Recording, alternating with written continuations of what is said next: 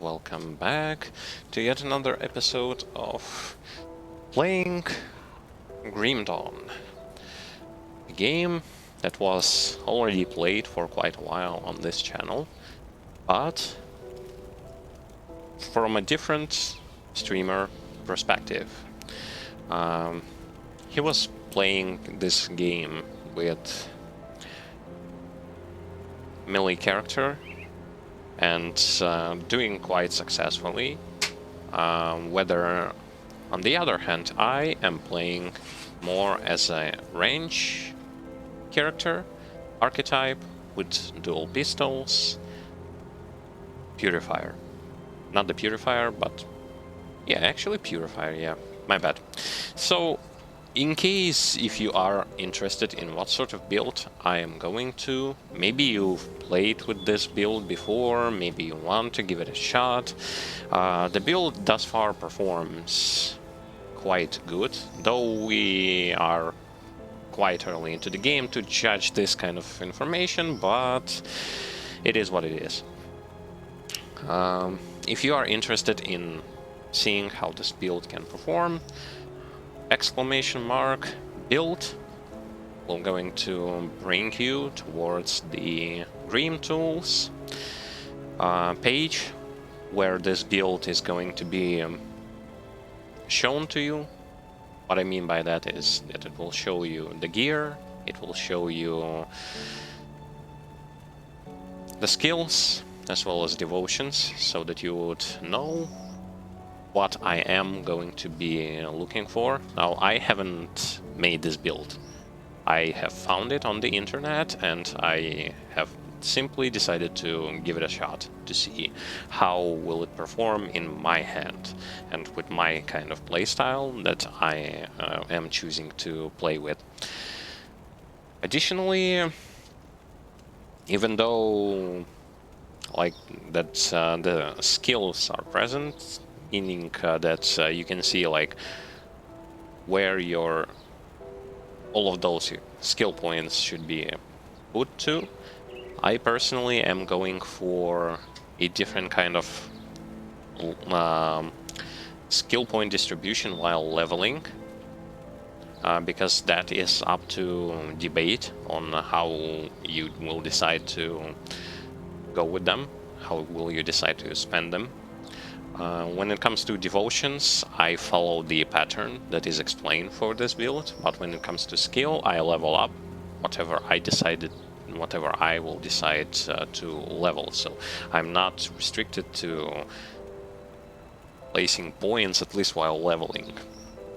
In the end, if I'm going to like mess up a bit, I can always redistribute those stat points, remove the ones that are unneeded, and put them to where they should supposed to be. And the same goes to the skill points as well. So that is pretty simple information. Now going towards what I've done before today's stream. So I've created myself a relic that I wanted to create previous stream, but I couldn't do it because the trolls didn't give me their weapons, so I couldn't do it. So now I have this, as well as I crafted a couple of those green pistols with good stats, with attack speed, with elemental damage, as well as with fire damage. Great stuff, considering the fact that my primary kind of weapon type of attack is fire as well as elemental. So having those two options is a great addition to this build, and attack speed is amazing because I get to proc my weapon pool skills twice as much, which means my damage will going to significantly scale because of that attack speed. That's pretty much it when it comes to what I've crafted off stream and what I've done off stream. I haven't done any kind of leveling, I haven't done any kind of extra stuff besides that. And yeah, much like I said, I have replaced my auras to the second skill bar, so that on the first I have only like active skills and battles, and on the other one I will have auras. Okay. Um, that's pretty much it for the introductory part. Now I am using also the mod called Grim Internals. Amazing thing. Highlights the HP bar of yourself, of your enemies, as well as the buffs and debuffs, as well as giving you the option to auto pick up loot, so that you won't have to waste time on picking it up. Another thing, amazing thing, is that it shows you the type of damage you receive from your enemy, so that you would better understand what resistances you lack, so that you would know what kind of components or what kind of items to look for to cover that kind of weakness. Pretty amazing mod. I am like my brother. I will strongly advise those of you who wish to play this game to utilize this mod. It's free and it's amazing for what it does. Easy to install, easy to use. Just give it a shot if you'd like.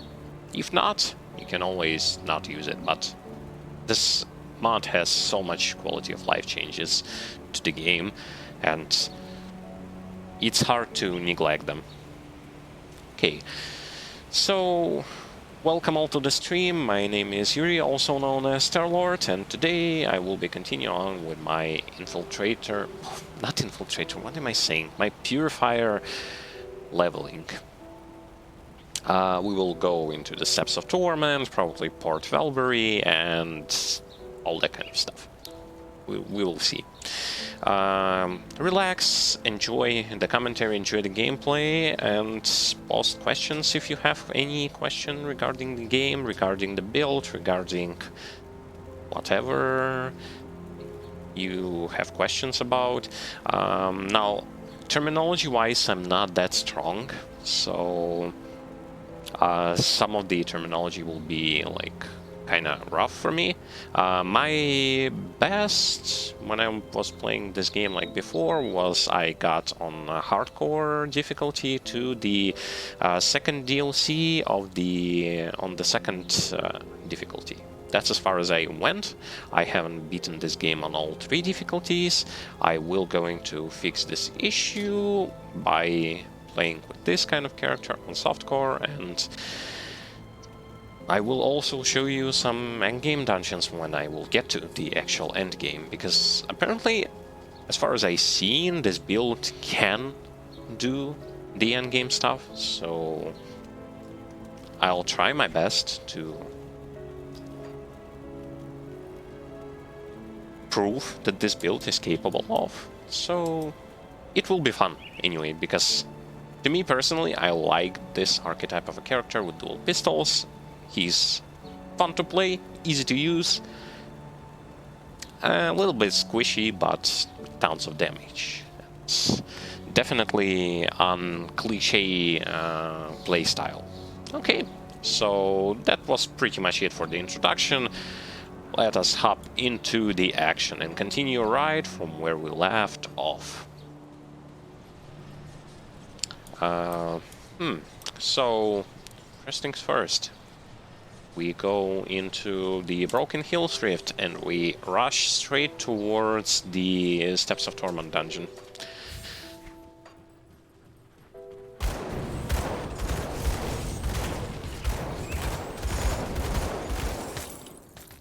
I still am placing that stuff of mine, the Inquisitor seal, not where I should, not beneath my feet.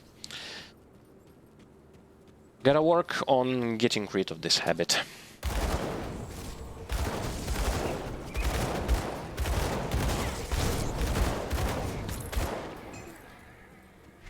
Now, when it comes to like leveling and stuff, yes, I am using XP potion as well as mandates for reputation leveling. It all comes from my brother's character. He has bought this stuff for me so that my leveling would be a bit easier. and that I would have access to items and whatever those factions can provide me faster. Okay. Skill-wise, now I am maxing Inquisitor's ultimate skill, his Aura of Censure. Great stuff, especially for my build. Because I can cut down the elemental resistances, which in return means extra damage. And we need as much damage as we can get.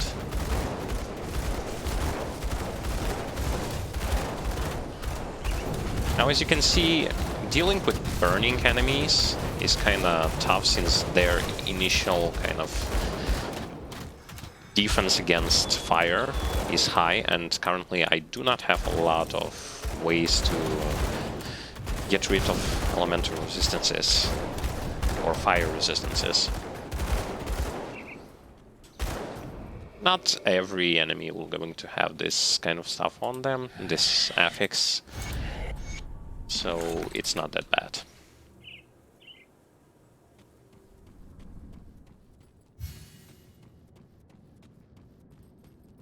When it comes to stuff that I am searching on my gear, that would be resistances, that would be fire, elemental damage.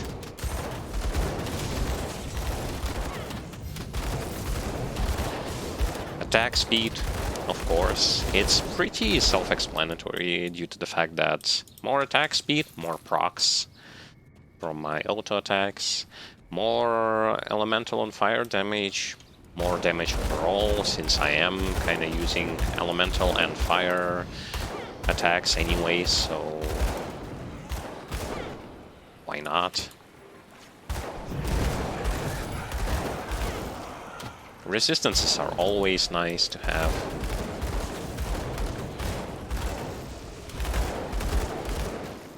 So overall, pretty self-explanatory, but in case you will going to have particular questions about some particular stuff, you can ask.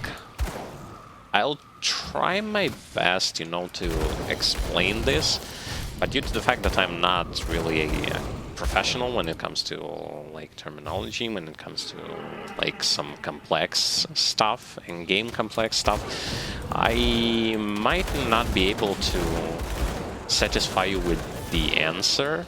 I'll try, but we'll see. Now, we are not yet in the Steps of Torment. We are in the dungeon that leads to Steps of Torment. This is the dungeon in which you'll go several times. In case if you will wish to complete some of those quests that some faction NPCs will going to give you.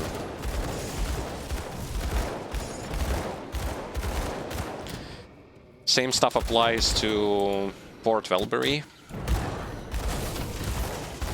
You will be forced to go there several times.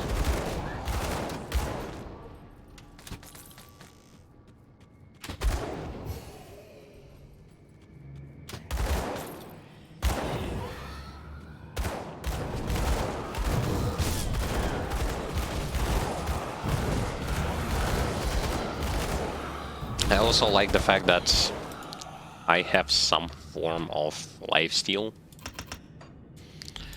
which gives me extra survivability. It's not something too too strong when it comes to lifesteal, but it's something that I appreciate that I even have it.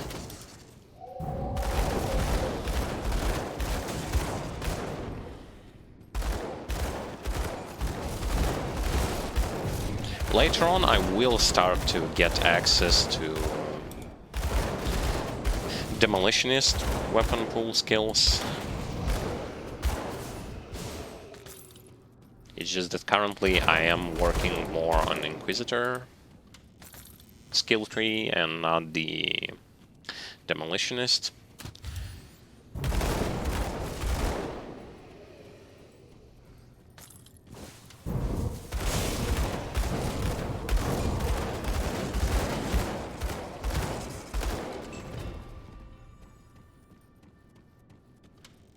Now I suppose we will not gonna run into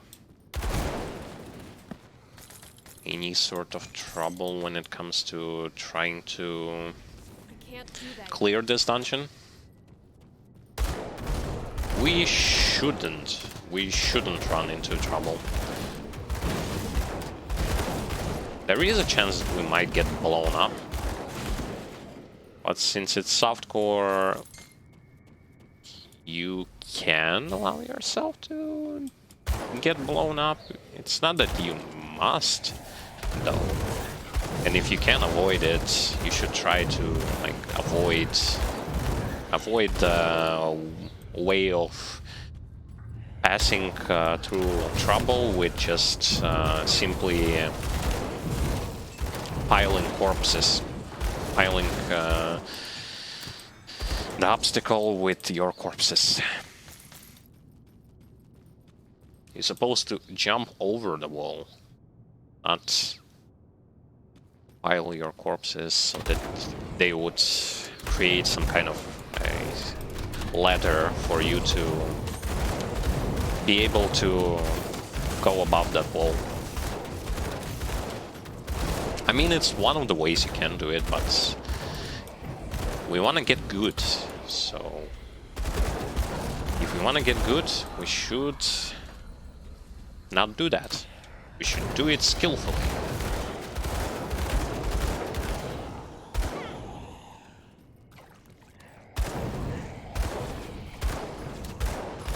Now I would say this character is definitely not hardcore viable.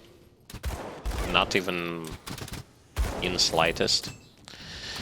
Reason being, he can die too fast. And on hardcore, you want to be as safe as possible. It may seem like, well, he does a lot of damage, but on hardcore, you would want to look not only at damage, but more on survivability aspect. Unfortunately, he's not the best at survivability.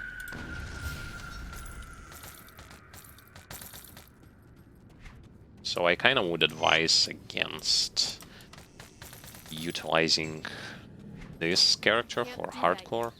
Maybe skilled players can do it, can manage to pull it off. Don't know for sure.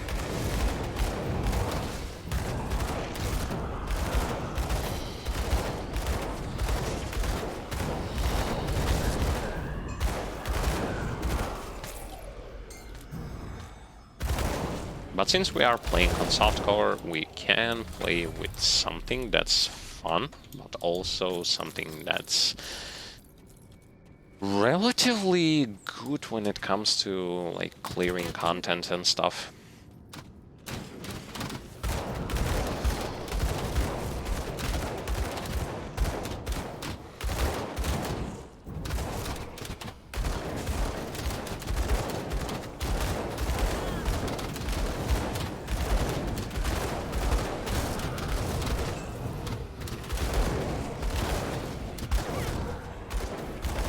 Oh, I see that there are pretty much two elites there.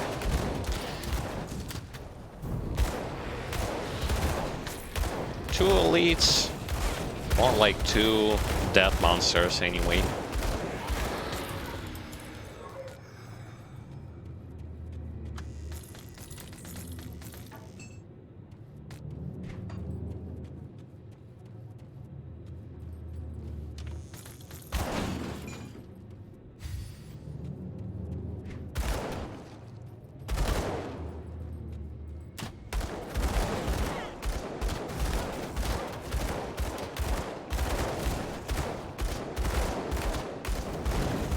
When you see elites and when you see skeleton priests, try to kill skeleton priests first, because Remember I was saying about percentage-based healing?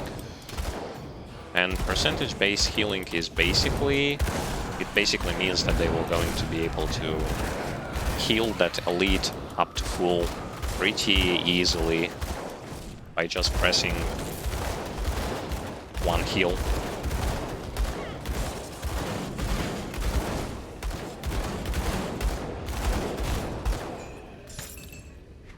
It doesn't take that long to kill a priest, so no excuses, guys. Get rid of the priest, and your life is going to become easier.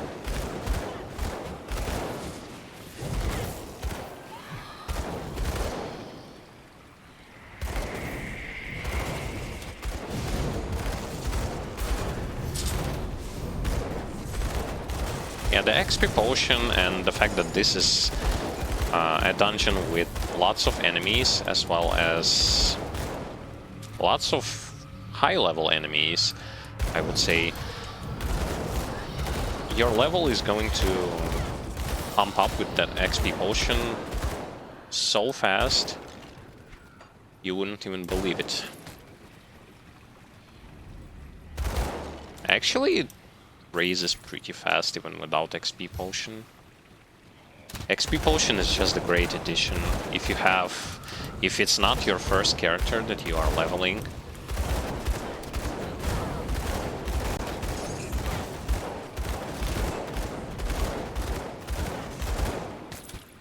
Then you might just utilize that option. It's not mandatory, but if you have that option, do utilize it. This will going to speed up the process of your clear speed as well as the process of your leveling.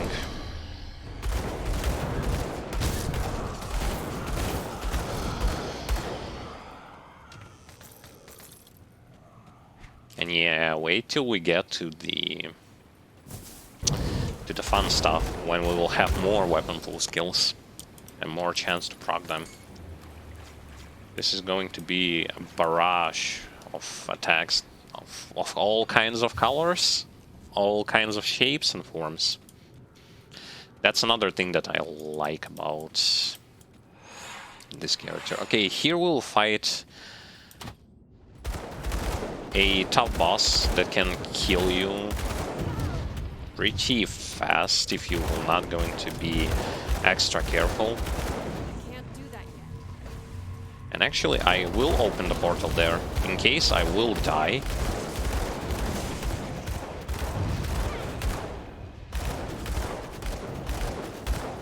Which I'm pretty sure I won't. Yeah, he's fire, and that is the reason why I will be doing less damage to him.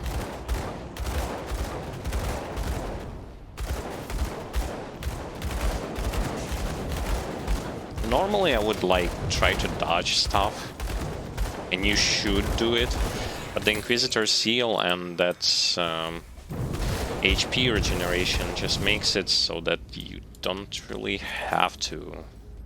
HP lifesteal, I mean. Before we speak to him, I will go and sell stuff, because we are going into the Steps of Torment next. The dungeon that is going to be quite packed with loot, so empty your inventory. And do realize the fact that when you enter such dungeons like Port Valkyrie, Steps of Torment, and there are other two dungeons. Basically, you're not going to be able to leave the dungeon to go and sell stuff.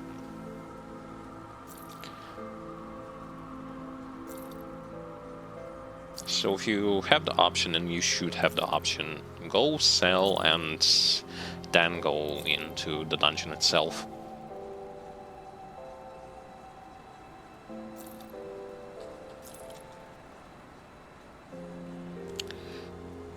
Fire burn.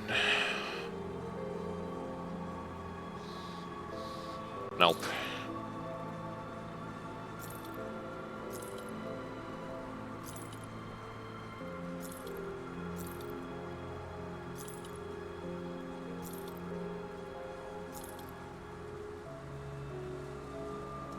Fire burn, offensive, defensive ability.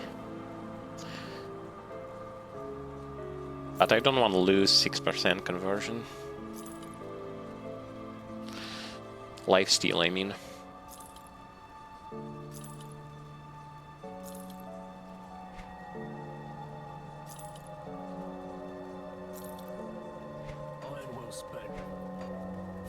Don't really get the idea of having a pistol with a casting speed.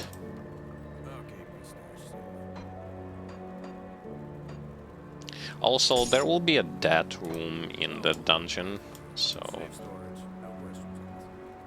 And looking at this amulet, do I...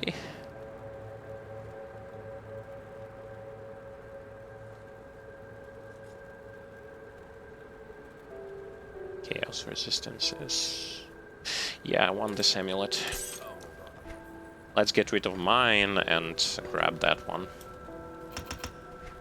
Okay, on the next level I will gonna max out my ultimate ability.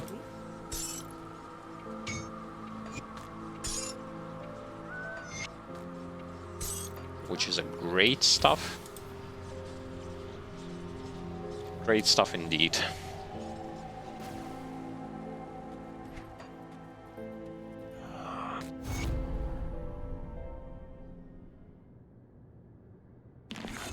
He gives you a recipe for a skeleton key and a skeleton key. Skeleton keys will be used to unlock such doors for those dungeons. Like Port Velbury, like Steps of Torment, and all the other dungeons. Those dungeons are completely optional. But you'll find that you would kind of need to close them, because the loot is good there, as well as you'll get a lot of experience by clearing them. Do be aware though, if you die, you have to start the dungeon all over again, and you would have to create a new skeleton key. And that's a resource-heavy option, especially if you just started to play the game, so do be careful.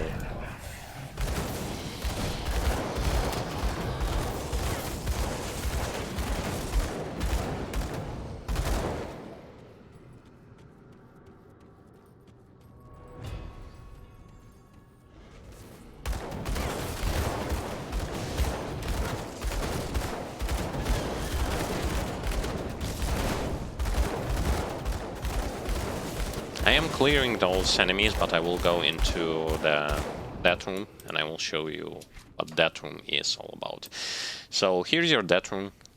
You'll have a chest in there, but as soon as you're gonna go near it, and the enemies will going to spawn and the doors will going to be closed off. So basically it's a closed off environment where you have to fight against multiple waves of enemies.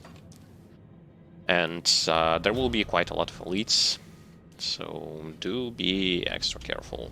So I want to stack some of those Inquisitor seals before I start the fight. This should be enough.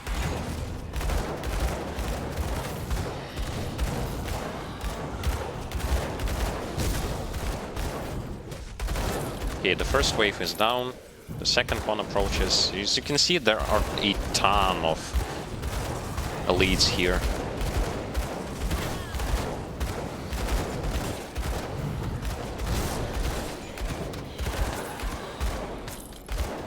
And I believe there will be a third one.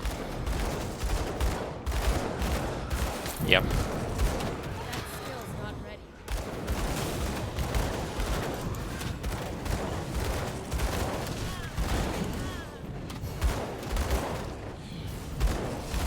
Unfortunately, I'm being trapped here, so I will be forced to run around and kite a little bit.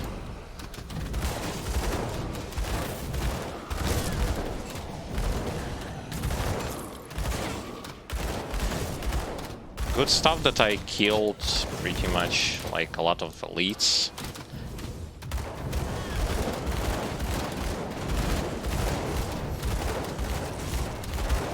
Though I still may die if things can go wrong, even through the Inquisitor seals. Yep. And that's all it is for the that room. Chamber of Souls.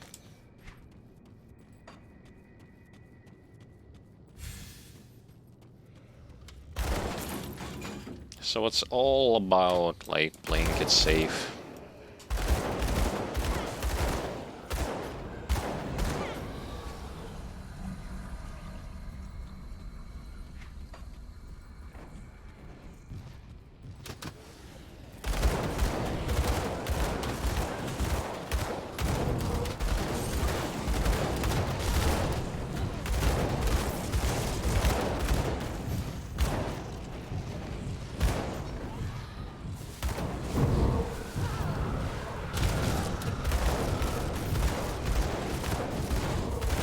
One of the particular reasons why I'm getting pummeled up here by range attackers is my lack of pierce resistance.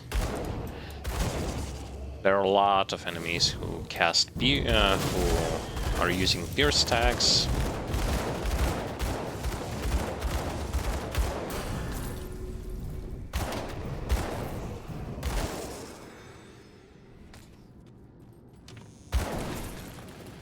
But even that is not enough to stop us. Most definitely. Alright, I leveled up, so this the ultimate is maxed out. Now we are going to be going for raising that percent chance. I believe here I would need until it reaches like 20%, and here for 21. So let's go with this. And the pathing will probably be... Let's see. Place one here and two into Demolitionist's mastery bar.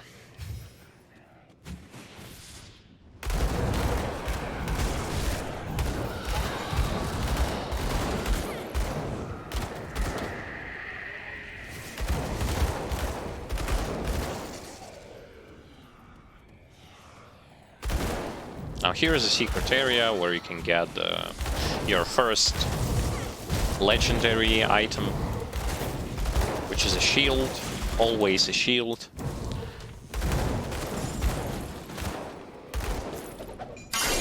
There it is. You would get a noticeable sound effect when you get a legendary, so do not worry. You will not miss it. And it's hard to miss it anyway.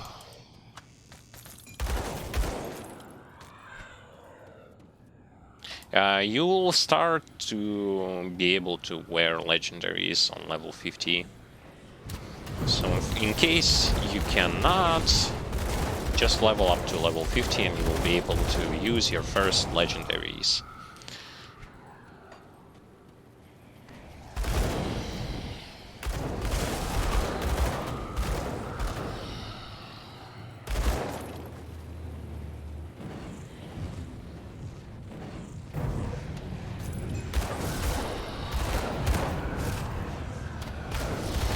I really like the fact that when you get those procs from your weapon pool skills, they are shredding down your enemies. Pretty much down to nothing. They are getting just obliterated. Just like they never were there. Can't do that yet. But do keep in mind, your damage is equal to well, basically, as fast as you kill the enemies, you are pretty much going to die if you will be not extra careful, just as fast as the enemy die.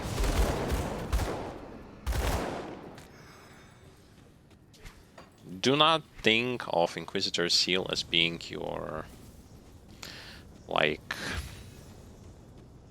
solution to everything, because it isn't. It is great, a great defense tool, but it is not something that is going to basically save you always. On previous stream you saw occasions where I got wiped out even through the Inquisitor seal, so this thing will happen pretty often, so do expect to die if you're going to be way too reckless, way too reliant on your defensive tools.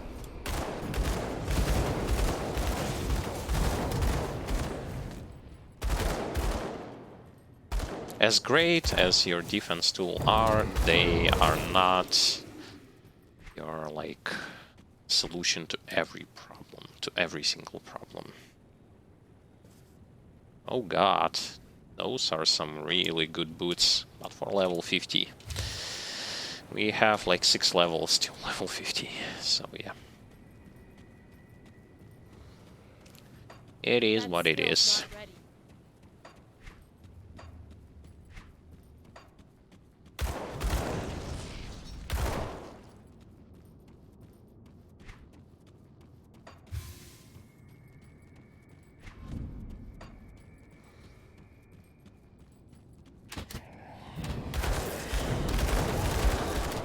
Now in such dungeons like Steps of Torment, there are plenty of enemies to shoot, as well as plenty of bosses to fight against.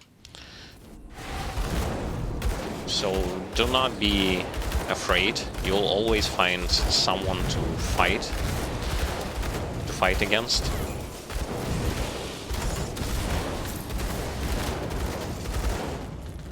Some items can only be farmed in such dungeons.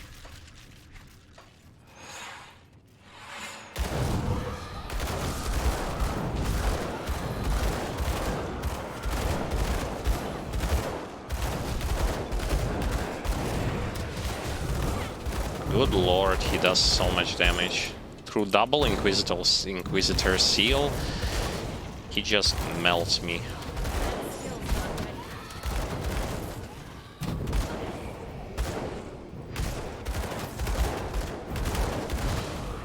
I'm doing a mistake by simply trying to stand in one place.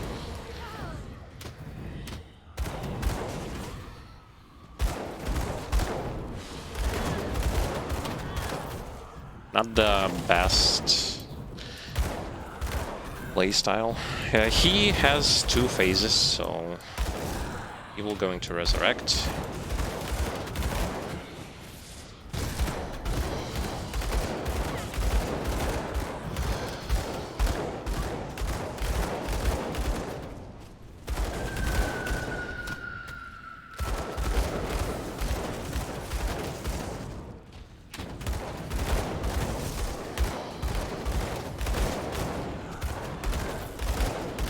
This boss is not that scary if you kite him properly and stay at a distance.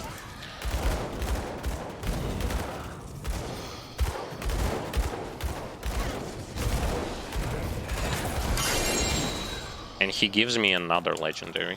Nice. I like legendaries. I wonder if it's legendary for me though. Fire lightning, it is for me. Nice. It would be good if it was like fire elemental, but I'm okay with having fire lightning as well. And as you can see, my inventory is almost full. I cannot go out of the dungeon to sell it. So if my inventory is going to be full, I will have to pretty much throw away stuff that I do not want. Do not be afraid to do so. Do not be afraid to throw some stuff away if you need to. It's not the end of the world. You'll have a ton of opportunities to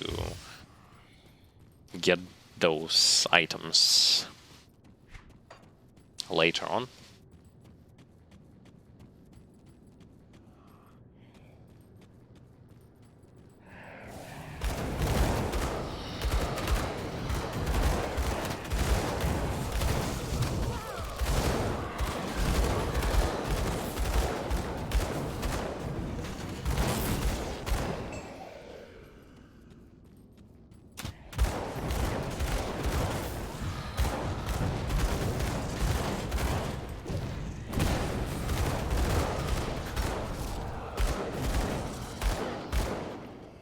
Now I'm definitely relying on that Inquisitor seal, and the reason being that it gives, although it's not the solution to all of your problems, without it you would lose quite a significant amount of damage as well as Can't carry anymore. resistances. Can't carry anymore. Okay, I will... Basically what I will do now, auto pick up rare items. I will get rid of auto pick up rare items for now in my Grim Internals, and I will free my inventory space here by throwing away stuff that I would not need.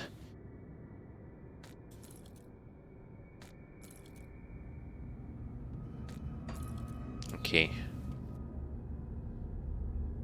Here's elemental. Nope. Reason for that is pretty simple. You cannot pick everything up. Your inventory has its limits, especially early on.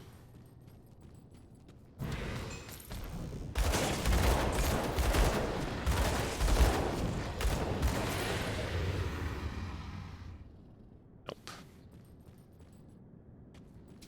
Scepters.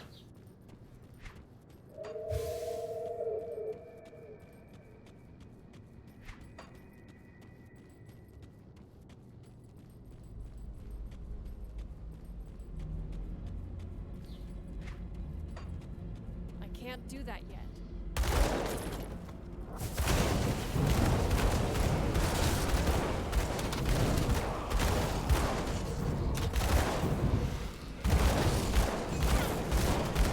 Now I completely forgot to talk about one particular aspect, and I will going to do it now. So when you enter a dungeon, here's what you're going to have, like the name of the dungeon, icons and stuff, and here you're going to have various buffs and debuffs. So here's one, for example. You get +8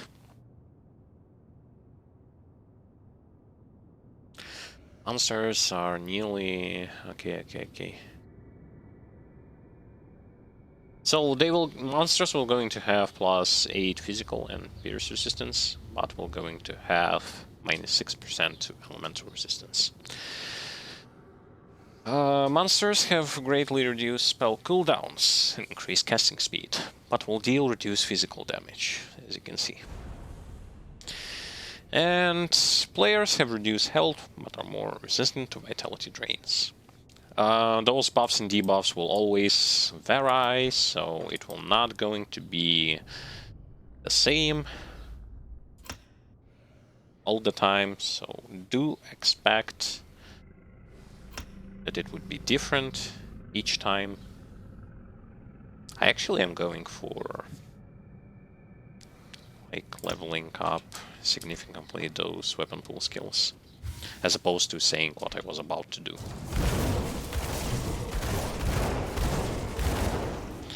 But yeah, you should pay some attention to those buffs and debuffs that dungeons will going to provide, because some of them are really nasty.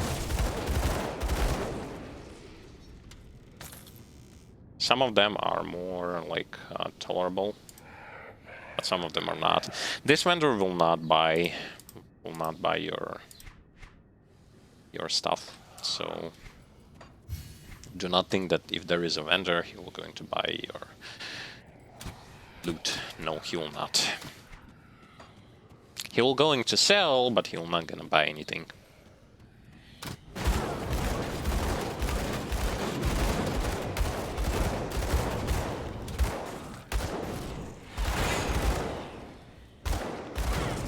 Here's another kind of death trap room. Probably. Or maybe not, or maybe I just closed, or the door opened.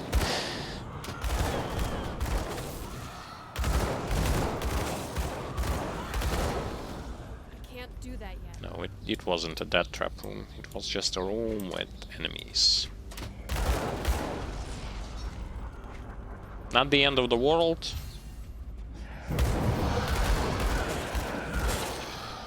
But you should be careful. Actually, being careful while playing, especially some squishy characters, if you will going to master this kind of stuff, it will going to be beneficial.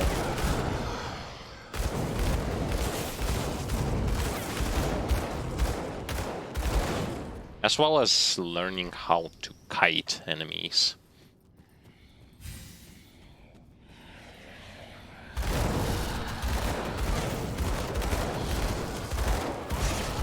Now I myself am not good at those elements that I have said, but I try to improve. Oh my god. Yeah, because there are traps, do pay attention to whether or not are they functional and shoot at you. Because traps can kill you.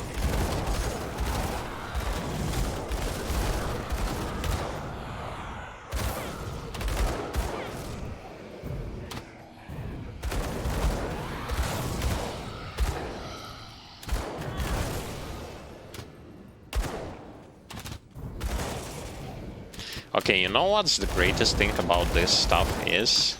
First of all, I'm almost dead, which is not the greatest thing. But the greatest thing is that I can shoot through walls where they cannot reach me. You can call this a cheesy strategy, but I've used this kind of strategy back in the day when I was playing Diablo 2 with Archer. Not Diablo 2, but Diablo 1. When I fought Butcher,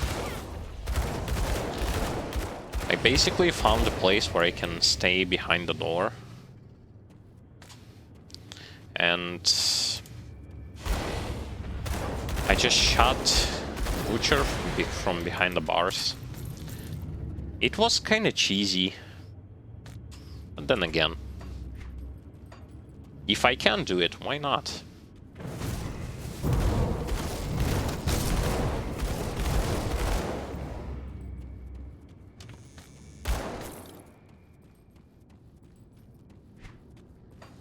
Can't do that yet. Now I saw I got some good elemental damage items, but I'm not going to be swapping anything right now since I won't be able to place components there. So it will be kind of a waste, even if the item is good.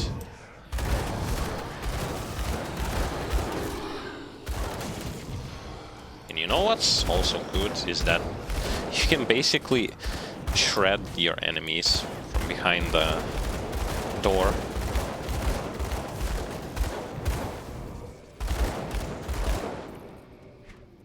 Yeah, because my freeze resistance was low, you can see how much damage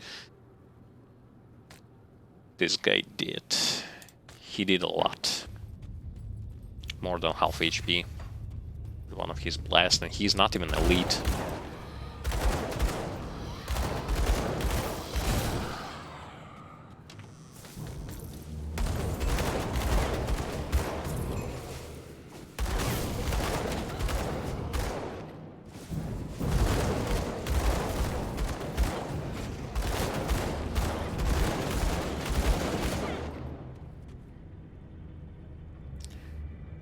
Wow, now I get so much fire damage items.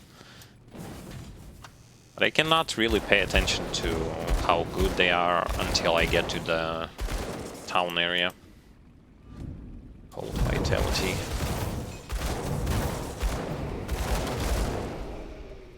Two attributes that are like primarily stuff are going to be fire and elemental damage. And the boss of this dungeon, I will fight him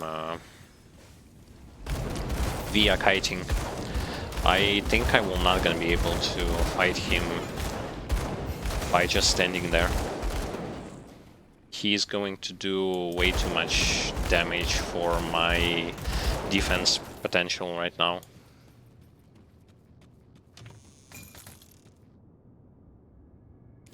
His problem will be that he's going to go into stealth. I mean, my problem.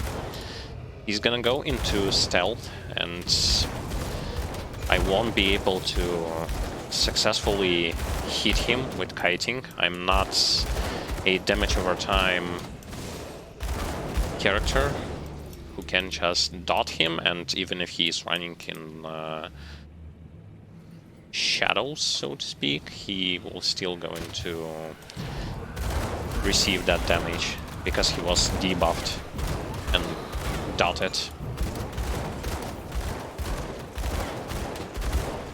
I still will be able to beat him though.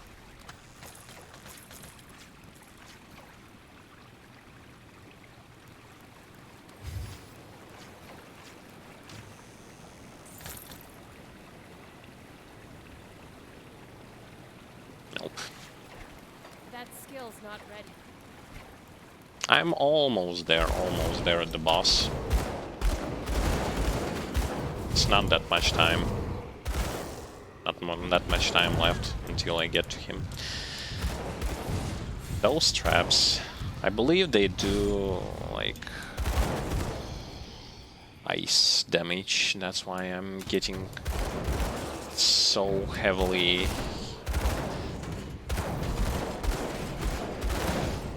attacked by them.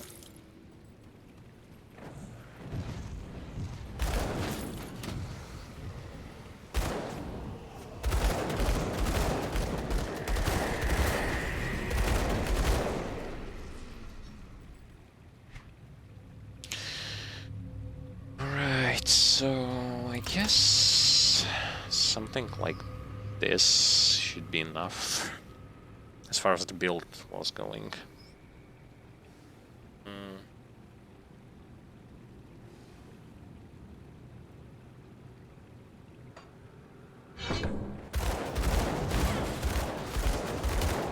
And I want to start pumping up losses into Demolitionists skill tree. It's about time for me to start doing so, while also putting like 1 point into something else.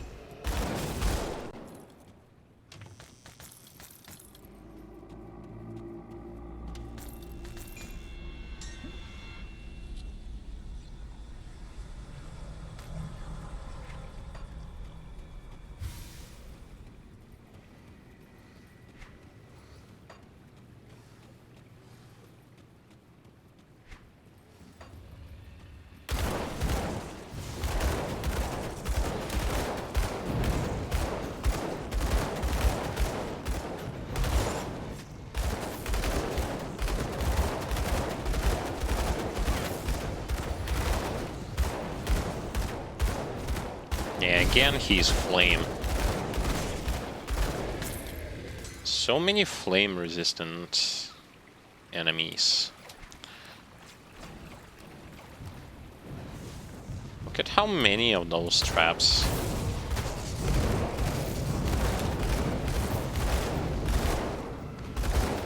Many traps.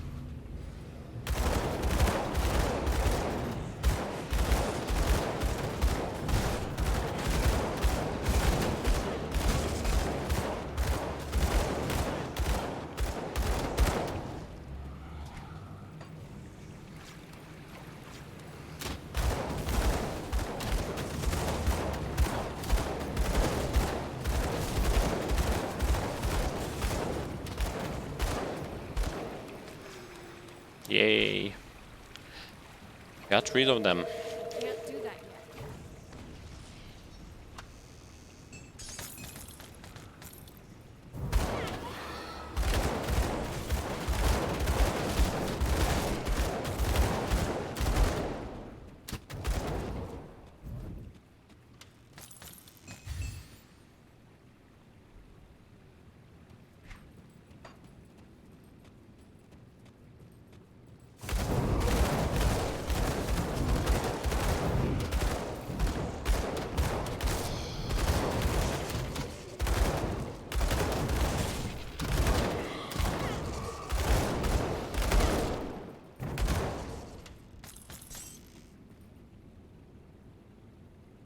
Ether Chaos, nope. Okay, we cleared pretty much everything, so it's time to go into the boss room.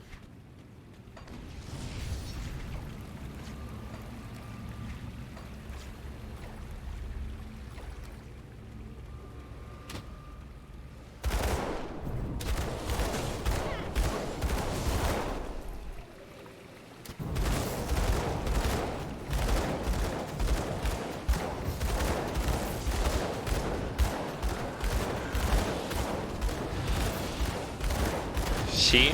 That priest just healed him up to full.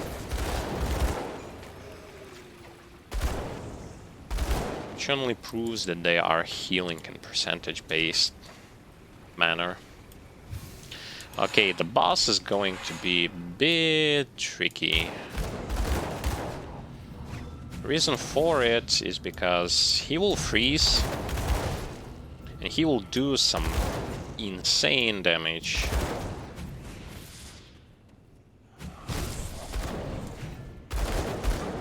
So I will not gonna be able to fight him properly. That doesn't mean I will not gonna be able to kite him down.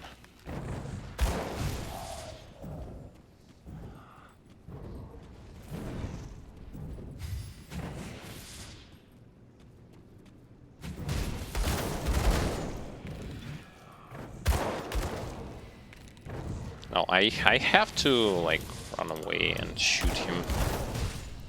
Can't do that yet. See, like one hit and I'm pretty much almost dead.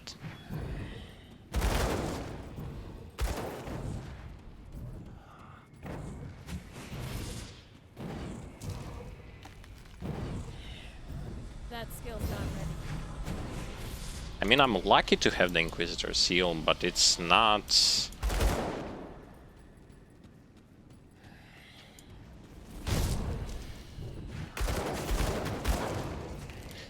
It's not an answer to every kind of situation.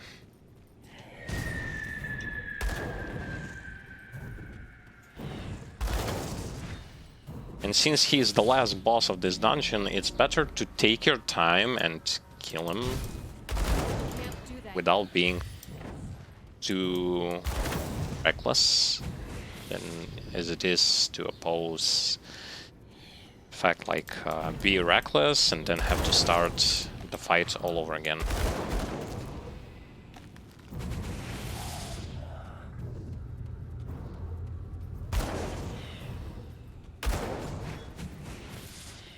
I'm pretty sure that later on I will be able to just breeze through him without any kind of problem, but definitely not now. Yeah, as you can see, he just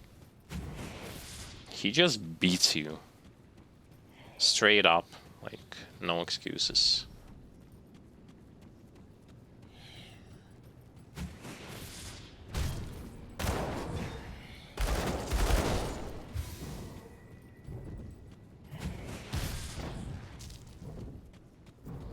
And as you can see, now I'm almost dead. He's way too dangerous. He also leaves after he's dead. He leaves that ice stuff. Oh, and yeah, he does a lot of damage because I have only 34% ice resistances, which is another reason why I am struggling there.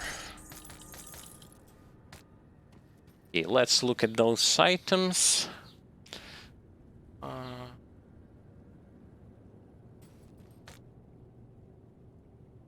Fire, lightning.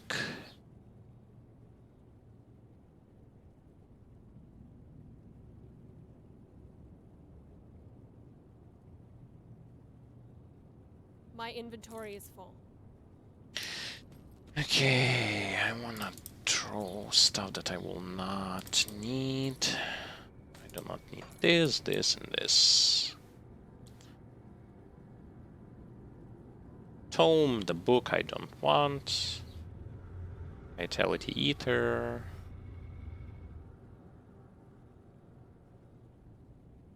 Basically only this. And there you have it. That was your Steps of Torment dungeon. Threatening, but not something you cannot pass, most definitely. See anything you like? Okay, now I'll pay close attention to those items. Maybe I will find something good here. This is lame for my character. I don't know for others, but for mine, it was bad. Offensive, defensive.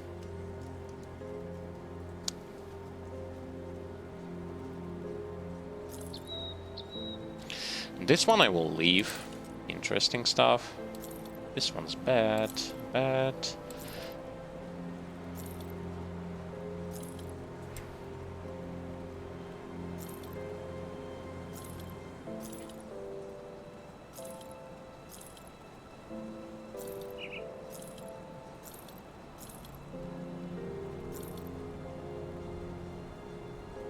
When I'm looking at items, I see the profile damage stuff.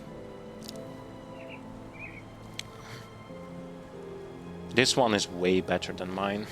I will be using it. Sure thing.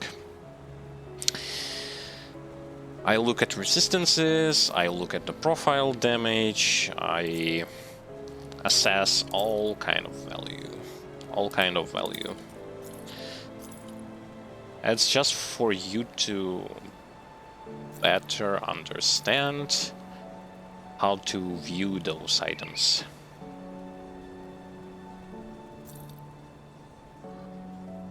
Fire burn.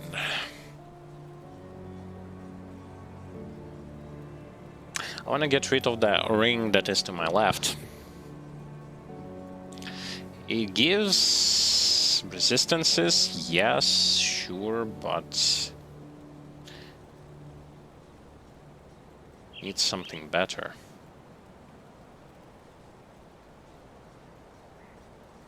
Pierce, lightning, poison, acid, elemental. Resistances wise, this is actually. Let's get rid of our belt and swap it to this thing.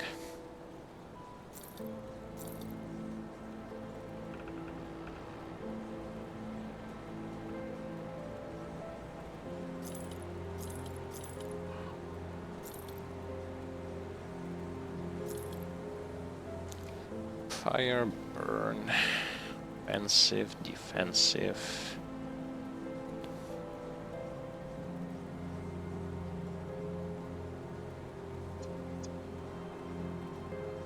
This one looks promising. Might as well keep it.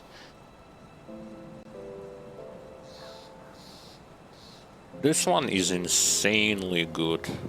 Holy shoot. This one is insane.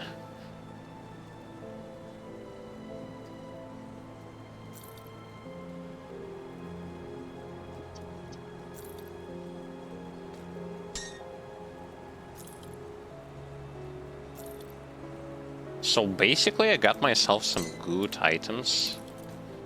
This shield I do not want, so I might as well sell it. Now I want to assess the value of boots. Which one is going to be the better one? So let's look at the legendary, which has fire, lightning, burn, electrocute, offensive, defensive, movement speed, elemental resistances, reduced stun duration, and 2 to termite mine. We will gonna use termite mines, but it's going to be a hell of a lot of time till we get there. What about this? Fire, burn, offensive. Physical resistance, vitality resistances. You know, the legendary is better, since it gives more elemental resistances. My vitality resistance is overcapped anyway, so this one goes to waste. This will replace this ring. Yeah, sure thing. So it wasn't all that bad. in the end.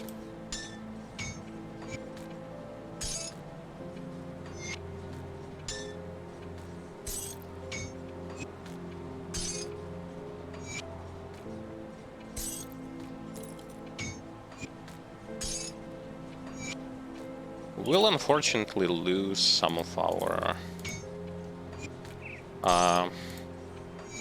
lifesteal, but now look at the resistances, they are rising.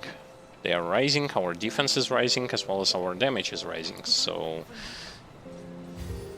You have to sacrifice something for something.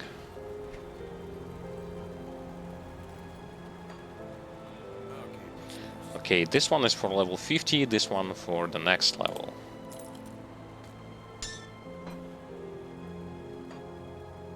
Good. Good enough. And let's continue on.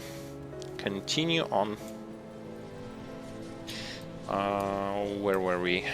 We need... I don't remember. Let's check this one. Yeah, it's the right one. Alright. Well, if it is... I haven't been entirely... I came upon these...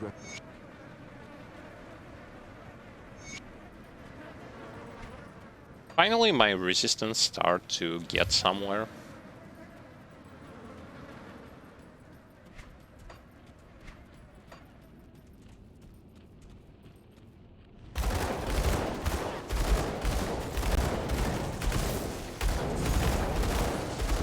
So that I will not gonna be blown up in an instant. Wait a second. These gloves sure seem interesting, aren't they? Elemental, burn, frost burn, casting speed. No, they are not. No, they are not. They seem to be interesting because elemental burn, but then you look that they give casting speed. I do not need casting speed as much as I need attack speed. They also do not give any kind of resistances, which is lame. I'm not necessarily a glass cannon type of character, so...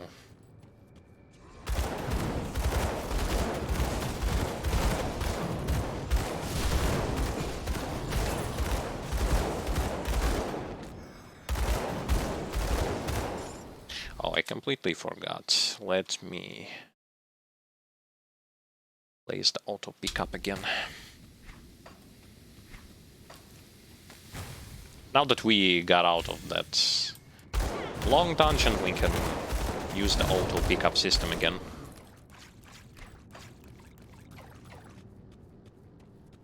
That skill's not ready.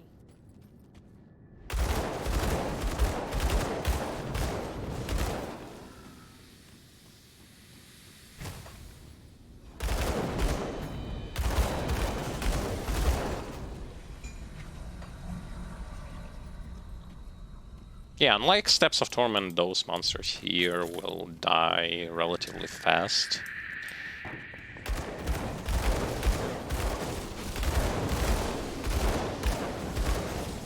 And I believe I haven't placed Devotion, yeah.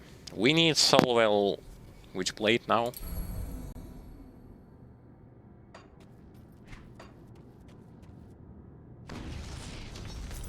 And after that, if I'm not mistaken, Eel is the next one.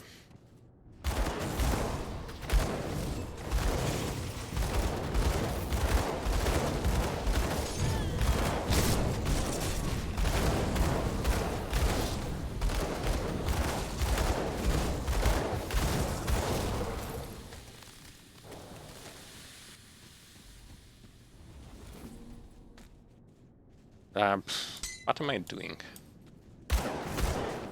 I wanted...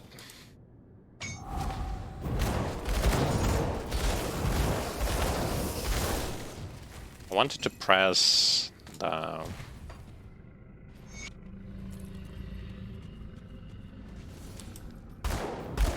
press on the totem, and instead I That was skill's not ready. pressing anything but not the totem.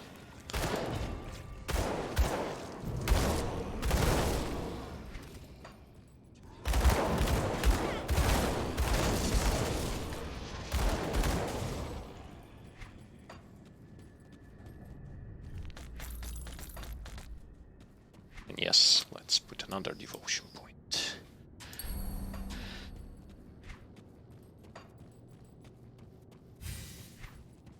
Once again, if you are interested to see what the end game version of this build is gonna look like, you can do this by simply typing command !build, and you will going to see it for yourself. You will going to see devotion, you will going to see items, you will going to see pretty much everything that you need to see. Everything that poses a value when it comes to utilizing this build. Or just assessing its value if you are capable of doing so by just looking at the build from, not from in-game performance, but from other standards.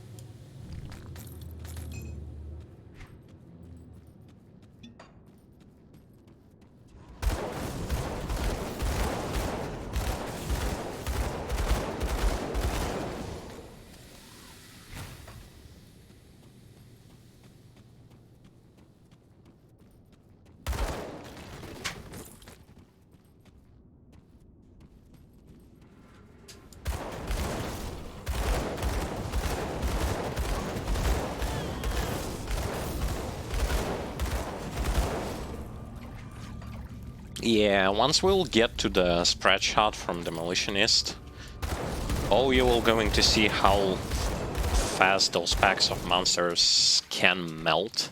I've played Tactician with this, not Tactician, but I've played Purifier with trying to like level it up from the starting not from the Inquisitor, but starting from the Demolitionist, and I like that skill, that shotgun effect from each shot.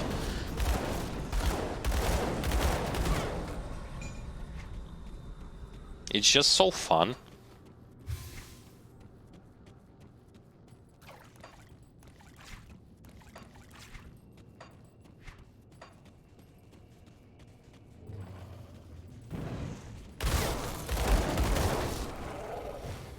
Do that yet.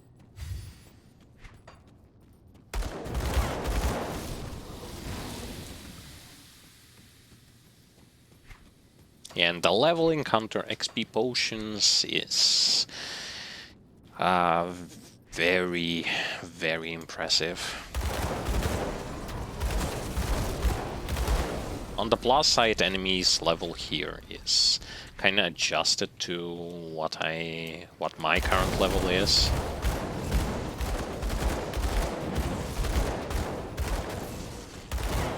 The thing that I don't know is how will I going to be performing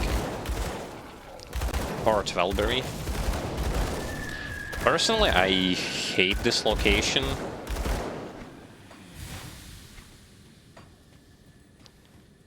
It makes me wanna sleep pretty much as soon as I enter there, and it's just something about that location just makes me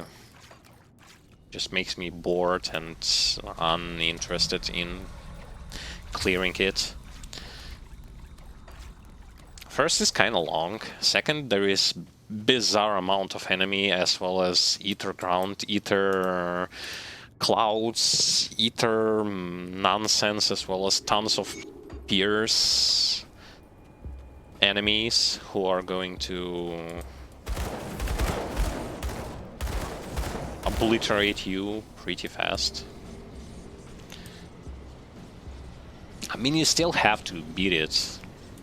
And not once, but several times, but...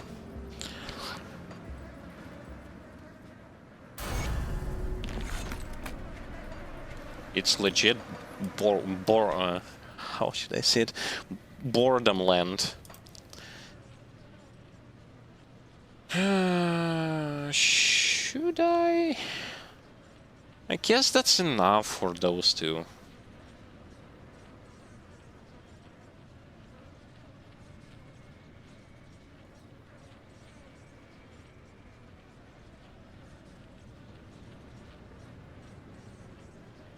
I'm on debate. Either level putting like 1 point into something of this, or... Well, I'm gonna put 2 points here regardless.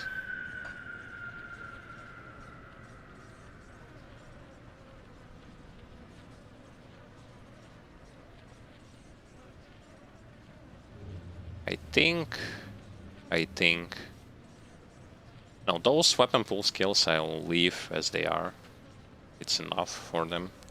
I am going to go for...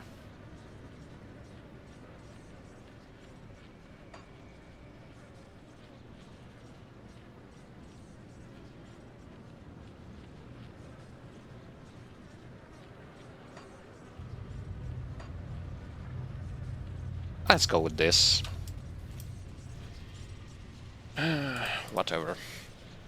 If I messed up the skill distribution, I can always just redo what I've done. It's cheap, it's not time-consuming to redo stuff, and you do not have to do some extra stuff in order to perform this kind of action.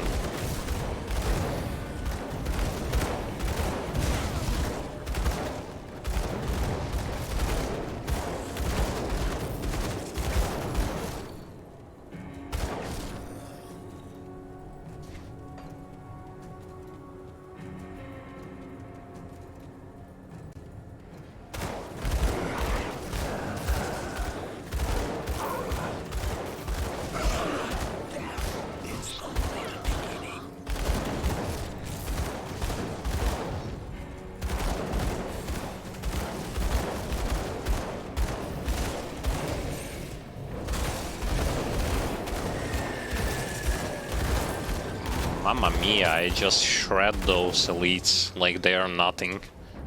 They just legit... First of all, I thought there will be only one elite. And in the end there was like 3 or 4 elites. And I just melted them as if there were no one there. There was no one there.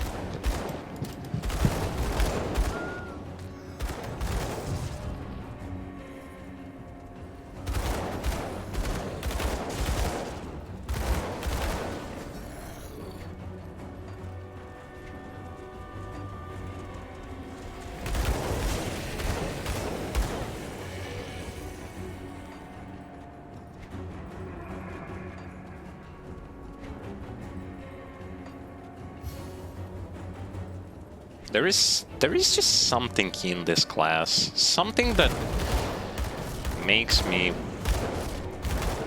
want to play him more and more. I don't yet know what it is, but I just like this class overall.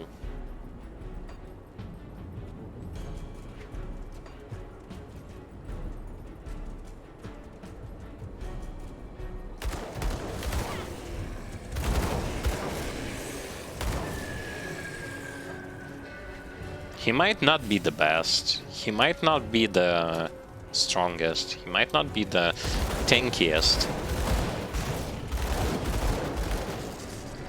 But it's just the kind of archetype that I would like to play in an action RPG game, because I've played way too many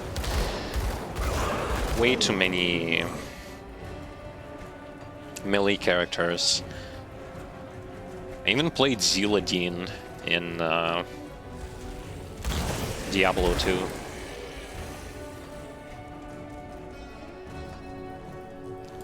Hello to you too. My leveling is doing great. I've cleared the Steps of Torment without dying. Actually, I haven't died on this stream yet. I'm starting to slowly but surely progress through the campaign and stuff. My build is starting to get more and more powerful.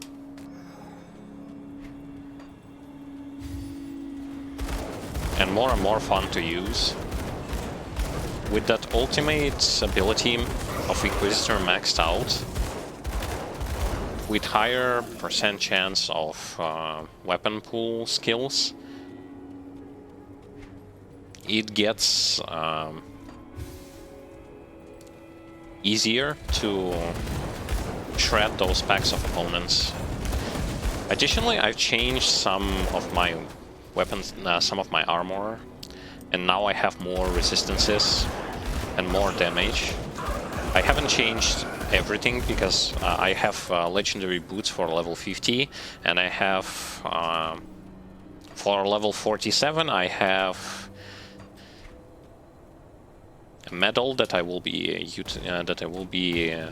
utilizing.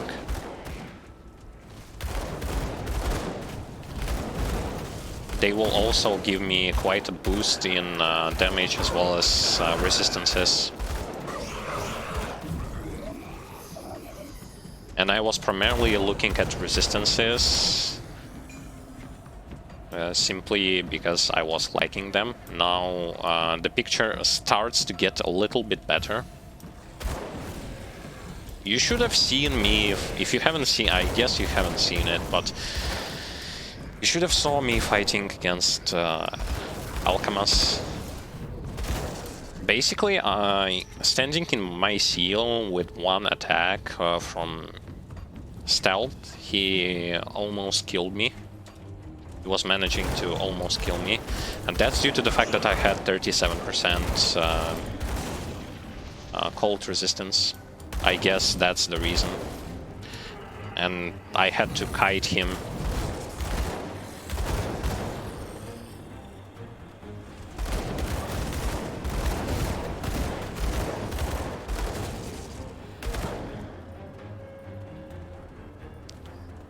No, not yet. I mean, for what they have, they didn't had something useful. For level 50, they will going to have stuff that I can put on my weapon and armor. So that stuff I am going to be buying from them. But for now, they didn't have anything of use to me, especially like weapon-wise or armor-wise. Unfortunately. I will see, maybe this faction is going to have something.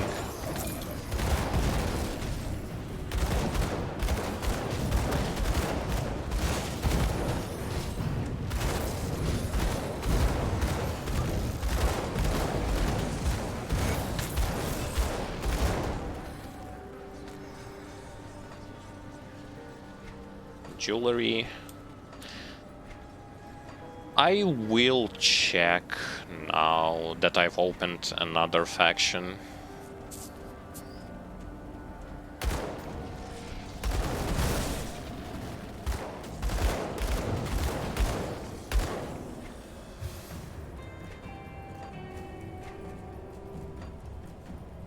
Most of the weapon and armor I just either craft or farm. Get it from farming.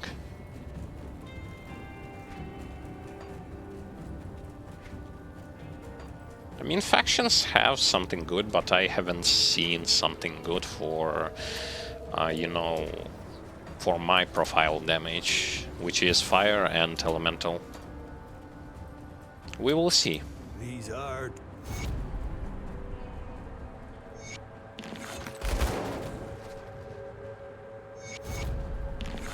See anything you like? First, let me sell the stuff that I don't want.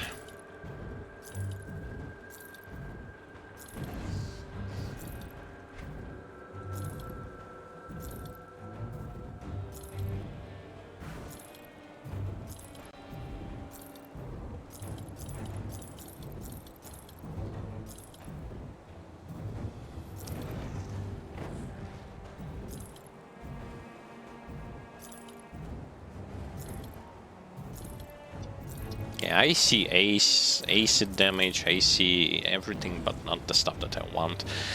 Those gloves looked okay up until I went with like closer comparison with mine, and mine are better.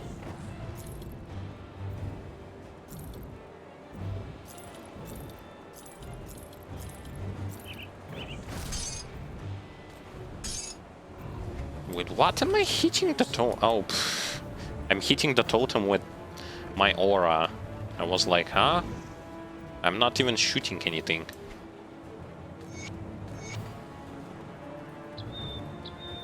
Keep your stash safe.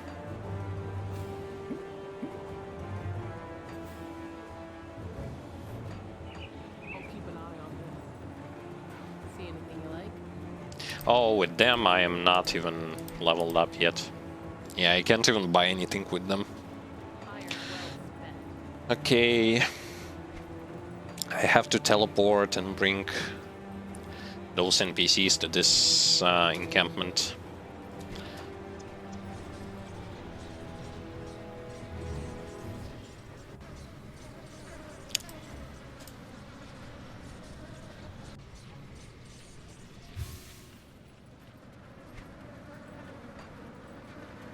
So how do good work?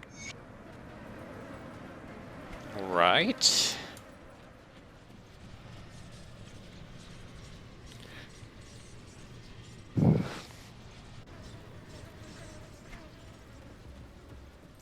So I will grab a new quest. I wasn't sure you'd I wish I'm going to check in. I'll skip the pleasantries. The Legion is split on two fronts. Okay. So I took some quests.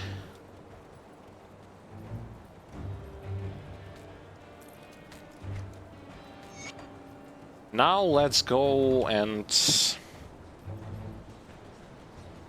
let us go and check those vendors.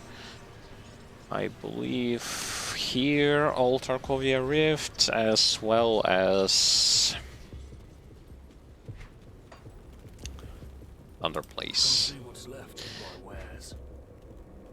No, it's for level 40. Vitality damage, chaos damage. I need elemental damage, I need fire damage. Vitality, cold frostburn, cold damage frostburn, elemental damage and health. This does elemental damage and elemental resistance. Kinda good. Fire, physical fire and internal trauma, offensive ability. This stuff is better than mine. Though, no, mine is better. I do not need this physical internal trauma. Mine will have elemental damage there.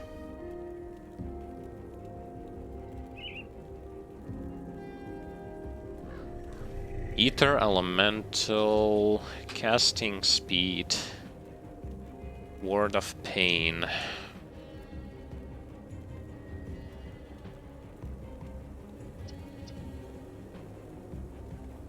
Chaos vitality, elemental resistances. Okay, I see this stuff. Let me hop up to Devil's Crossing and see what they have. Maybe they have something better, but I already see something that I want. Good price of what I've got left. Pierce bleeding, poison, no, no, no. Total speed, chaos resistance, elemental resistance. Epic medal. Fire, lightning, burn, electrocute, casting speed. Ether resistance, chaos resistance. Kinda better than mine.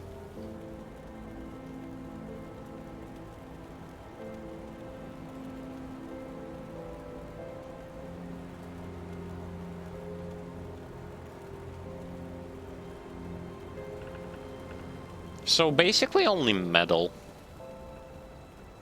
This metal. It's way better than mine. And it will also gonna give some resistances, so I grab these.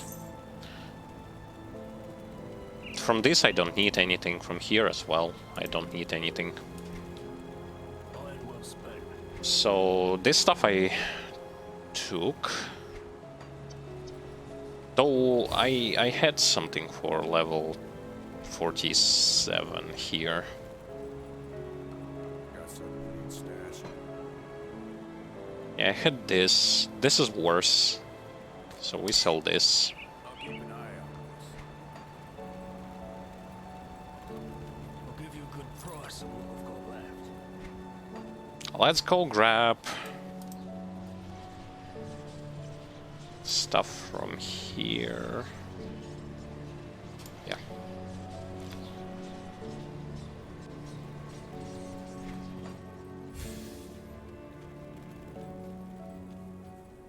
Not from here, from here. Price on what we've got I left. wanted...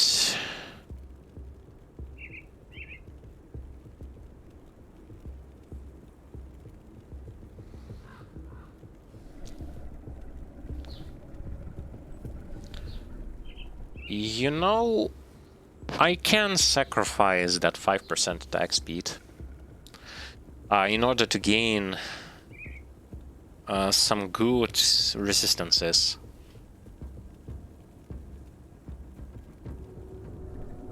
It sounds way better. Yeah, so we'll change a ring. We will change one ring, and we will change one medal, and we will apply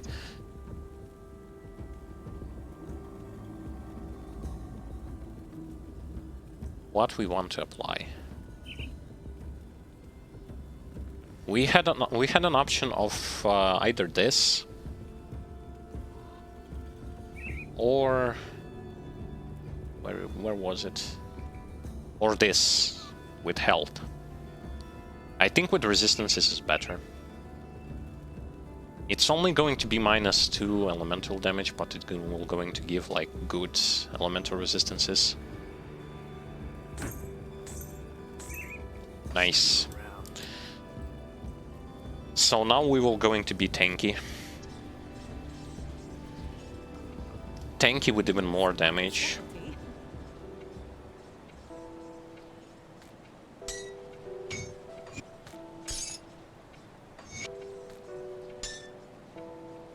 Yeah, this ring goes away.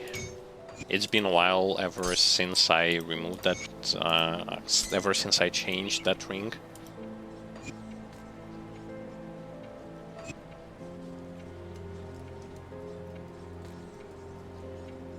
Yeah, so now I am overcapped with elemental resistances, with poison resistance, with pierce, with vitality, as well as chaos. So my only problem would be bleeding, stun, and ether. I think it's good. I think it's good for that early on to have all that kind of stuff overcapped. What do you think? I think, in my personal opinion, it's great.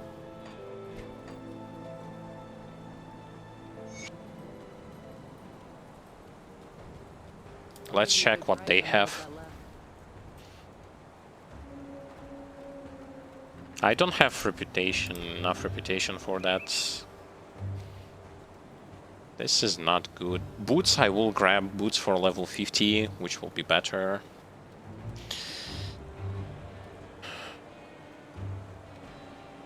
Pierce. Nah. Nah.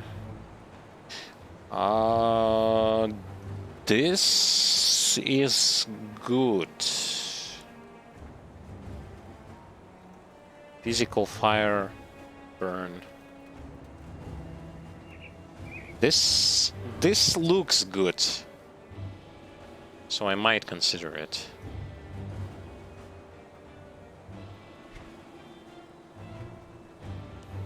Poison, poison, vitality. Physical fire. Physical fire.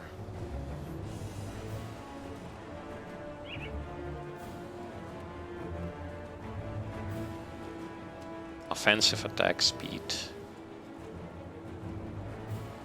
Okay, they have something also interesting.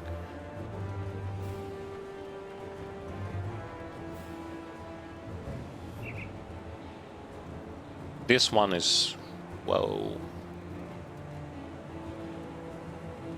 Except retaliation, except internal trauma. Fire and burn is kinda good. So yeah, they have something that I would like to buy later on.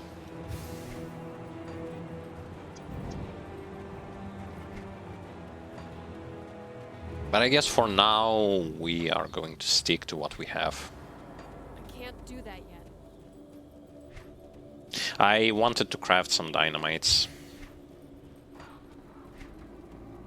I need dynamites for my progression and to open chests and to open passages.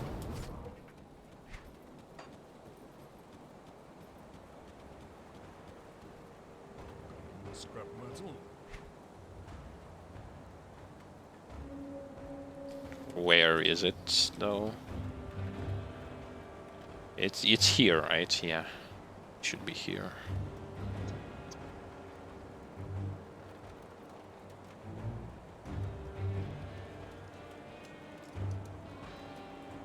There it is. Go on. 12 should be good enough. And I guess we'll go to the bugs first. Either way, we are clearing everything, so it doesn't really matter which way we are going to be going. God damn, the damage just spiked up.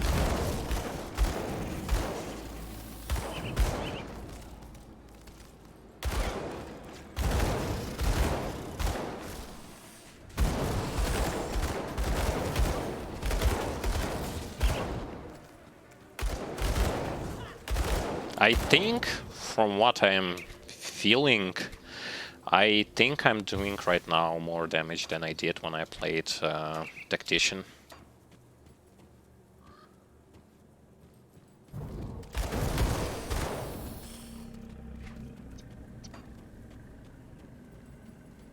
That skill's not ready.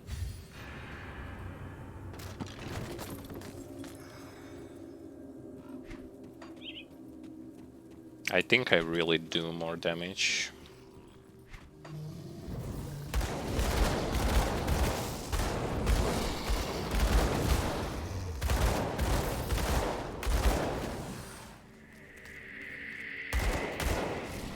I would have wanted to do more, but to do more I would need more powerful weapons and armor.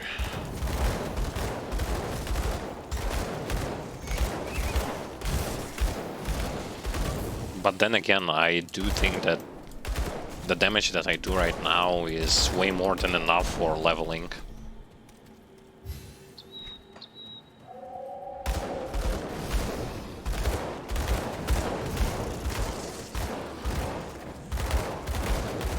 It's not the best. Most certainly, I think that there are classes that will do more.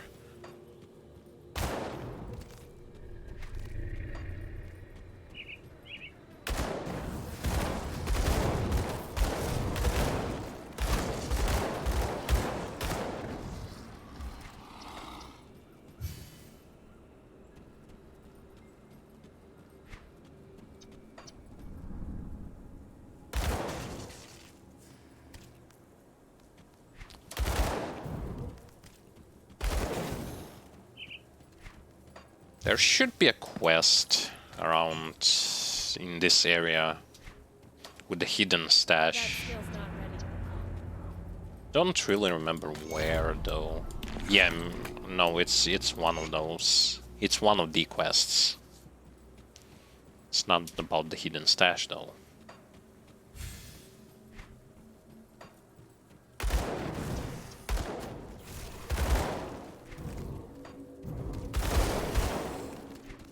That skill's not ready. And when it comes to fractions, I think Kaimon's Chosen is going to be what I will need to go with, because they are about elemental stuff, so they might have interesting loot for me to collect.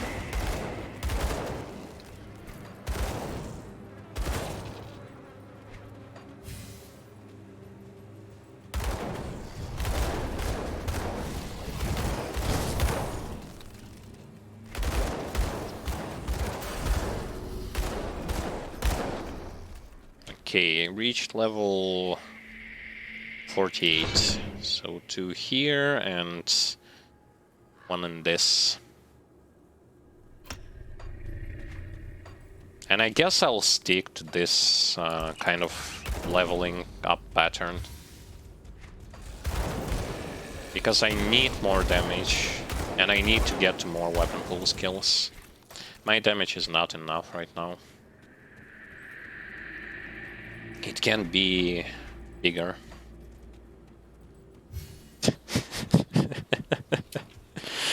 Can't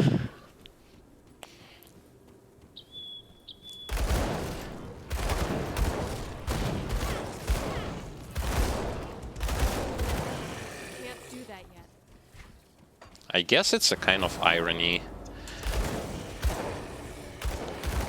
I see how on leveling some classes with melee classes with weapon pool skills are doing. They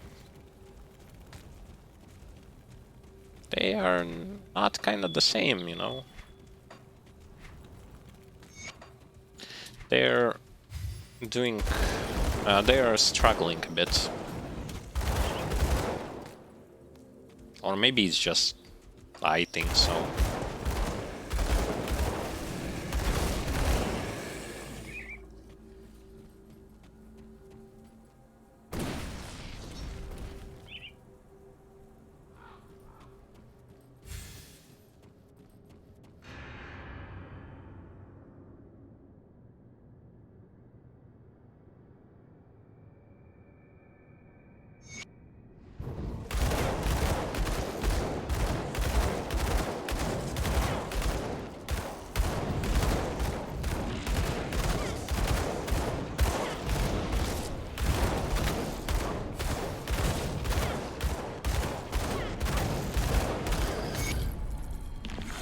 By the way, even though I got rid of my belt that gave me 6% lifesteal, seems like I'm healing quite well, even without it.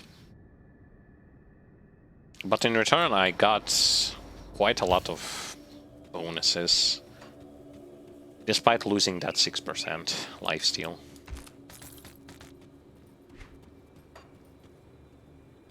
I want an active devotion.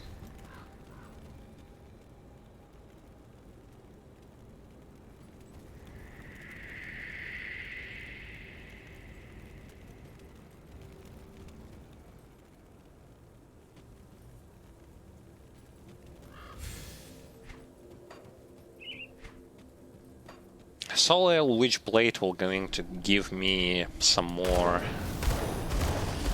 resistance cut down, elemental resistance cut, so that I would do more damage. More damage is required. We are struggling because of the lack of damage. Actually, we are not. It's just that I'm joking.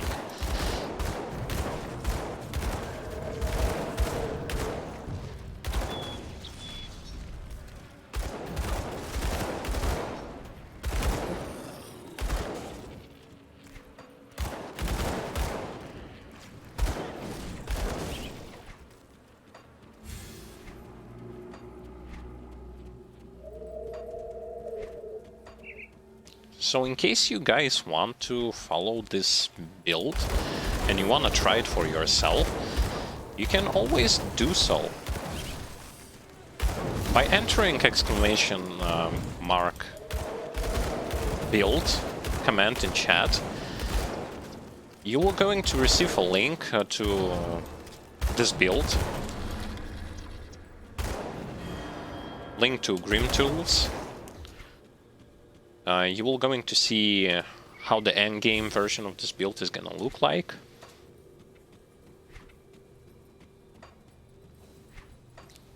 It's not the build that I've created myself, I'm gonna be honest here.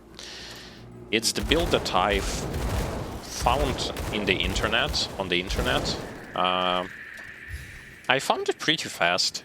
I was just looking for some build with dual pistols, because I desperately wanted to, I said to myself, if I'm going to play this game, I will going to be utilizing one of two options. Either I will do a build with two pistols, or I will do Albrecht Ray Mage.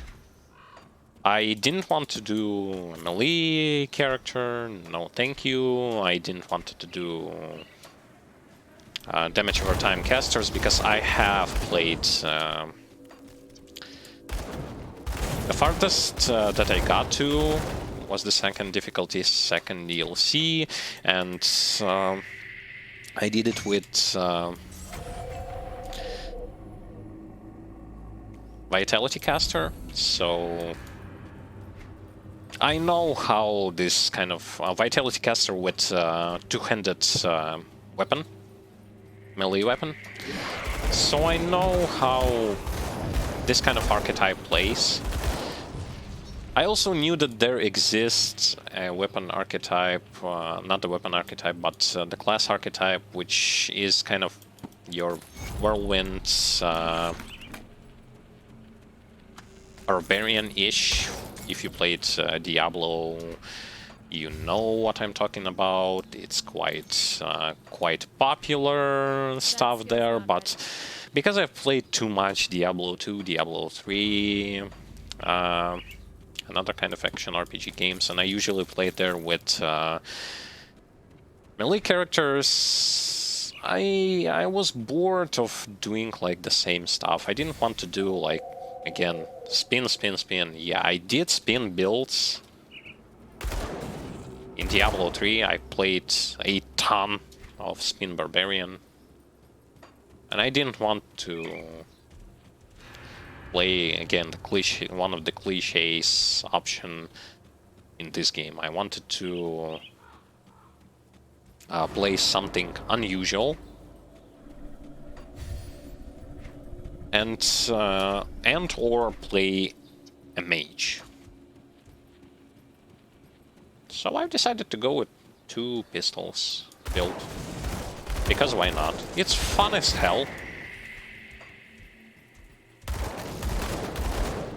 And it definitely isn't something like cliche. Yeah, the range archetype is a cliche, but range character with two pistols is not.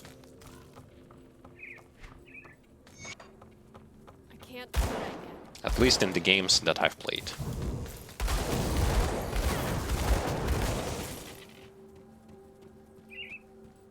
Though I unfortunately see the fact that, despite the fact that this is a range, your gameplay style in higher level, like dungeons and stuff, is going to be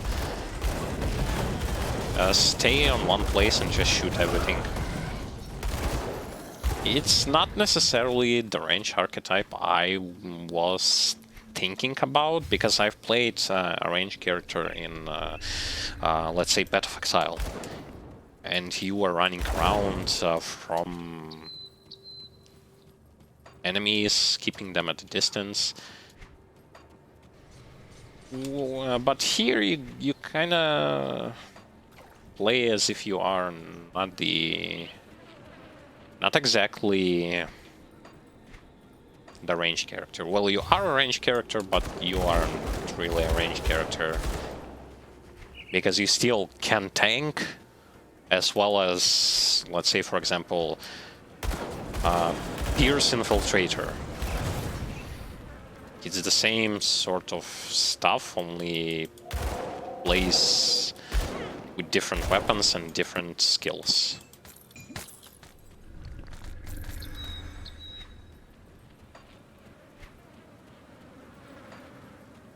Anyway, still interesting class to play.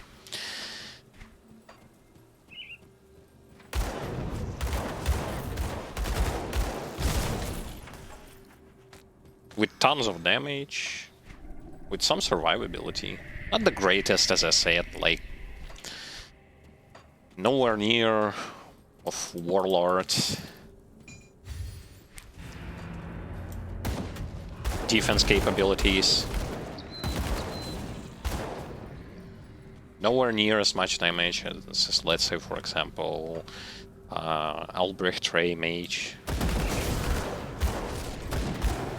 But does this mean that this class is not viable? No. Does this mean this class is not fun? No.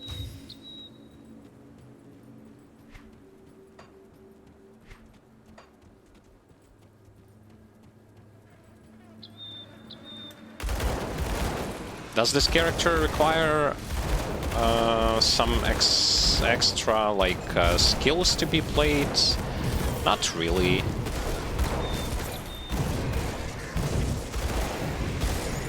In my personal opinion, he's just as easy to use as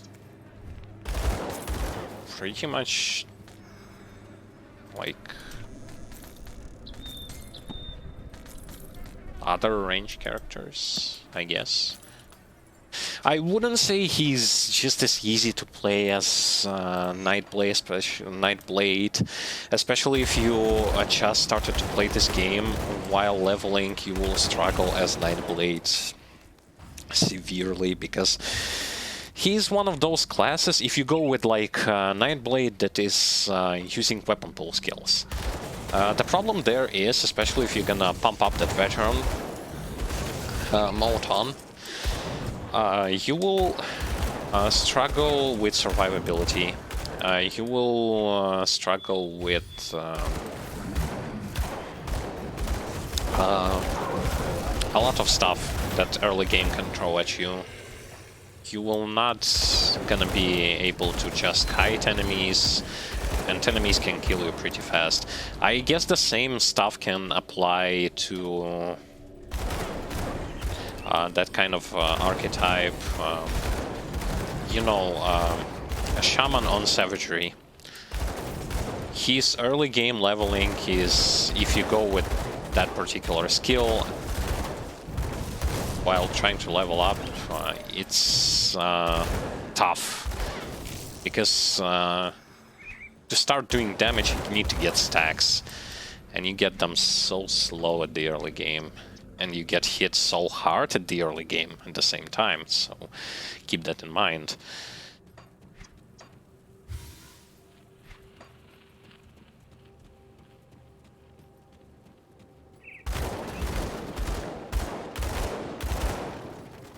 If you would ask me if this class that I'm currently playing is hardcore viable, I would say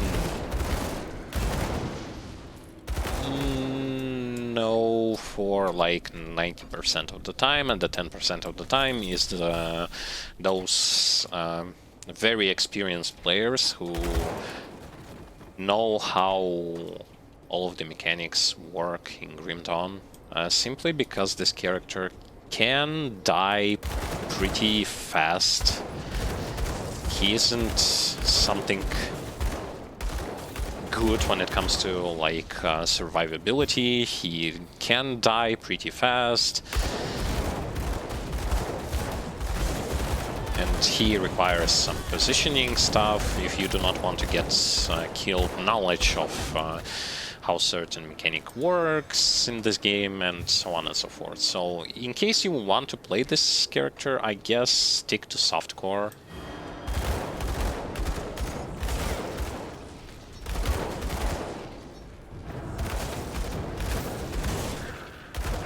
There are better options for hardcore classes.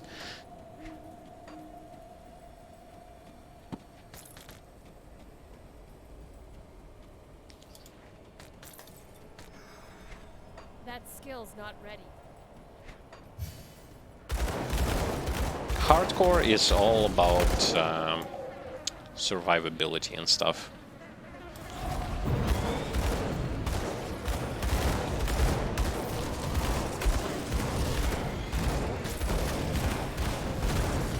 Whoa, whoa, whoa, whoa, whoa, whoa, whoa, whoa, whoa.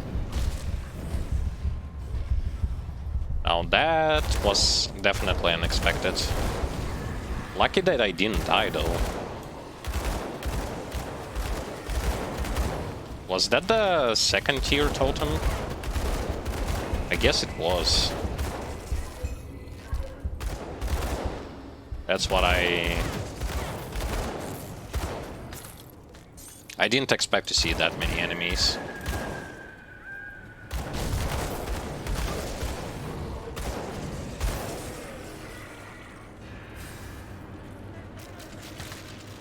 But at the same time, I didn't even try to kite them properly. I just stood there. And I didn't stack the 3 seals, or at least 2. Still survived. Though had to run away.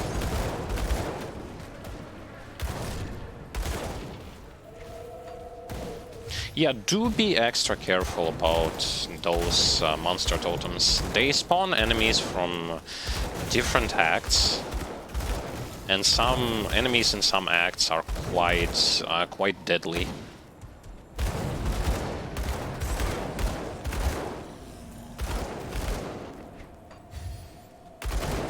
They also spawn a lot of elites and all that good stuff that comes with them.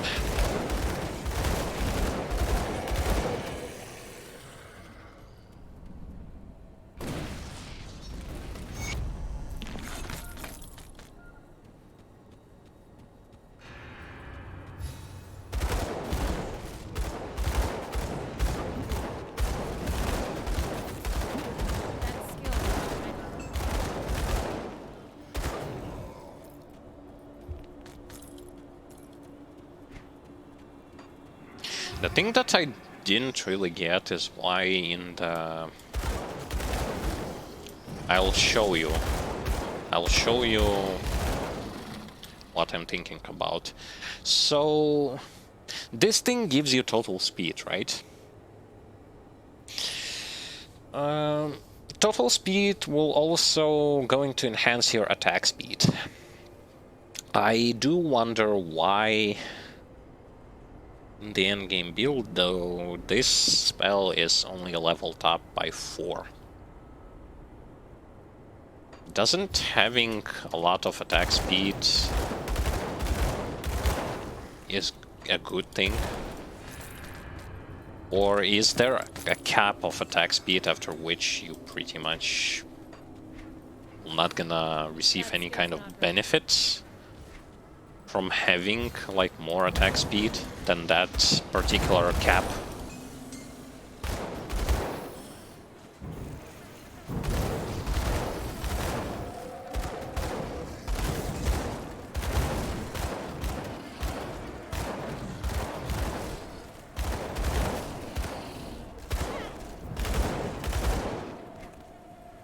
I'm maybe not getting like the core principle of how does that stuff work.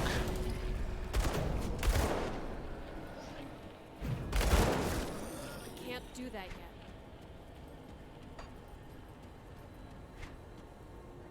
Okay, I still will gonna go like 1 and 2 here, so that I will get to those things faster, while also leveling up weapon pool skills.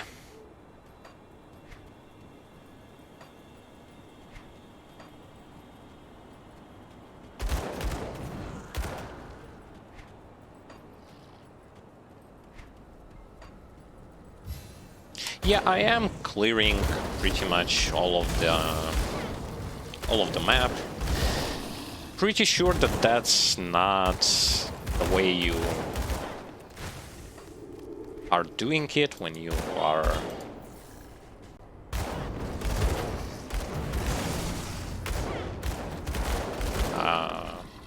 like fast leveling and stuff.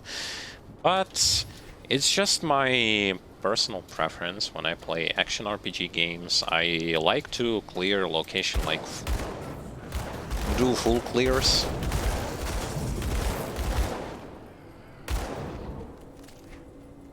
Which means I thoroughly clear the locations.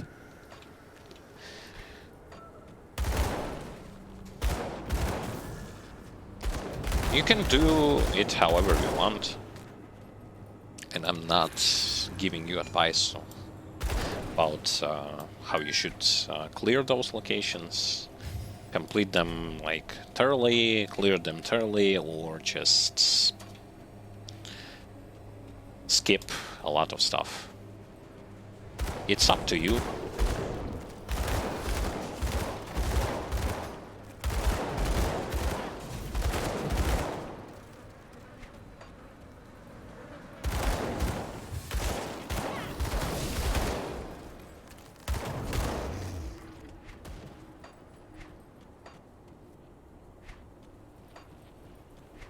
I can't do that yet.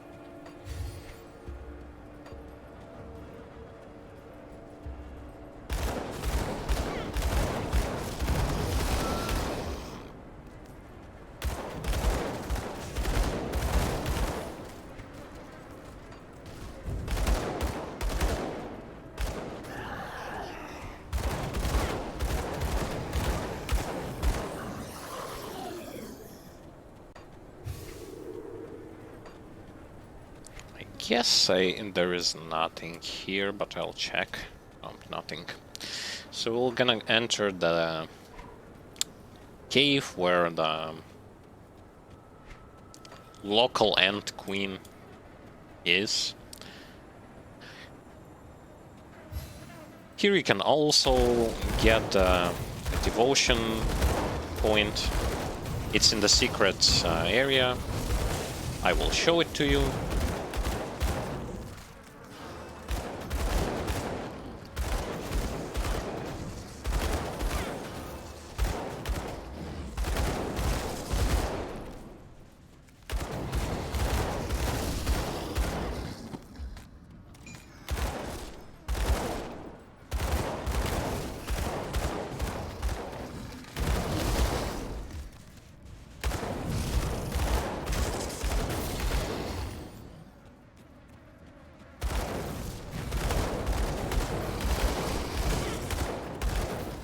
Yeah, I just obliterate them.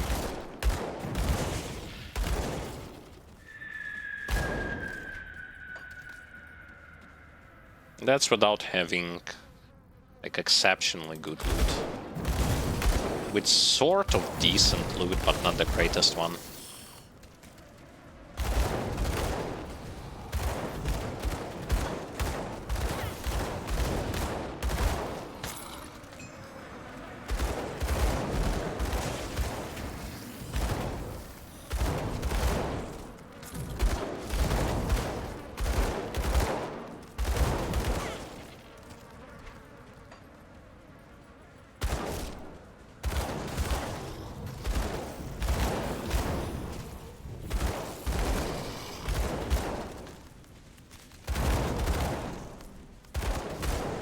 Can't do that yet.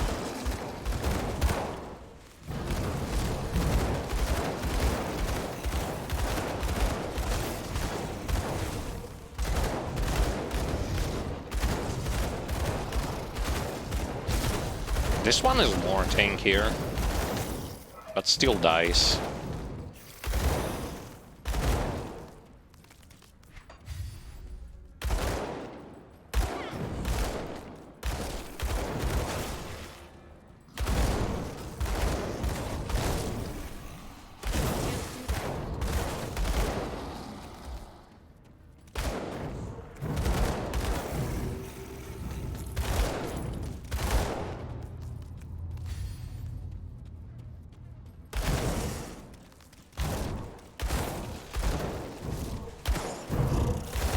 building something with subclass, with the Inquisitor subclass, it's kind of powerful, because Inquisitor himself, even though like Inquisitor himself is not really something like super powerful and stuff, as a subclass, he Can't do that he yet. performs well. He has a lot of stuff that can give benefits, especially if you play something with elemental related damage. He also has this Inquisitor seal, which is a good damage boost as well as your defense boost, damage absorption boost.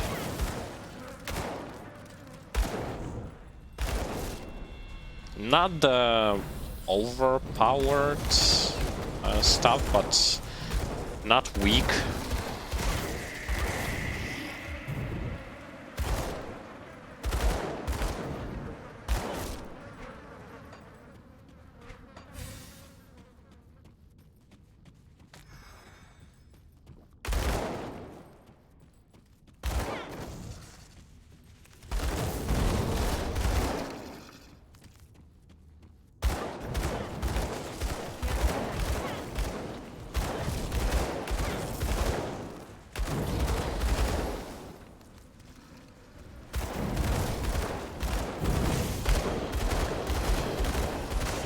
Speaking of dual wield gun classes, whom do you prefer more? Do you prefer Tactician or do you prefer Infiltrator? Because I believe those are the only like two classes that can utilize dual wield guns.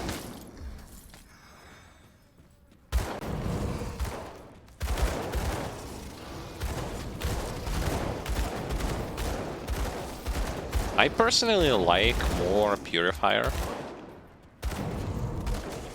With Tactician I had this one little problem, and it is that his damage is explosive, meaning that it's not as consistent due to the fact that you basically have this little problem. A lot of your damage will going to come from your third attack, from your main damage skill that you will be utilizing. And your initial attacks will be kind of weak. When, let's say, we compare to something that we play like Purifier. He will have the consistency in his shots, meaning that each and every single shot will be providing something. And the damage is more well-rounded, with some bursts, but they are not as over the top as Tactician.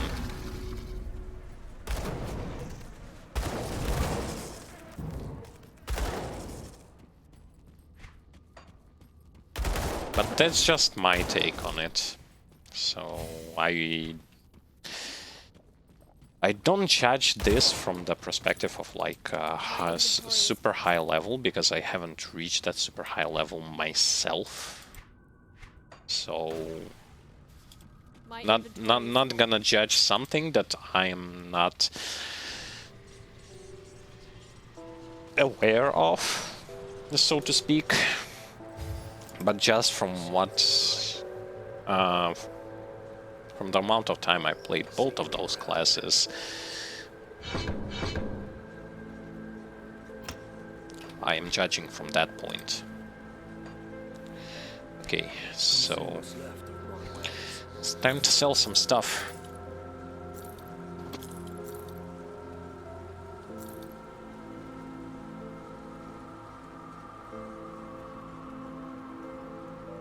Why casting speed? Why can't I get gloves with attack speed?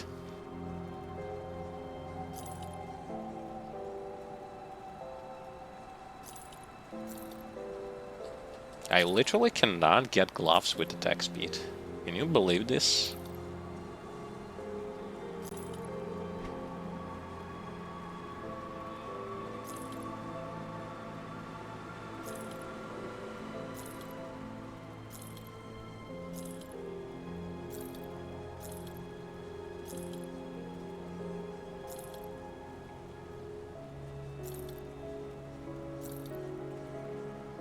Lightning Ether.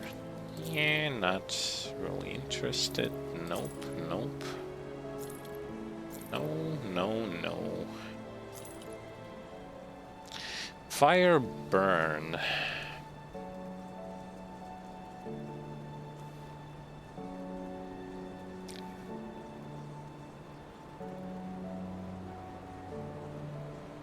It's a bit better than mine, you know. It's kind of better than mine. Okay, I will leave this.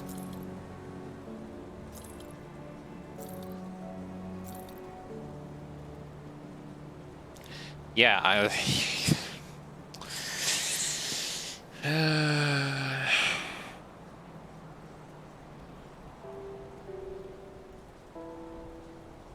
No. Not my profile. Sadly. Decent gloves, but not my profile.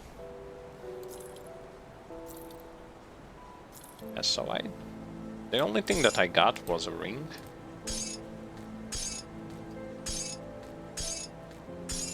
See you around. Well, it's better than nothing anyway.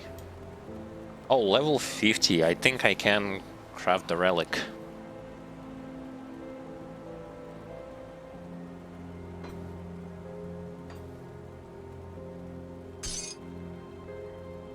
No, maybe not.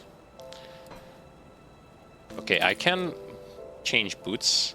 I can change ring, though I will need to go and buy Arcovian rose powder. And then I would need to craft a relic. For level 50. Okay, let me up to the homestead. Actually, why did I go there? I needed to go to Arcovia.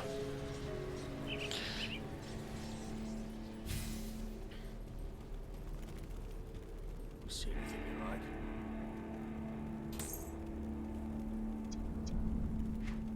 See you around. And now go to Devil's Crossing. Take a look, shall we? Now I have a legendary boots.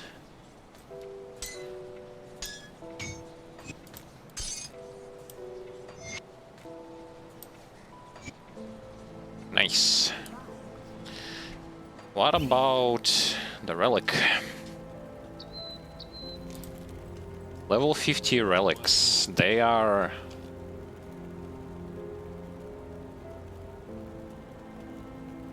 kinda expensive to create. First of all, I need to figure out what I actually need. Fire burn.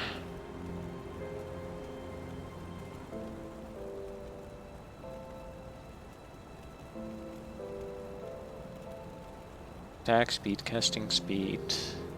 Lightning electrocute attack speed.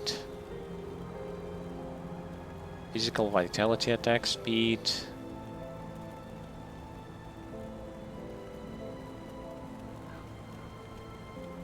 Really?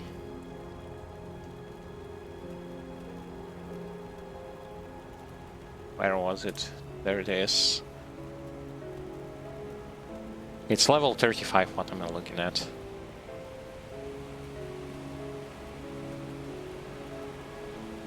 So...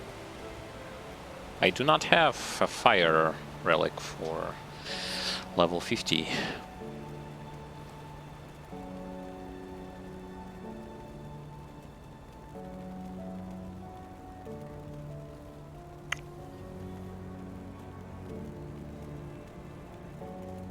Lightning, cold.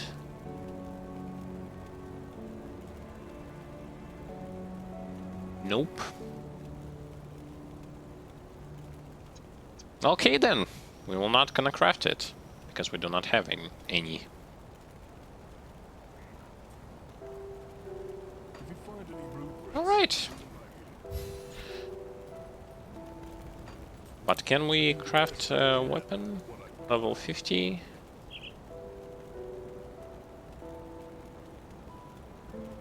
Level 62? Nope. Nope. Okay. If we cannot, we cannot. Whatever. Save me some time.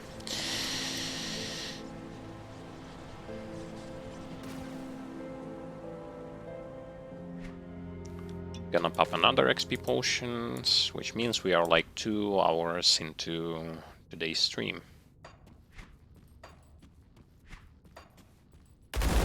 There is that secret location I was talking about.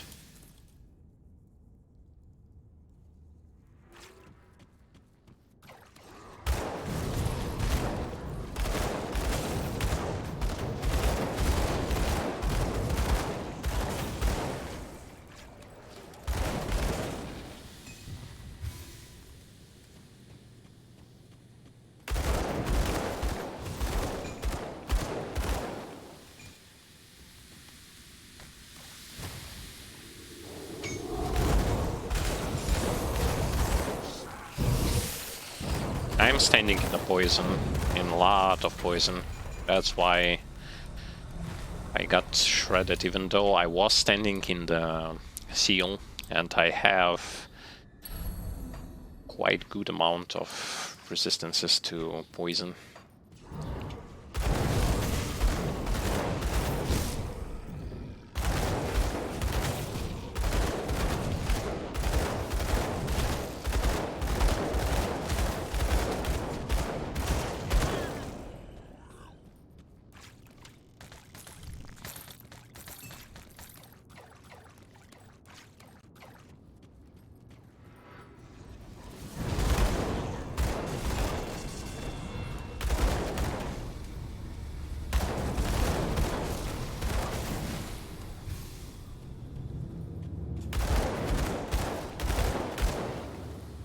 I wanna get to the new, like, weapon pool skills as fast as possible.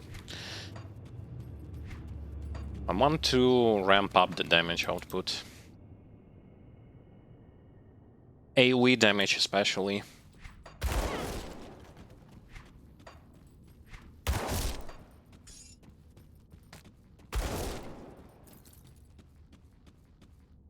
Even though I have not the worst damage possible, there are chances to make it even better.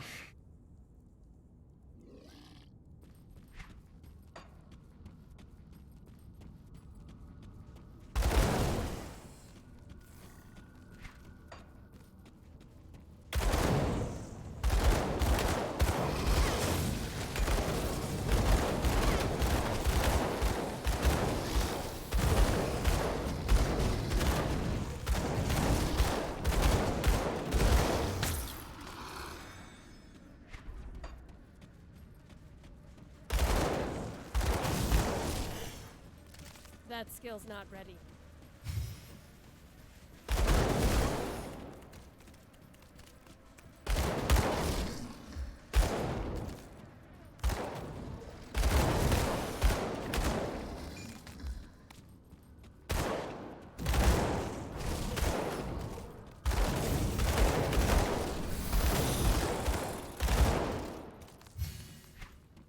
We are approaching the boss of this location.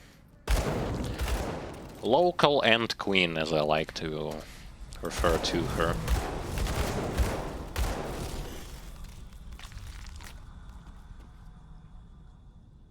The thing is, here you kinda clear... first of all, you clear everything that's around here.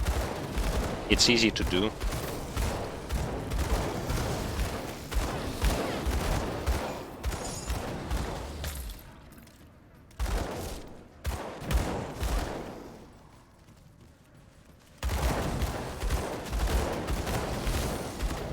She will going to re-summon some enemies, but you clear those of them who are not re-summonable.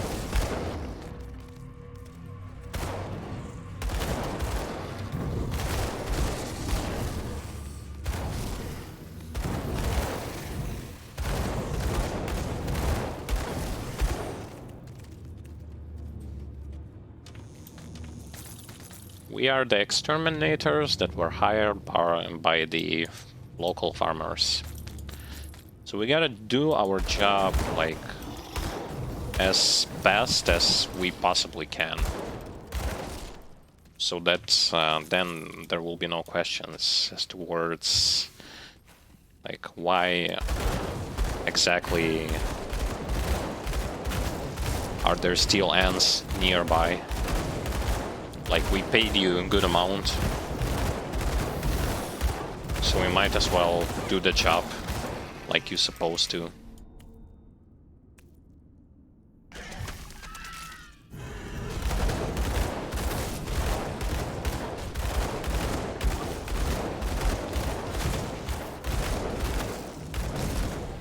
Okay, that's not really the stuff that I was hoping to. But she dies relatively fast. I think I could have killed her, but like without even moving. But the thing is, I remember I said, like, we are learning to get better when it comes to kiting and stuff. So let us not play way too reckless. Even though it's softcore, we are not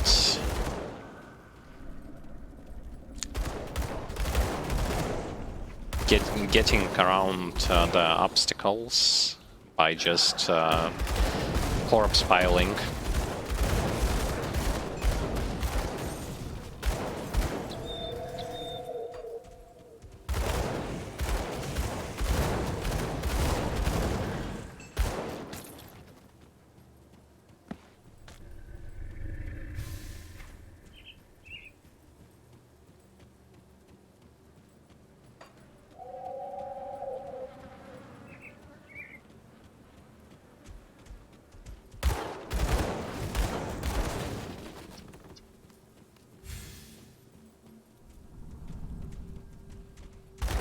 Okay, when I will complete another quest in this area, I will going to do a short intermission. You know, to say hi, to introduce myself again. To those of you who may be not aware, who am I? What game am I streaming? And all that kind of stuff.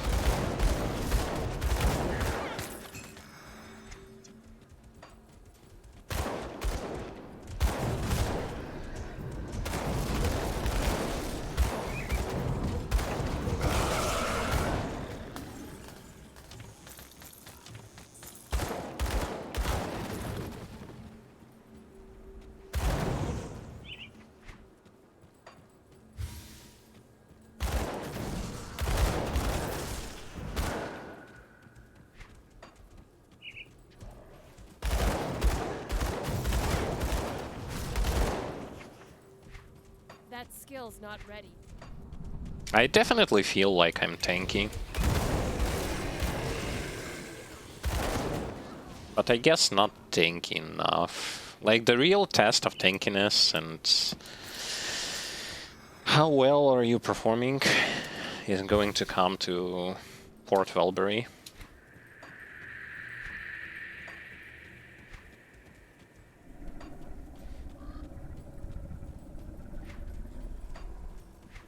As much as I hate that dungeon, I still gonna have to beat it.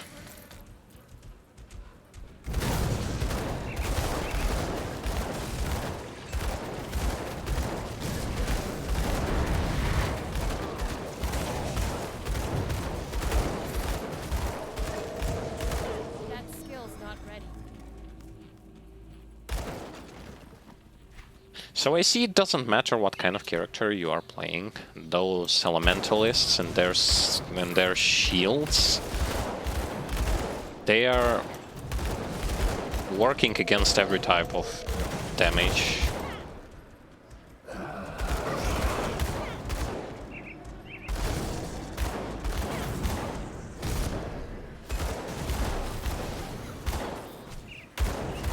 No, it's not elementalists, archmages.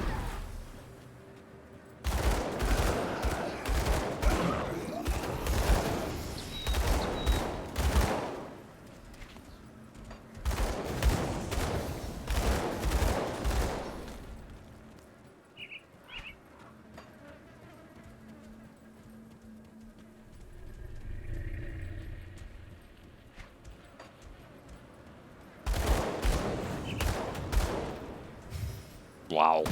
Either he crits there, or I don't know, the damage was... I felt it. That skill's not ready. Okay, in this location there will always be a... there will also be a boss. A quest boss. Some characters can tank him, like face to face.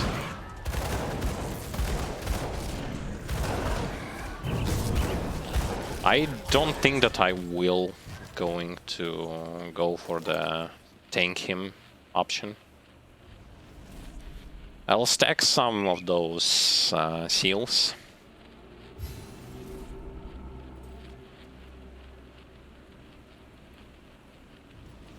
There he is.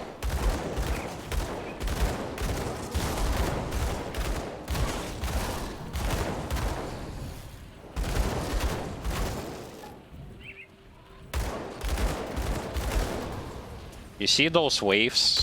Try to dodge them. They are kind of doing good amount of damage. I think I could have face tanked him, but I wanted to show you like some of his attacks and what is he capable of. He didn't do as much damage as the Ant Queen, but do not be over like cocky and stuff. First of all, there is no reason to do so. Second, you are more safe that way. Okay, let's go to Homestead, give quests, and do a little intermission. Because I want to greet the viewers.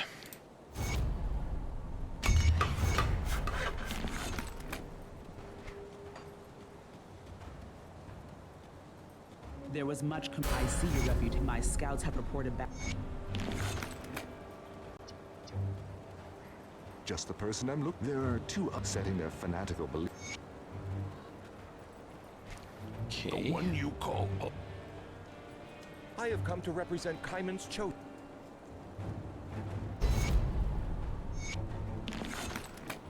Nice. So basically I signed with them. I signed with them because they are going to have elemental damage, weapons, armors.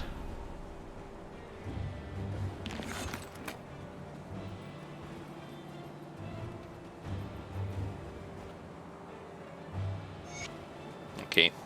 See anything you like? Let's sell.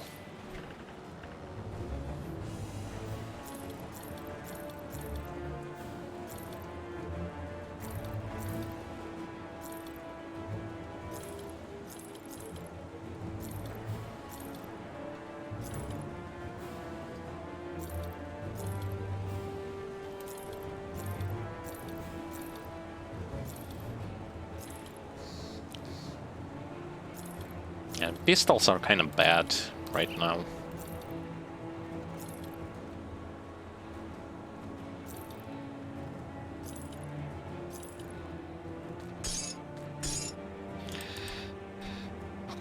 Okay, so I'm still not friendly with them, so I cannot buy anything. Got Something you need stashed? Alright, intermission time. Hello and welcome, ladies and gentlemen. My name is Iurii, also known as Terlord. Following my brother's footsteps, I am playing. That's the third stream of my dedicated to Grim Dawn game. He played it for quite a while, and to be honest, I also enjoyed this game, and I've played it quite a while ago. But I haven't completed it, like, completely. I mean, 3 difficulties with all the late game dungeons and all that kind of stuff. So I personally have decided to do a complete walkthrough on softcore difficulty. Because back in the day, I've played pretty much only on hardcore, and hardcore only, with also veteran included, so yeah, the kind of difficulty where you are not allowed to make mistakes, basically. But now I decided to play softcore, and with the build that not the build, but basically with character archetype that I'm most interested in. With the build that I found on the internet, in case you are wondering, it's a dual wield fire elemental damage purifier, dual pistol purifier.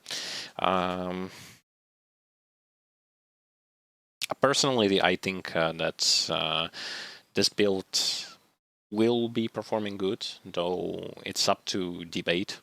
We'll see how it will perform, actually. What also I wanted to say, if you want to look at how this build looks, !build comment in chat is always there for you. You can copy this build, do whatever you want with it, level the skills just like you want. I used this build template, and I will be using it up until the end. The skill distribution is different, I get it, and it's not that bad.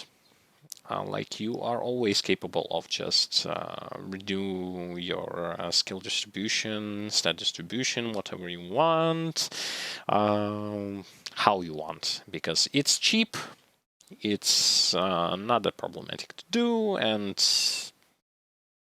no one says that you should do like this after this after this. No, you are free to do whatever you want, however you want, and I do like exactly the same thing. When it comes to devotions, yes, I follow the exact like pathing, because with devotions I personally am not that quite familiar, and I'm not experimenting there. With skill distribution, yeah, I am, because personally I don't really think that it really matters if you will go a little bit like different when it comes to leveling the skills, as long as you will follow the general pattern and play it safe and play it nicely. All that kind of stuff. So yeah, you can access the builds pretty much anytime. Just type in chat !build, and it will give you a link to the Grim tools. Next step on the list is, of course, if you are a beginner. If you want to know more about this interesting game, my brother had made several beginner-friendly videos for you to watch. About bosses' dangerous attacks and how you should approach them, about monster totems, which is not the newest mechanic. It has been in this game for a while, but it's important to know some of the aspects, such as the fact that it's quite threatening when you are approaching monster totems with a fresh character, because enemies that are being spawned from monster totems are from different acts. And this means that quite heavy opponents, as well as elite opponents, can jump into you and kill you quite fast. I've personally died a couple of times to those enemies from monster totems, despite the fact that I am kind of familiar with the game and all that kind of stuff, and I know some of that stuff, but it still is kind of surprising. As well as he did a video about the Crucible. He has also walkthroughs done with Death Knight, with Vitality Caster, with Pierce Infiltrator. So if you are interested in any kind of that content and you want to see how it looks, how it plays, you can check our YouTube channel. Link to the channel is provided in the Twitch tab section, so you would know where to look and what to look for. We are pushing the beginner-friendly content as much as possible so that you, as a newbie, would have a better understanding about certain in-game mechanics and all that kind of stuff. If you want to add some information, if you are, let's say, you are an experienced player and you know it more, share that information in, let's say, some of our videos, like commentary sections. Give your feedback and share some of your own ideas, or maybe you have some tips that you wanna say that we didn't, that he didn't mention, and you think that they are also important. You can give your feedback, and in the next video we might add your feedback, your information that you been given into that particular video, so that your voice can also be heard there. Additionally, subscribe, spread the word, and all that kind of stuff. That will help to bring more people, more fun, more attention to this awesome game, and to some attention to our channel as well. Because we, as a small streamers, small channel who are interested in beginner-friendly creating beginner-friendly content, would like to see more interested faces in on our streams or on our videos and all that kind of stuff. Now, additionally, do not forget that you can also support this channel with subscriptions, Twitch Prime subscriptions, or bits, tips, and cheers.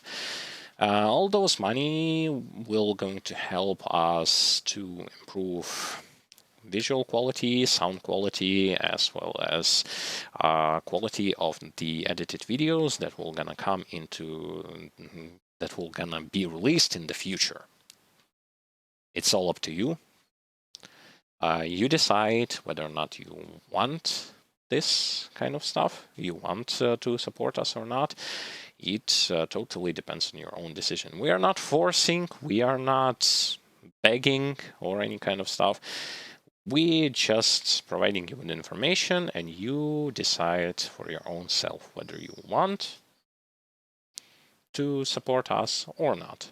Anyway, the smallest thing that you can do, and at the same time one of the greatest thing, is just follow or subscribe to our YouTube or Twitch.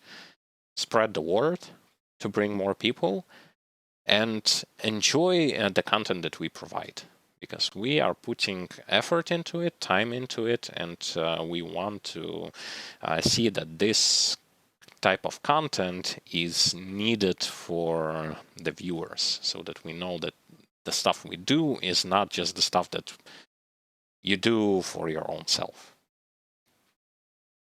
So yeah, that's pretty much it for this intermission. It was kind of lengthy, but I just wanted to say this.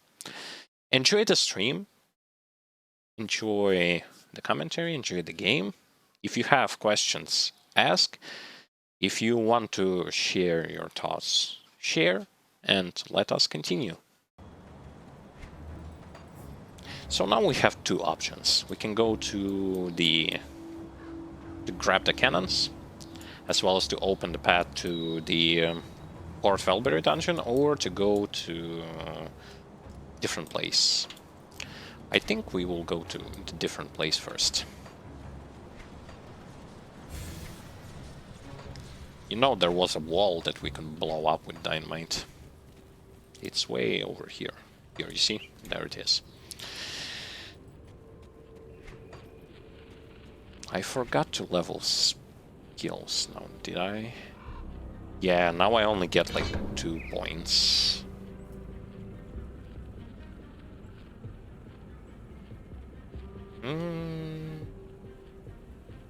I need both of these. So it go like something like this.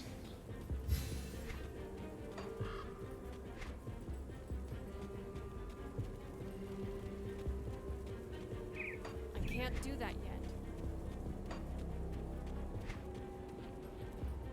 Yeah, now that I get only 2 skill points, it's gonna be kinda rough to get all the way till the brimstone.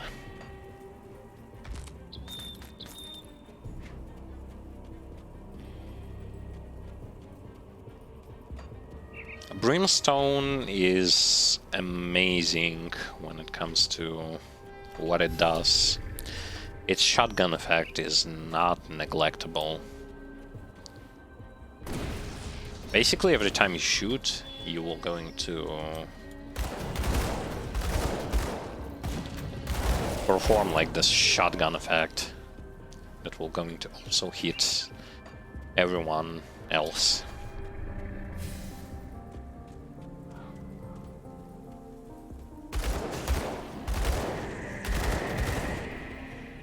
I thought it would take me more to kill those enemies in this location. The fire ones, because they have like more fire resistance. Turns out not really, and turns out I was wrong about it. And they die relatively fast.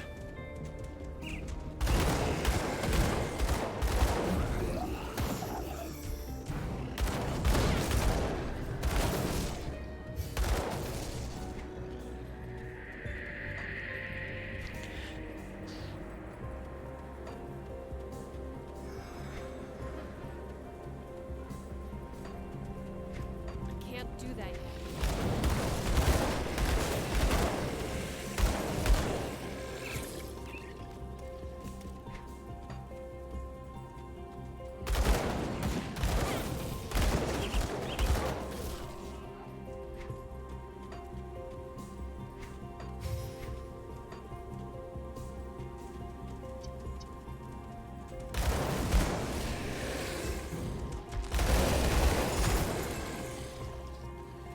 Yeah, the damage output that this class can do, mamma mia.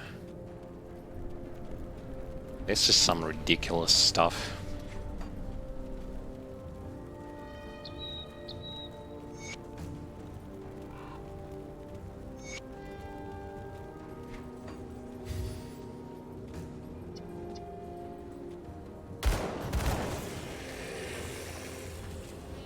It's not only just the fact that he's ranged, but his AoEs.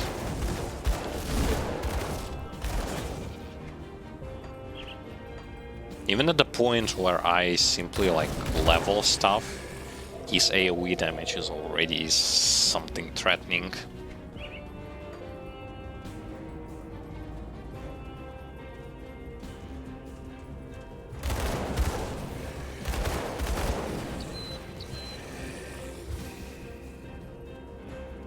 If I would level, I guess if I would level something like Blade Master, first of all, I would have a ton of problem with just passing through the content, considering how unsafe Blade Master is, and pretty much Nightblade on weapon pool skills.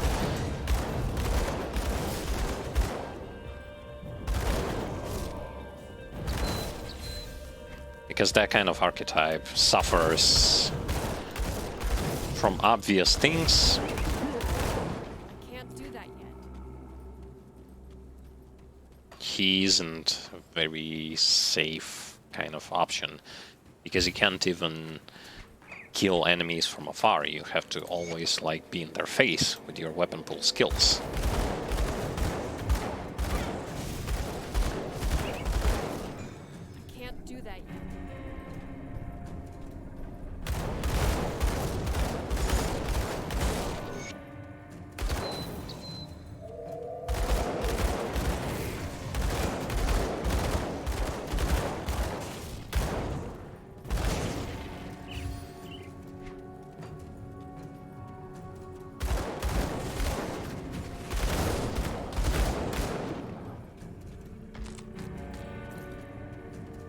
But yeah, now that I get only 2 skill points, this leveling process will be a daunting one. I mean, skill unlock.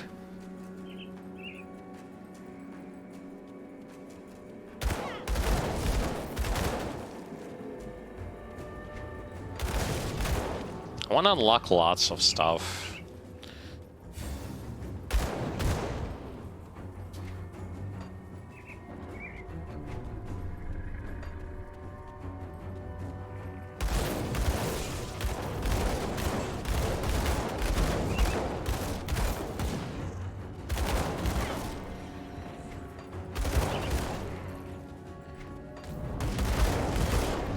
Yeah, those Ember clans, they have more like fire resistance. When I was playing Blackwater Cocktail build here, I was facing this small but easily noticeable problem. Those Ember clan enemies, they were not really affected by that skill.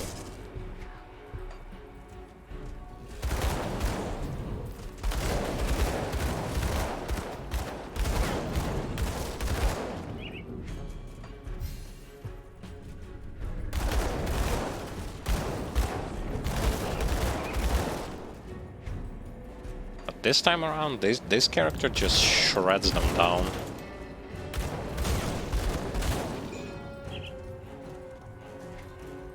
I think I don't have spare devotion points. Yeah, I don't.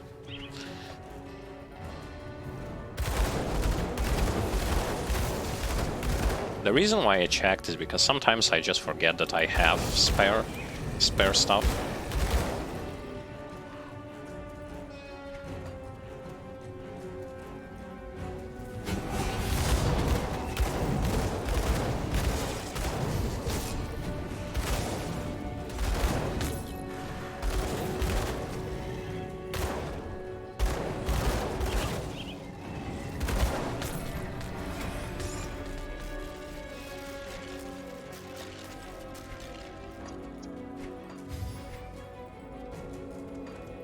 I'm still afraid of those golems. I don't want to get blown up like it was happening on the previous stream.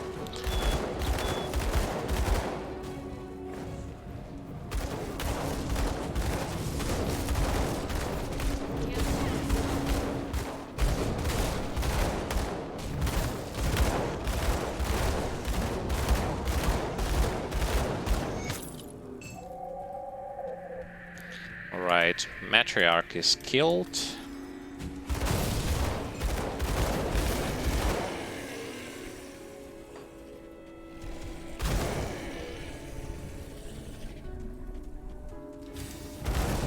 She's a quest enemy that I needed to kill.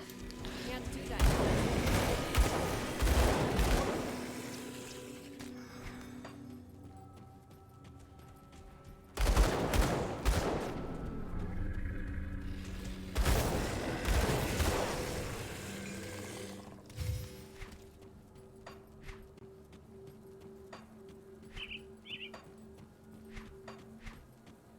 Yeah, until this I have like 5. Oh boy. This will kinda take a while.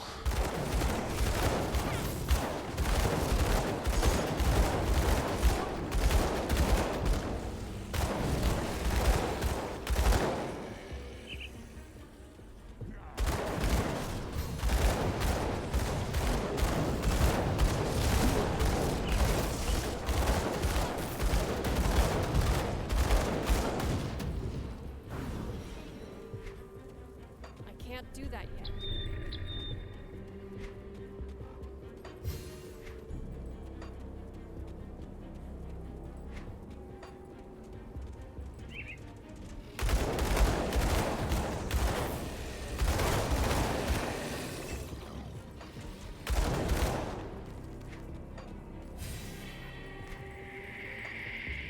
I like the stopping power of this kind of purifier. That skill's not ready. But he hasn't reached his full potential, and it will going to be quite a while till he is going to get there.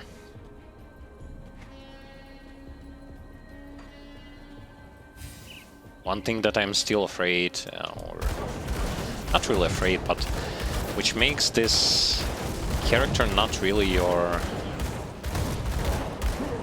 pure range kind of character is simply because his aura, which is going to ramp up his damage, only gonna ramp it up once the enemies are going to get close to you, so that they will gonna start burning, and their resistances is gonna get lowered.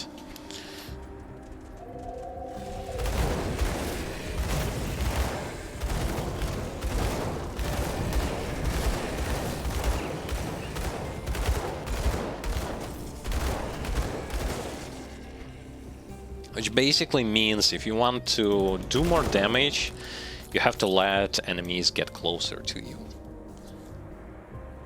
Which kinda contradicts with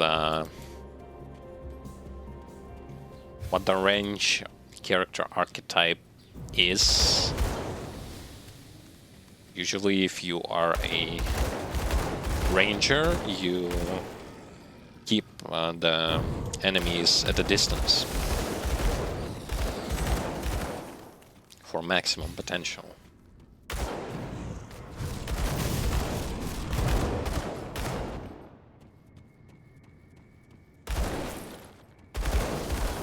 But I guess here keeping them at a distance only works part way.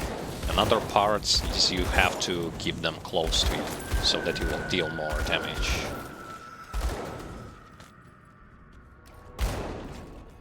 That skill's not ready.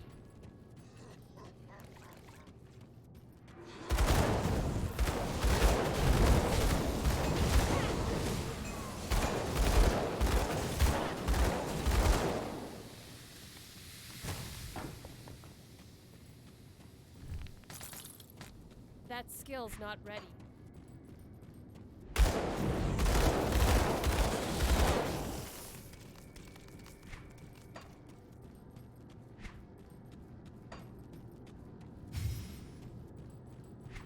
Unfortunately, there is a blocked passage, so I cannot go towards this way directly. I have to make a circle. I can't do that yet.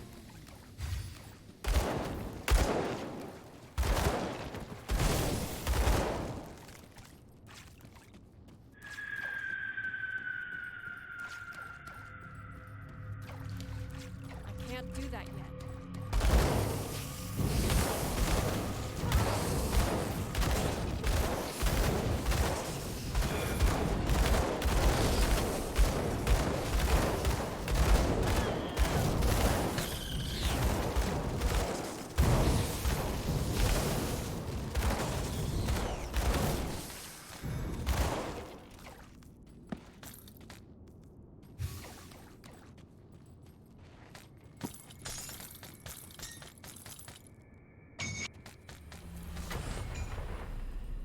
Okay. Another devotion point, and we finish with the Solowell Blade. Although I have to look it up. I have to look towards what skill he recommends to put this stuff. Okay, let me see his devotion tree. Okay, where is it? Huh. I don't have this spell yet. Right. Alrighty then. We'll put it towards what? Bursting ground?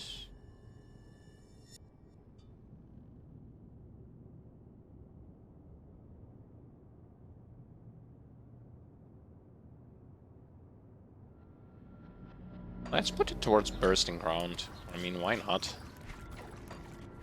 He recommends to put Solowell Witchblade for flashbang, but I do not have flashbang yet.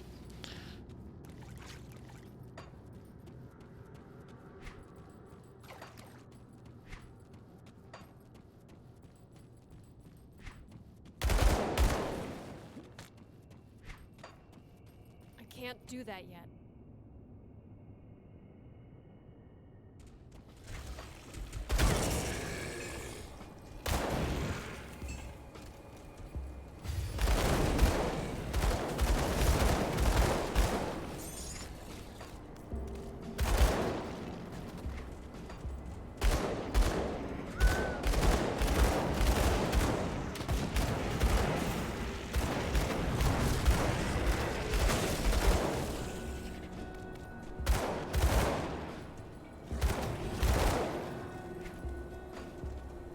This is a complete devastation.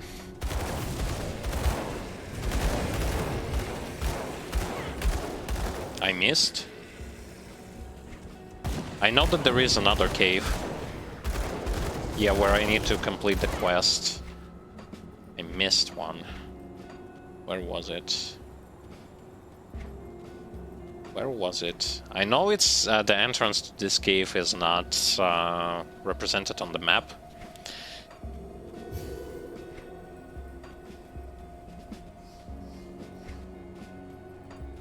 Where is this cave? It's somewhere around here.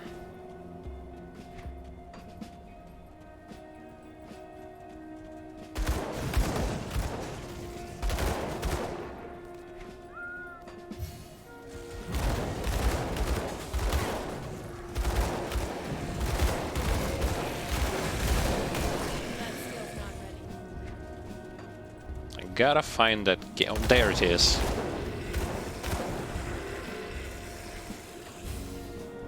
It's a quest cave.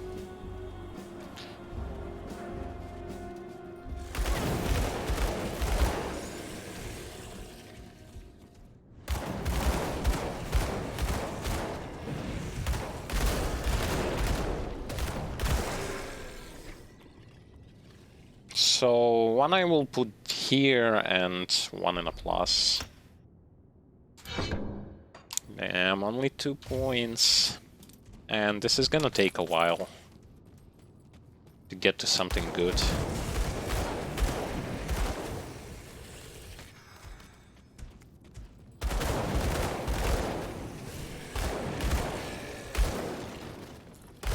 It's gonna take me...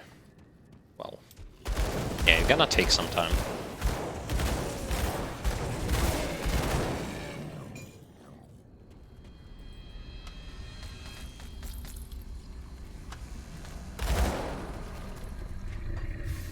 And because of that, I'm gonna expect to see some drop in terms of damage.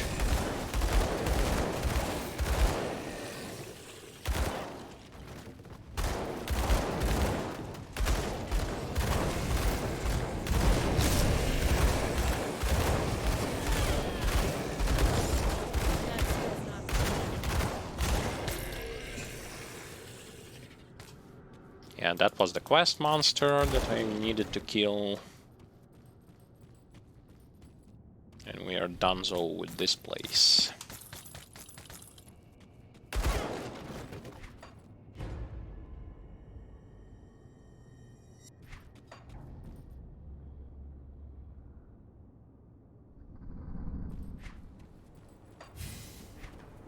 I still gotta clear stuff that's to the left.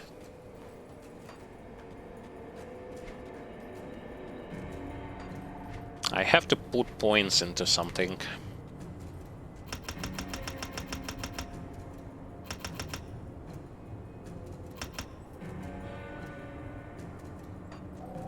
Let's do it like this. I don't know what points I need. Probably physique. Everyone is pumping physique. But I leave some... if I will gonna meet an item that I cannot equip, well, any item except if it will require like a ton of spirit. I can't do that yet.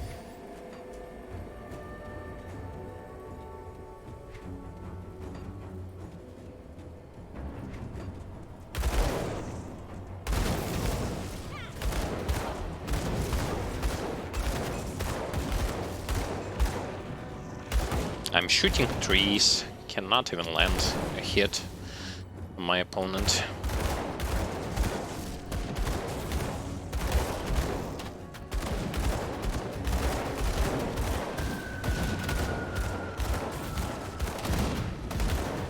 They are hiding, come on! They have the high ground, only it didn't help them.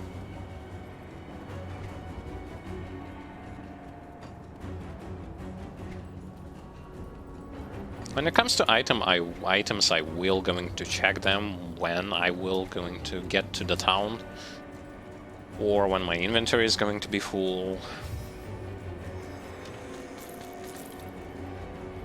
But general idea, I do not like to check them when I clear location and stuff, because it's a bit time consuming and not really profitable. Guess that was crit. That's why.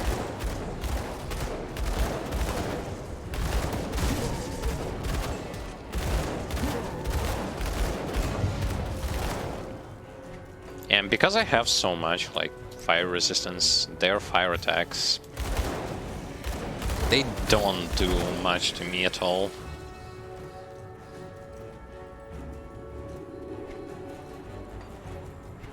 I did.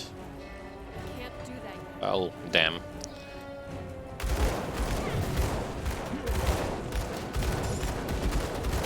I think he... Wait, that vendor is on the second floor, right? Yeah, now I get it. Okay, the next devotion that we'll go for is Eel. This thing is more for defense purposes.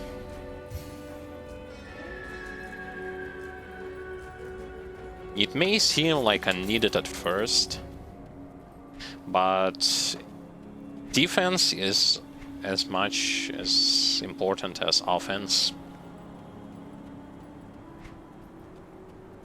So you have to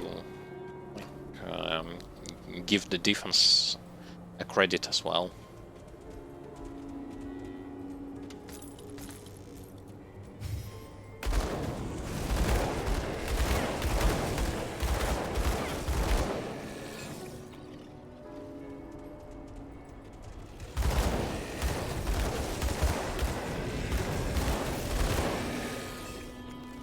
God damn.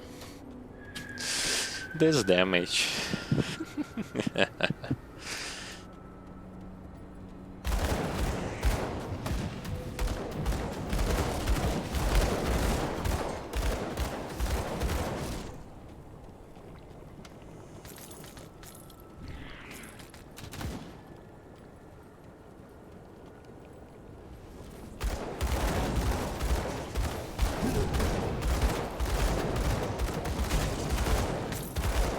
When I was picking this character archetype in this build, I wasn't actually looking at like how much damage he can perform.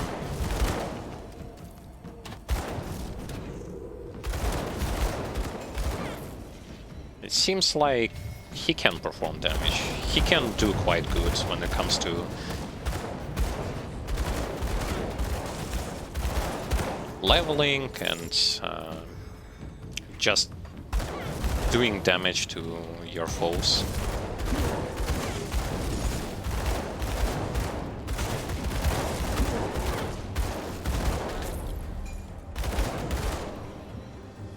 That skill's not ready.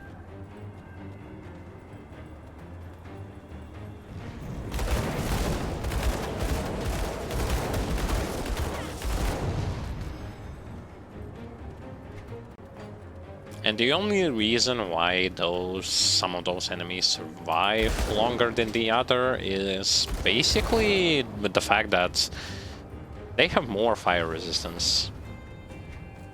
That's it, like.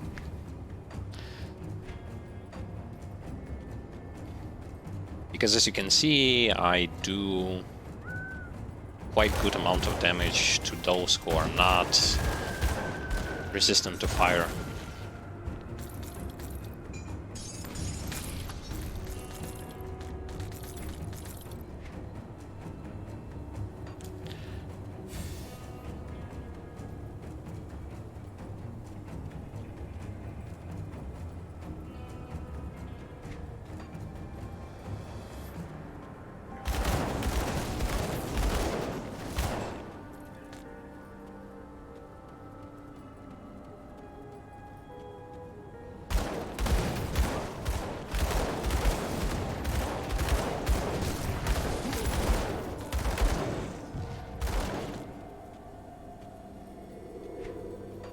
Do that yet.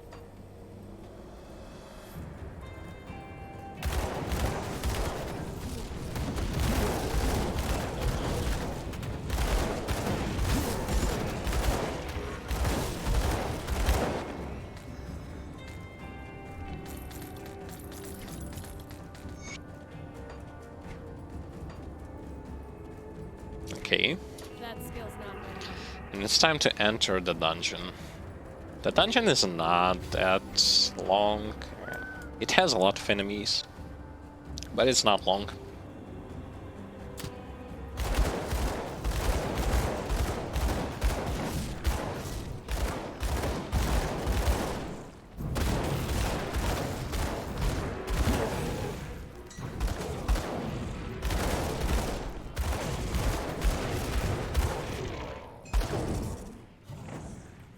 And considering my damage and clear speed, we are going to slide through it.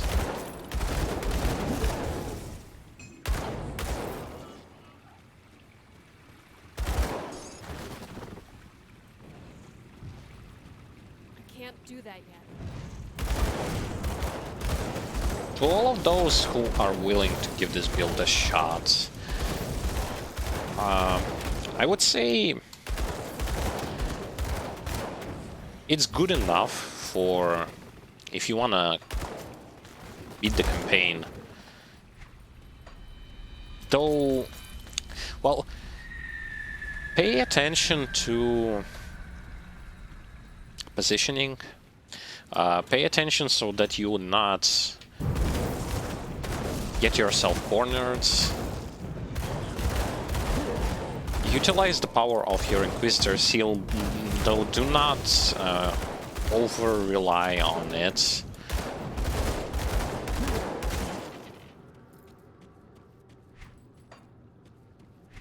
That skill's not View it as an addition, but not as a, like... as a thing that can save you from pretty much everything. Because it can't. I don't know, maybe if we do not going to use veteran mode, then maybe it's gonna be easier. Well, it most certainly is going to be easier, but from counting with like veteran mode included, that there is a small like problem, and that you would still need to utilize some other tactics as well.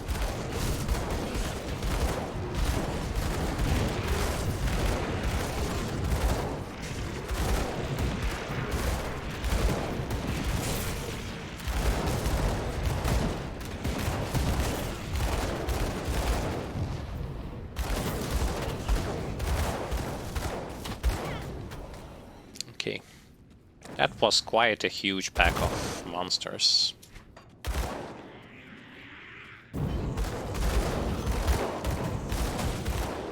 Thankfully, I could destroy them.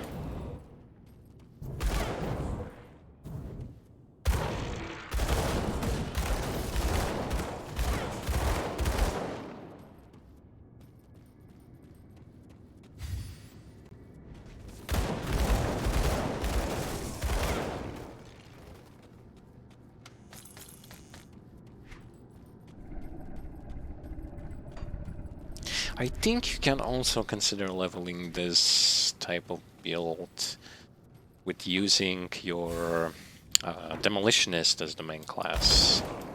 I think you can. Though don't count, don't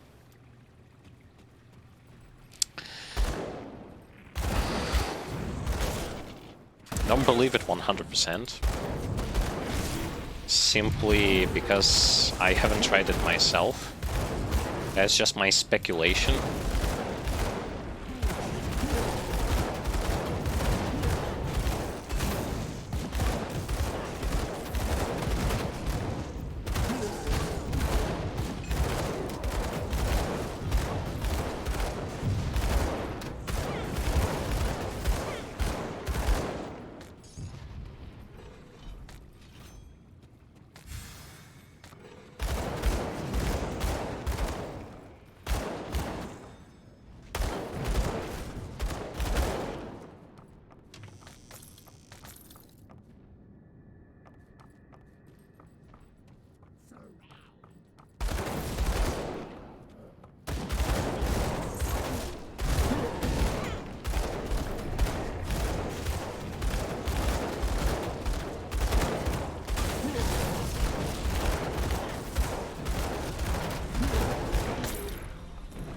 As you can see, I can even stagger them, the big guys.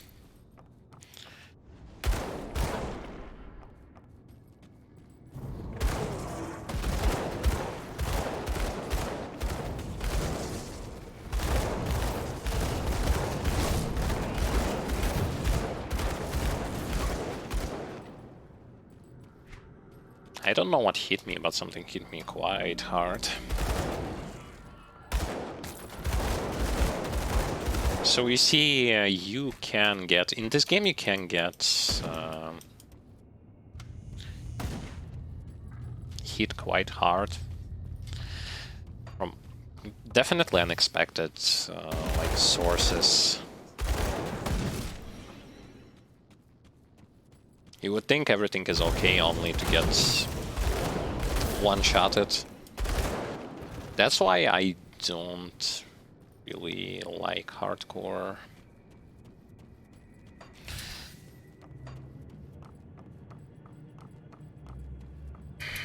Because sometimes you'll just die and you would not really expect to die. You would play extra safe, but you would still die.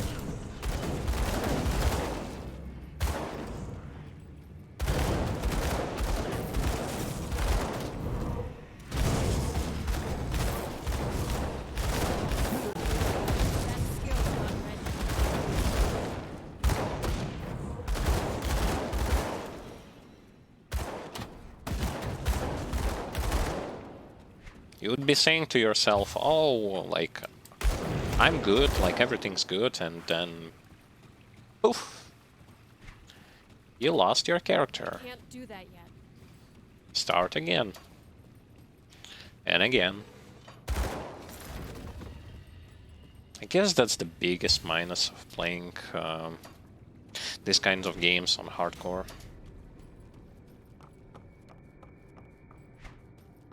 Because you simply are not allowed to make mistakes.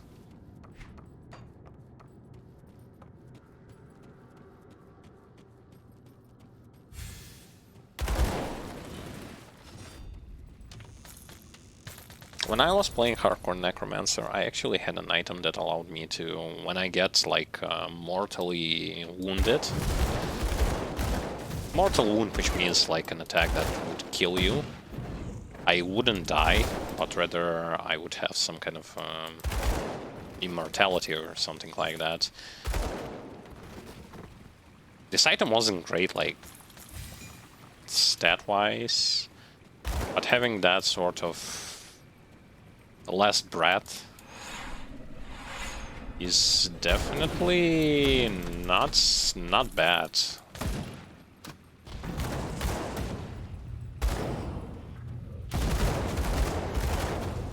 Considering how often it procced, even though like I tried to play extra safe,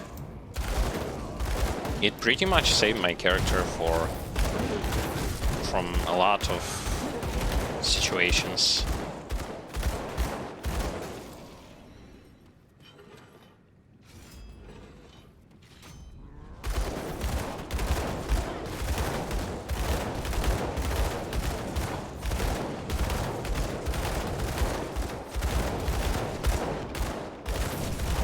That skill.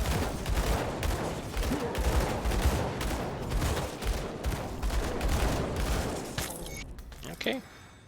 That's the boss of this dungeon. We've killed him, we cleared the dungeon. Good enough. We are done with this location. Time to go back, time to finish those quests, and go grab ourselves some cannons.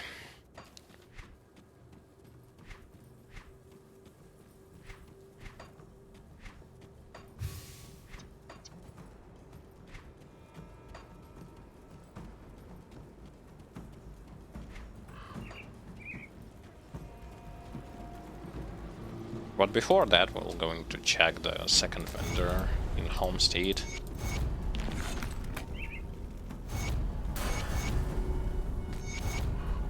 Nice.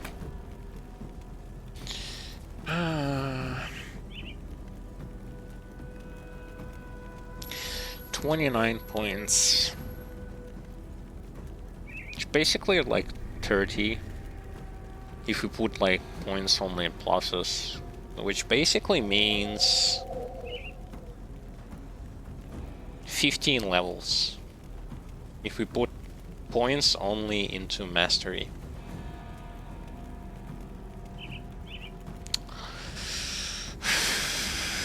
And this skill is so good. This skill is so freaking good. But I can't allow myself to do so.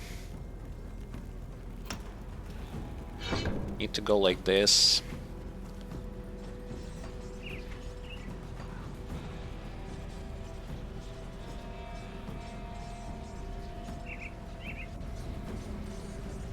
This will kind of take me into like level 70 something. Will I get to that skill? And it's a long way, even with potions.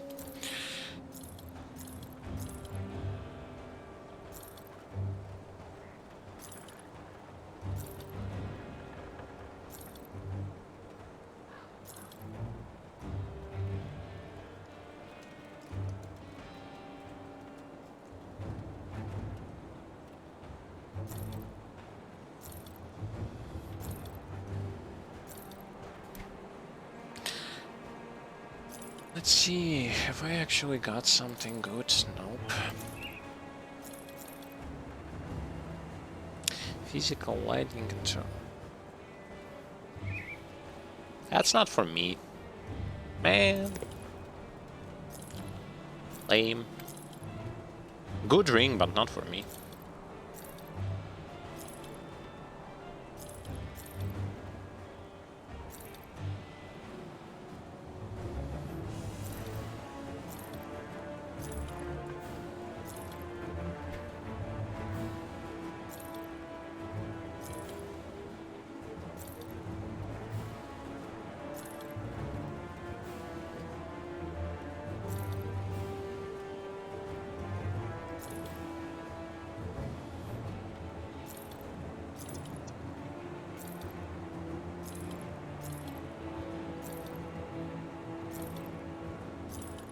I need different helm. I need different shoulders.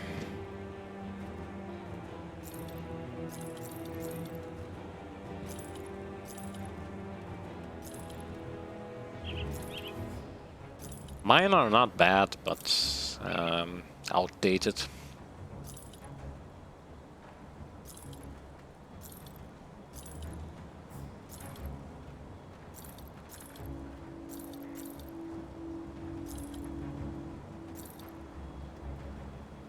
Physical, internal trauma, nope.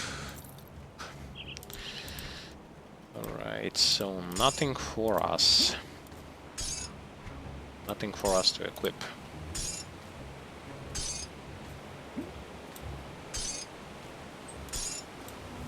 you around. Safe storage, no questions asked.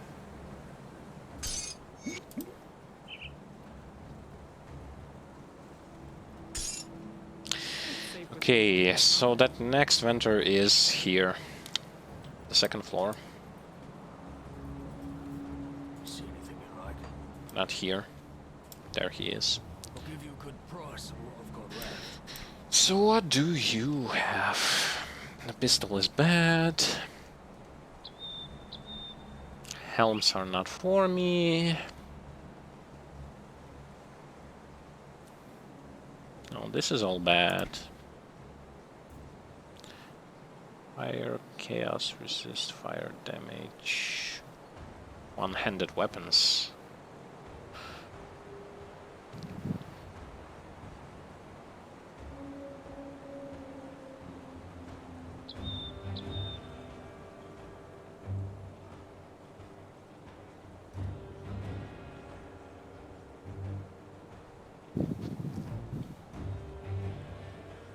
Fire, burn, offensive, defensive, poison. Mine is kinda better, I think.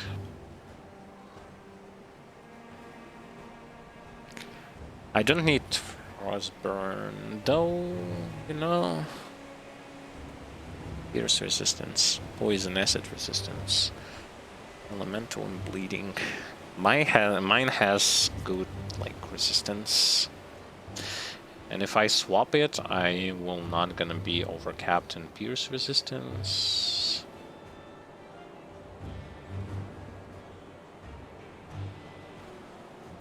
But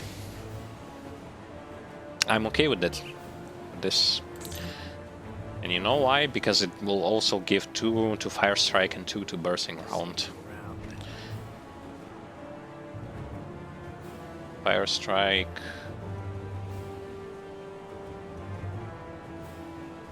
So where is Bursting Round? It's Inquisitor, right? Yep. So it's cool. This stuff I would also want.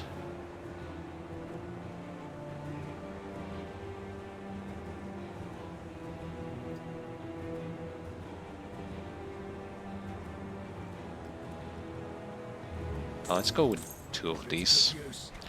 Throw it on our weapons. More damage. More damage. The damage is rising. I need to buy... Come see what's left of my wares. Here only for friendly. Iron well spent. Because it's Black Legion. And with Black Legion I don't get quite good reputation. So here to buy that powder.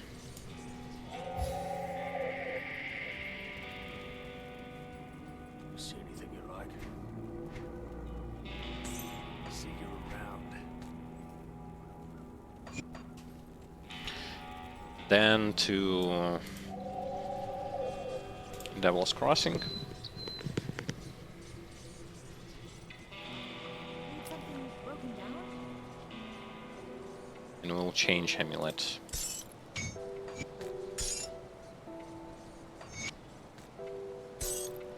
Now it's better. Okay, we did everything that we needed. Let's go grab those cannons. There will be lots of ether and pierce. I lost pierce, some pierce resistance, so I'm not overcapped, but I'm okay. Still okay.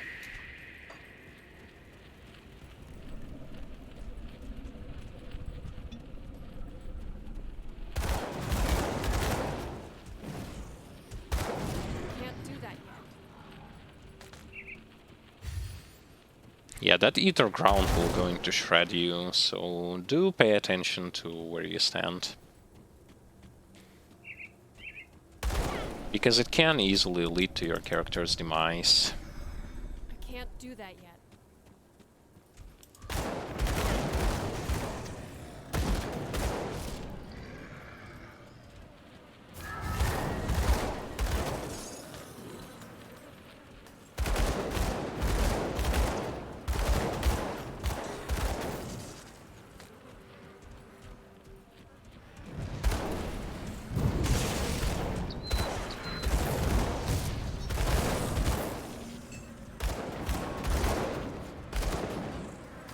Okay.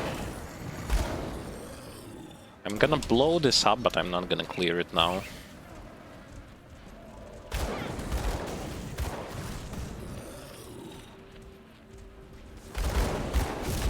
Basically, it leads you to Port Velbury dungeon. And I have an option to clear the Port Velbury twice. One right now and the other one when I will get a quest to go there. Or to simply clear it once when I will get a quest. Not ready.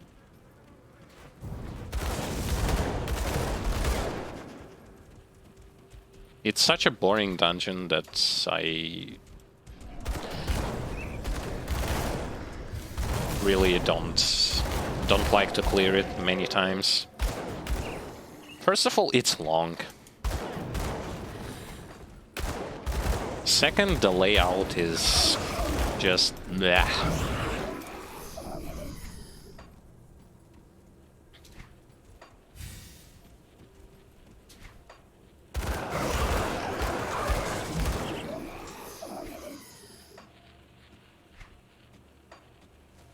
I would like to kill those crystals. Because you get... those crystals are used for some crafting and for some valuable stuff that you would want to use.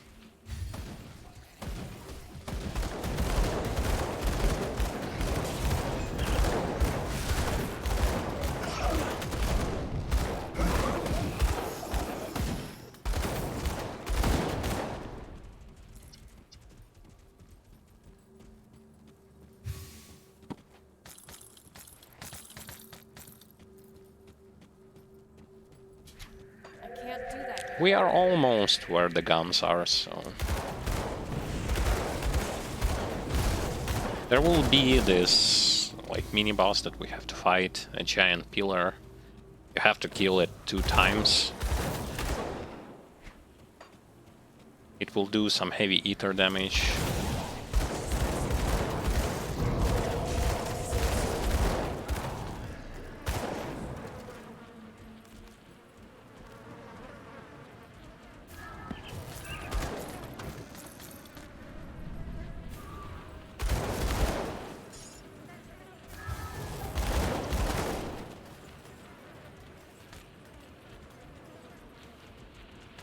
I'm gonna grab those ether crystals. Ether ground will going to be an issue. If you were going to decide to stand in there, you don't need to.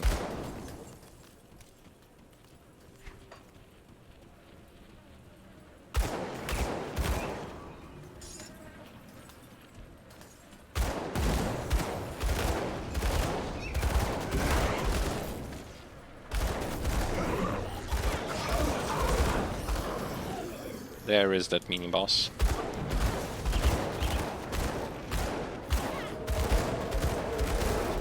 Actually, let me get closer to him so that he starts to burn from my aura. And I start to do more damage. Yeah, he doesn't do anything to me.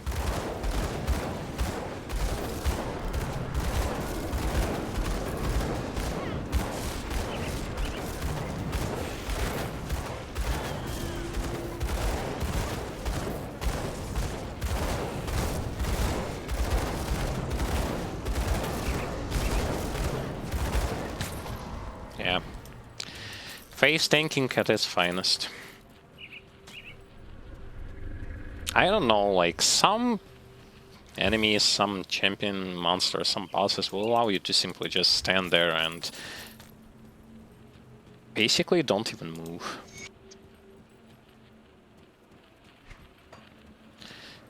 I think I will not gonna clear twice Port Valkyrie.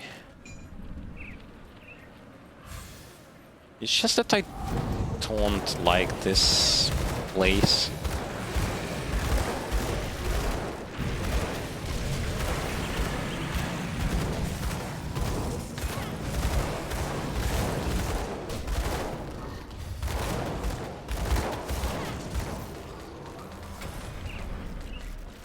You saw sometimes my HP just went poof into... Like, there's basically no HP there.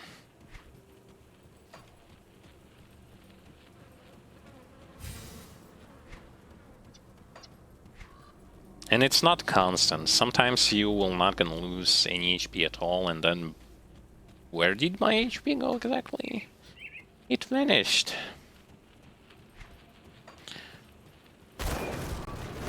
That's... a lot of it comes from the inconsistency when it comes to damage that you are getting hit with.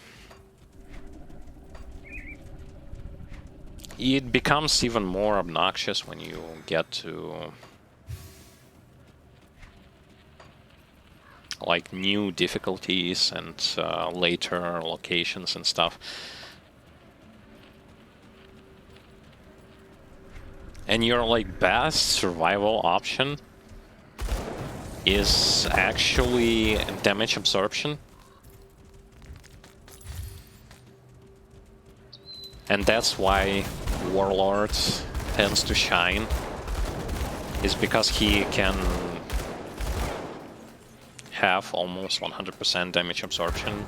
That is going to be uptime for quite a while.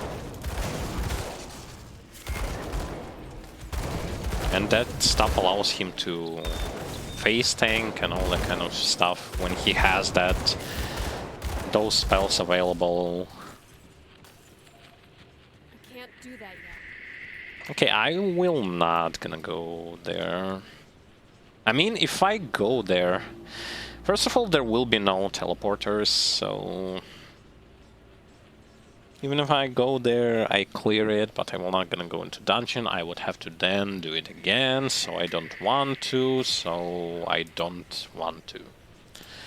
I will go here when I will get a quest from later on.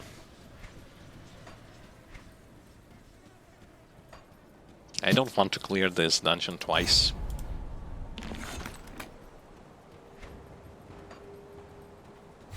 It's a boring place anyway. First of all, well, except for the fact that it's boring, it has one of the most annoying soundtracks. That's my personal take on it, but the soundtrack to Port Valkyrie is... Ugh. It fits to the stupidity of the location, but come on. I can't. It has a nasty death room as well.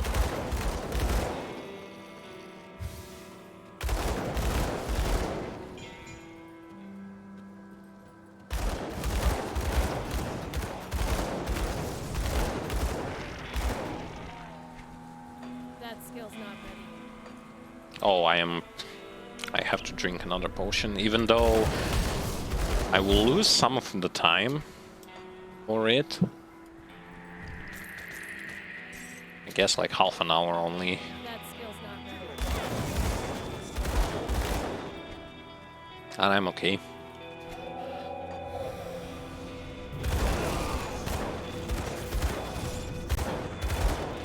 The useless cultists. At the beginning you were thinking like, yeah, the cultists are going to be like tough and stuff because like Act 1. But when you will get to this place, those cultists will just gonna blow up like this without any kind of significant threat.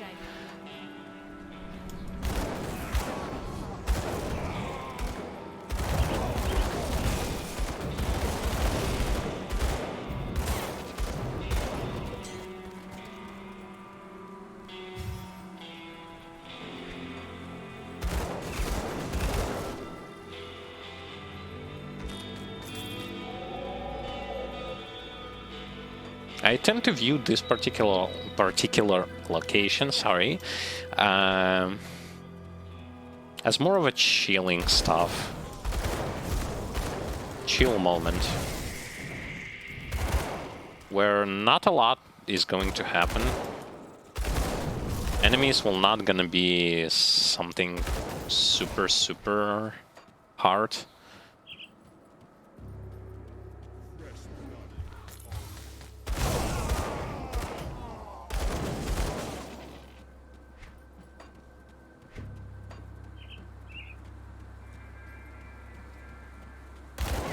And it's gonna be a while till we get to something that is going to be difficult.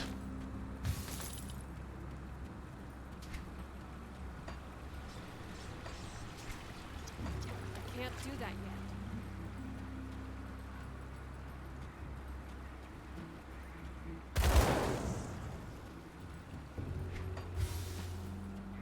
I could have also went to the secret passages, you know, I completely forgot about them.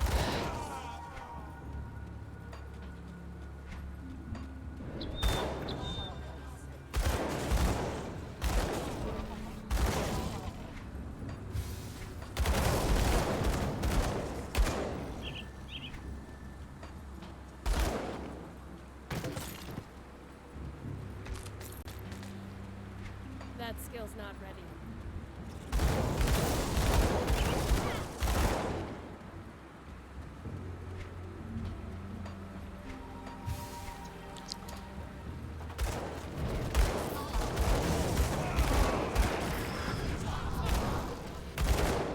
A little bit kind of off topic, but I'm going to ask this random question anyway. But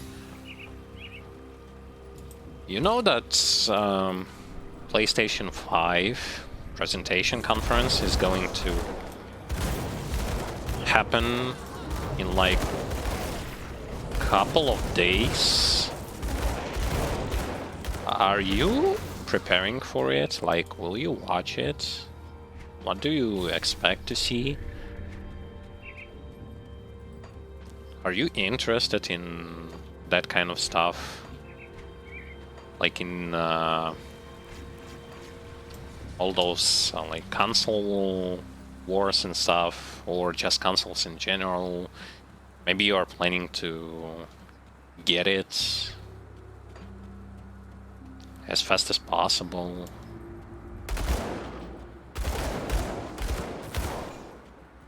I can't open that.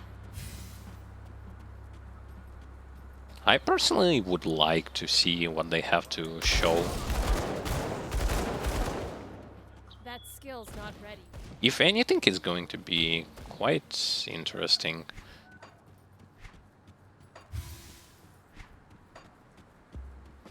It's not that I'm planning on like getting the console at the start or anything. It's just that I'm interested at what they have to show.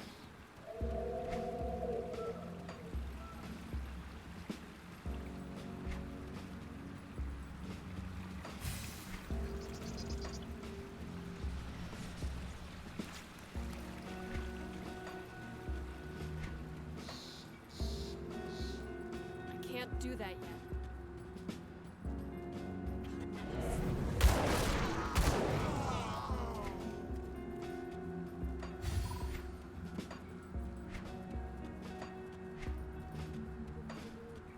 Yeah, but following the idea that basically this location is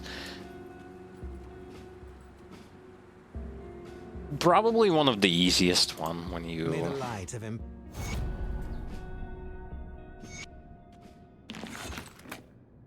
when you think about it. Okay, they gave me a quest. Chthonic seals. Yeah, Give you a good price on what I've got left. I have chthonic seals. So I just will teleport. The thing is, I don't really understand it. They are not going to allow you to teleport. I'll give you a good price on what To teleport from this place. Like, you have to be outside to teleport. Never actually understood why.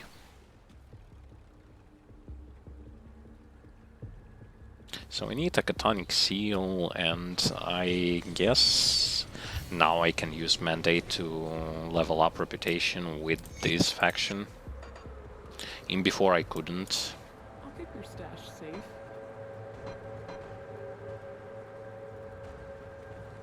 Homestead, Outcast, Hyman's Chosen. Oh, I already did. Okay.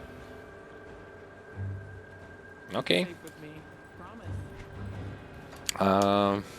Chthonic seal, yeah. No questions asked. I need one. I'll hold on to that for you.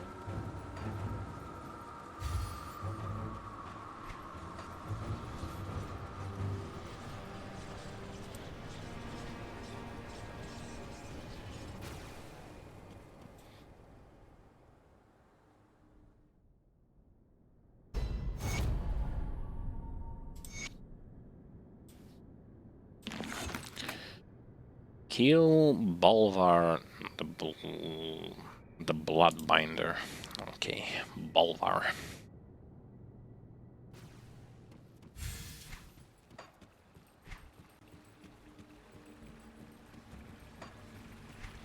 It's actually hard to miss those quests, if you think about it. I can't do that yet.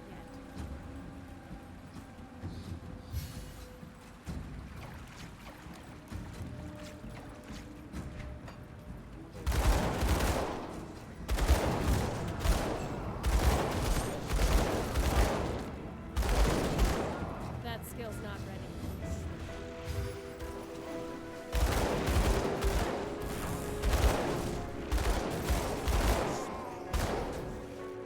Yeah, here both of those like fractions will gonna fight between each other, and with some chthonians. Nothing too over the top. Just the regular. They are minding their own business. When it comes to story, I liked first. Like, I like the campaign story and I like the DLC, first DLC. I didn't like the second DLC at all. As a matter of fact, the second DLC is pretty much your side story, which kinda has nothing to do with the main story, and it even abruptly ends. You slay the final boss, but you do not kill him because he just gets imprisoned again. And you also get to know that there are sort of more powerful entities or someone who is above the Kaiman or that kind of stuff.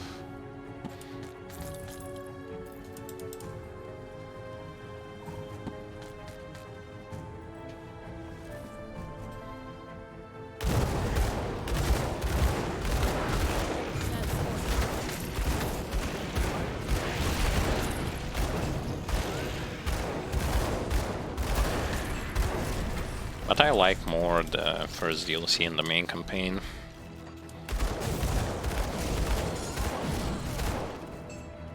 Even though, yet again, in the first DLC, aetherials, you are not done with aetherials. So pretty much you are not done with anything.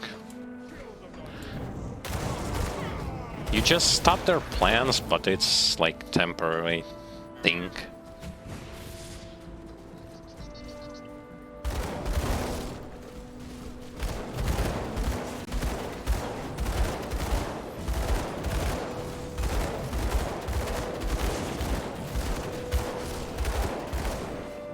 A lot of room for sequel, though, much like with Darkest Dungeon, you pretty much have no idea when it will be, what it will be, or anything like that.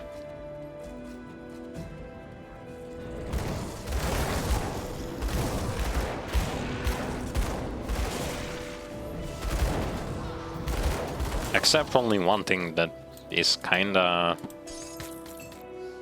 either it's a rumor or it's not a rumor, but basically they are thinking about using the different kind of engine for their new game.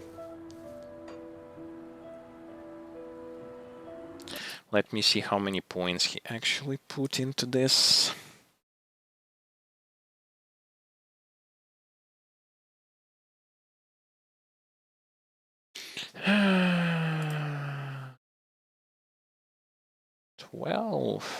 It says 12, but okay, 12 then it is.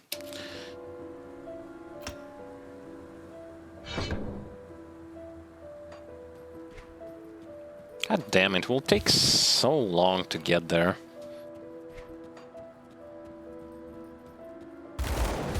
I definitely will start, at some point I will start losing my excessive amount of damage that I'm doing.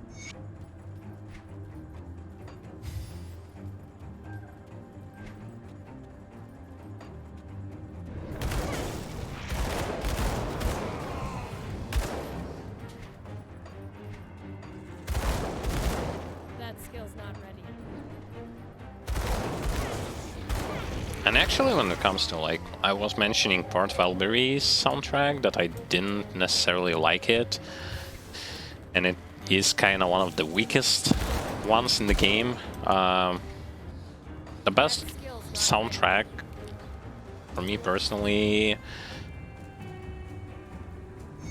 was...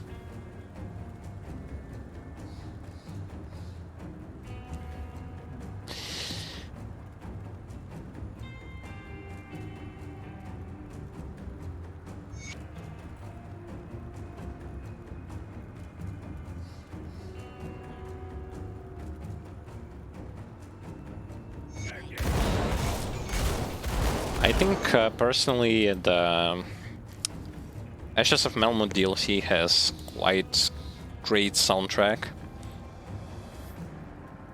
in my personal opinion.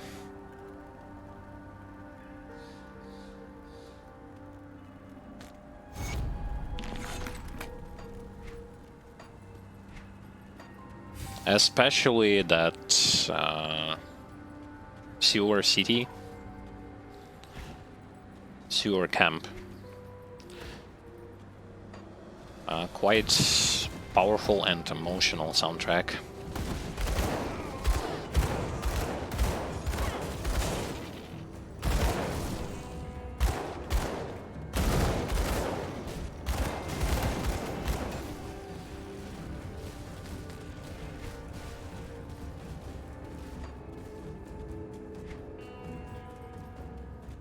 I can't do that yet.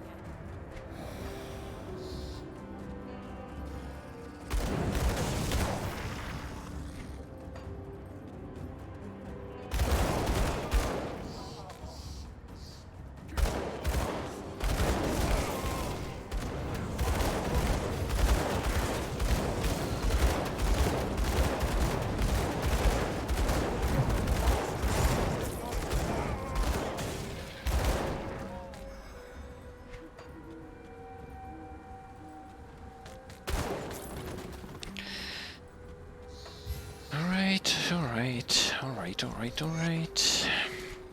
I can't do that yet.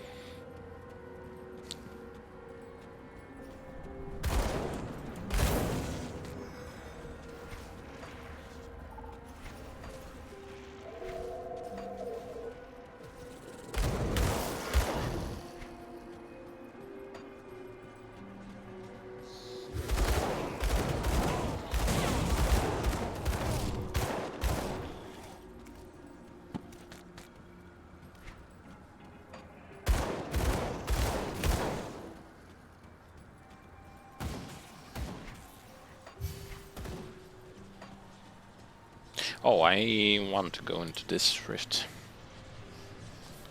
Because I have a quest that I need to That complete skill's here. not ready. Collect an item.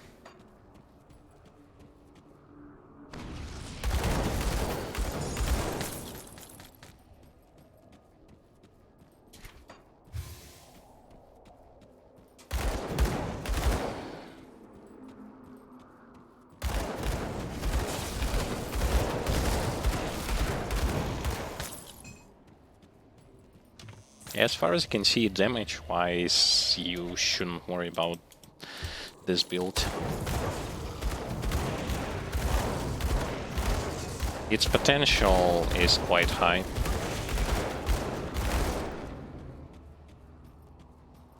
With lots of crits, with good elemental fire damage.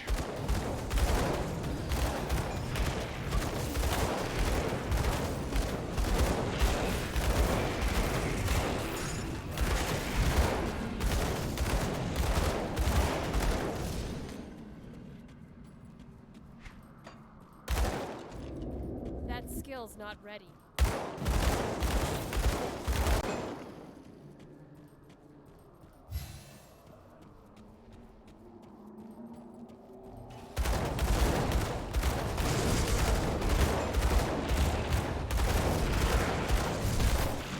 Can't do that yet.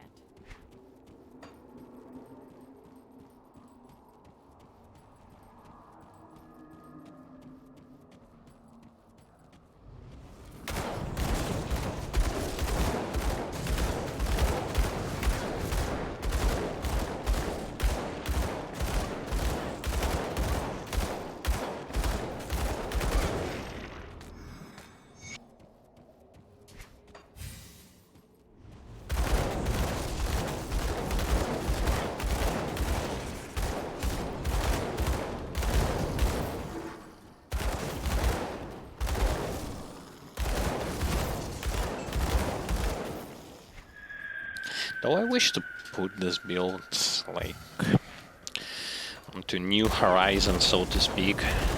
I wanted to get stronger and stronger.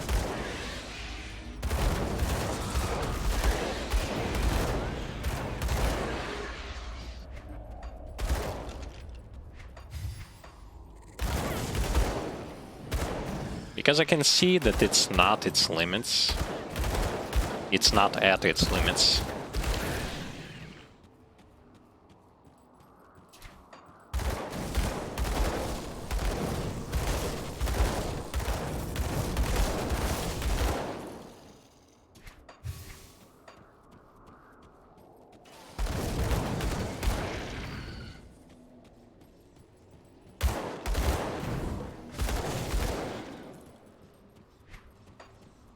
can't do that yet. I gotta also remember where are those portals, so that I wouldn't be stuck in here, searching for something, for an exit. I can't do that yet.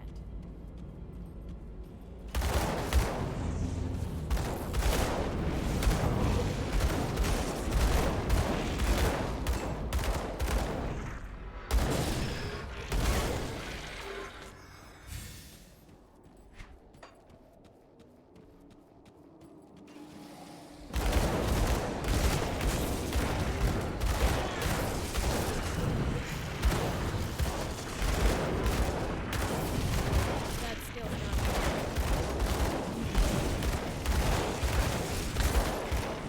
my inventory. There are 3 elites. Okay, I was thinking, why am I getting hit so much? My inventory is full. Really? My inventory is full. My inventory is full.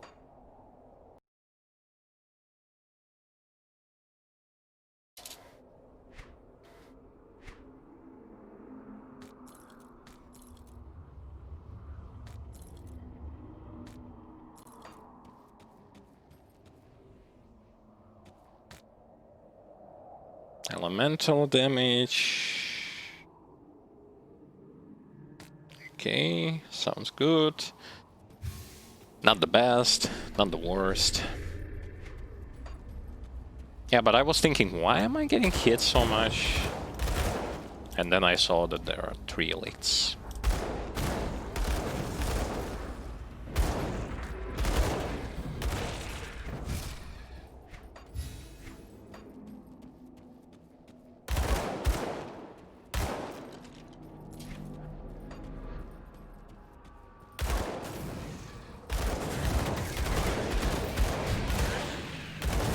When I was playing Vitality Caster, it was kind of a chore to fight against enemies like those that I'm fighting right now.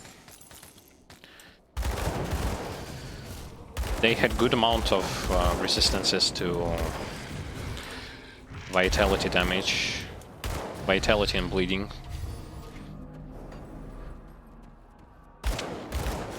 This character just wipes them, wipes the floor with them. No matter be it elite or not, just doesn't care.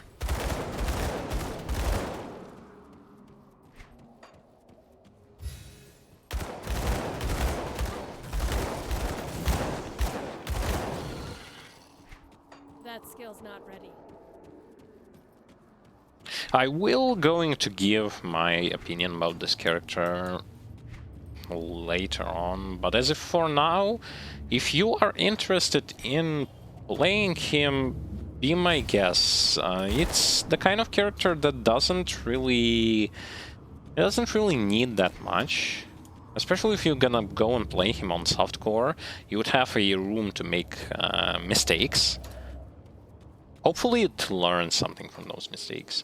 But the principle is going to be pretty simple. That skill's not ready.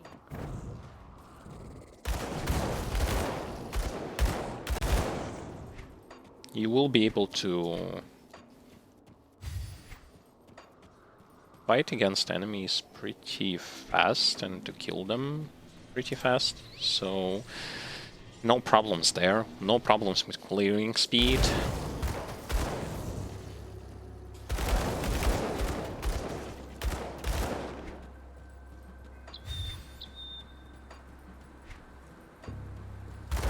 There are some problems with like survivability and stuff, but do keep in mind this character is I can't do that yet. he's not a tank, so do not expect him to eat all the damage.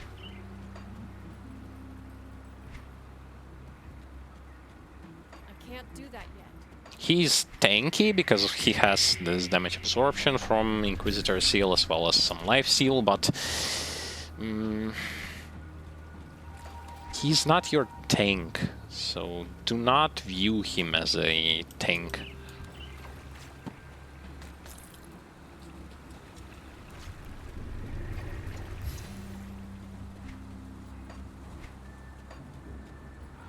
Despite the fact that I tank some bosses like in melee range or some packs of monsters, this isn't always the case, and sometimes it gets me killed. Can't do that yet.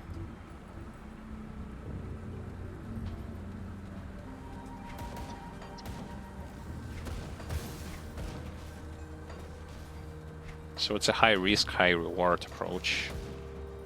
Reward comes in the form of being able to do way more damage because you are not moving back and forth. Threat being in the fact that you can die very fast.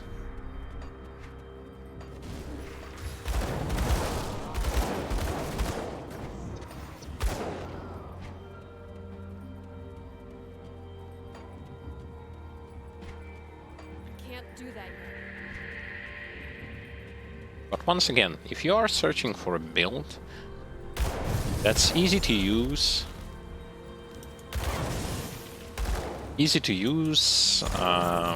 has potential, fun to play as well, and if you like the playstyle of dual wielding, range weapons, and you like the playstyle of utilizing those weapon pool skills, be my guest. You are willing to copy this build.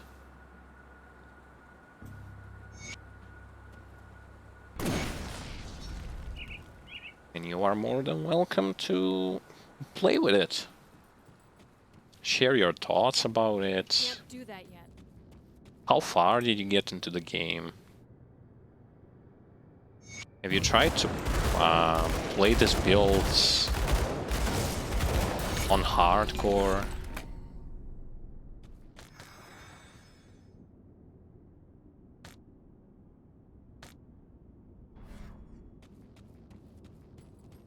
Or are you playing on softcore?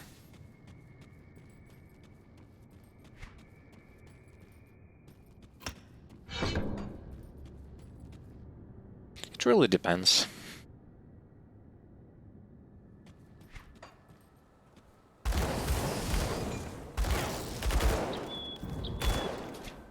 Okay, I know that there is a portal somewhere around here, so I will be opening the portal, teleporting back, finishing those quests, and gonna finish the stream itself, because we are approaching the end of the stream, so...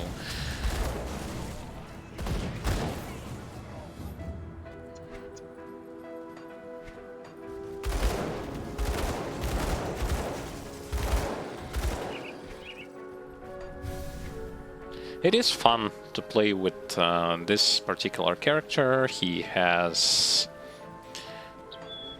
been serving me quite well.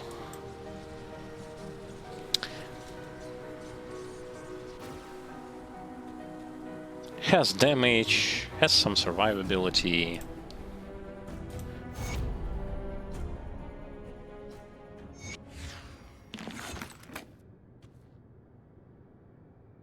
And just fun and easy to use.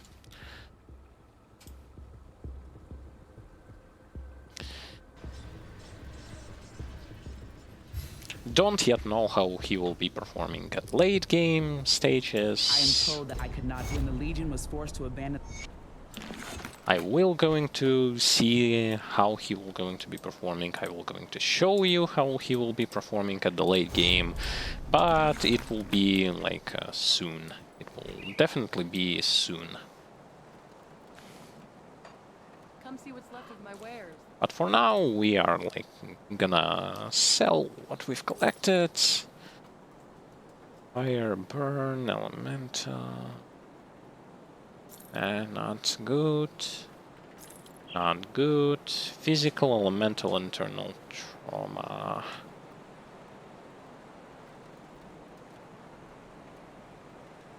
Nah. Nope. Again, internal trauma and a lot of spirits.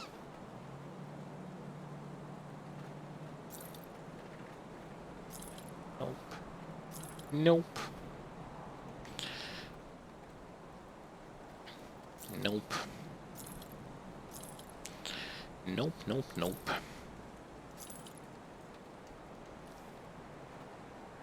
Mental offensive.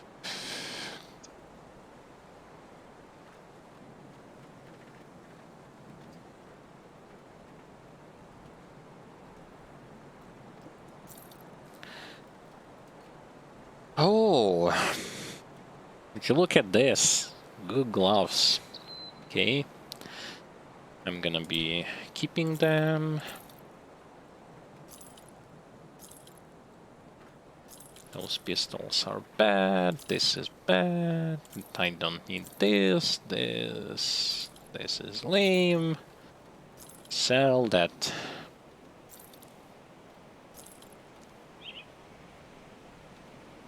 Fire. Ooh.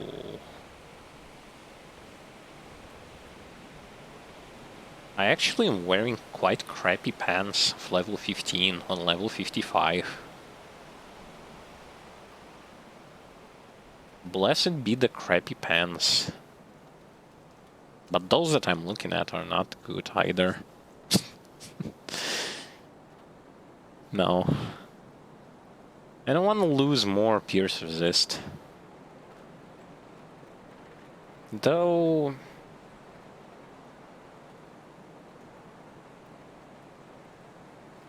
I will equip them. They are bad, but they are better than mine. Fire, lightning, element resist.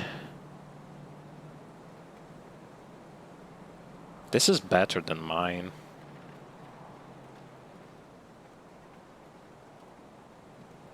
Not the best, but better than mine. So we'll keep it.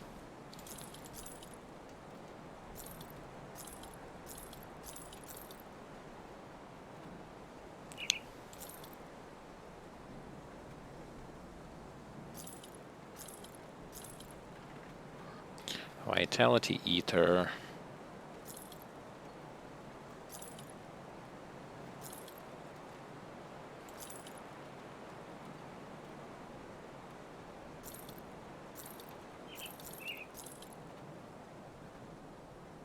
Not good. Bad. Also bad.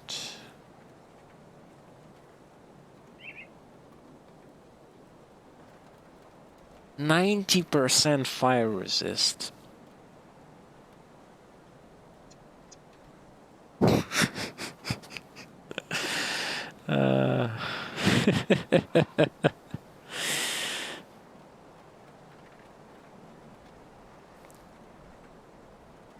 Why the flame of Ignaf? Okay, it's good, but the flame of Ignafar, it just blows. This spell is just blows.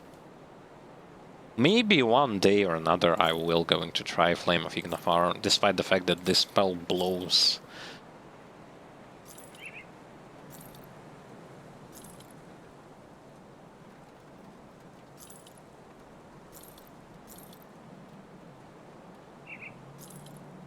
Okay, good. So we have this, we have this, we have this, and we have this. So 4 items, not bad. This one we yet have to level up. 3 levels to equip it, but it's good that we found it. The other 3 I am going to equip them now. And I'm gonna ramp up the stream after I will do it. See you around. Okay, let me teleport towards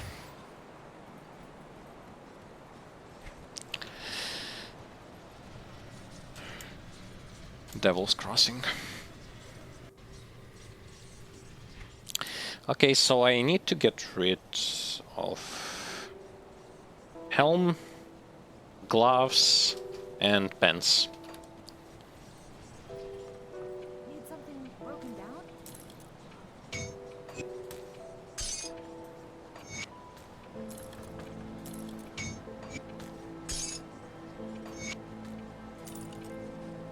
And gloves. And finally I get the gloves with good damage as well as good profile stats, resistances. No resistances, whatever. No, with resistances to bleed, but with attack speed as well as profile damage. Amazing. Would be good if they gave, like, instead of physical damage, elemental damage, but hey, it's still better than what I had.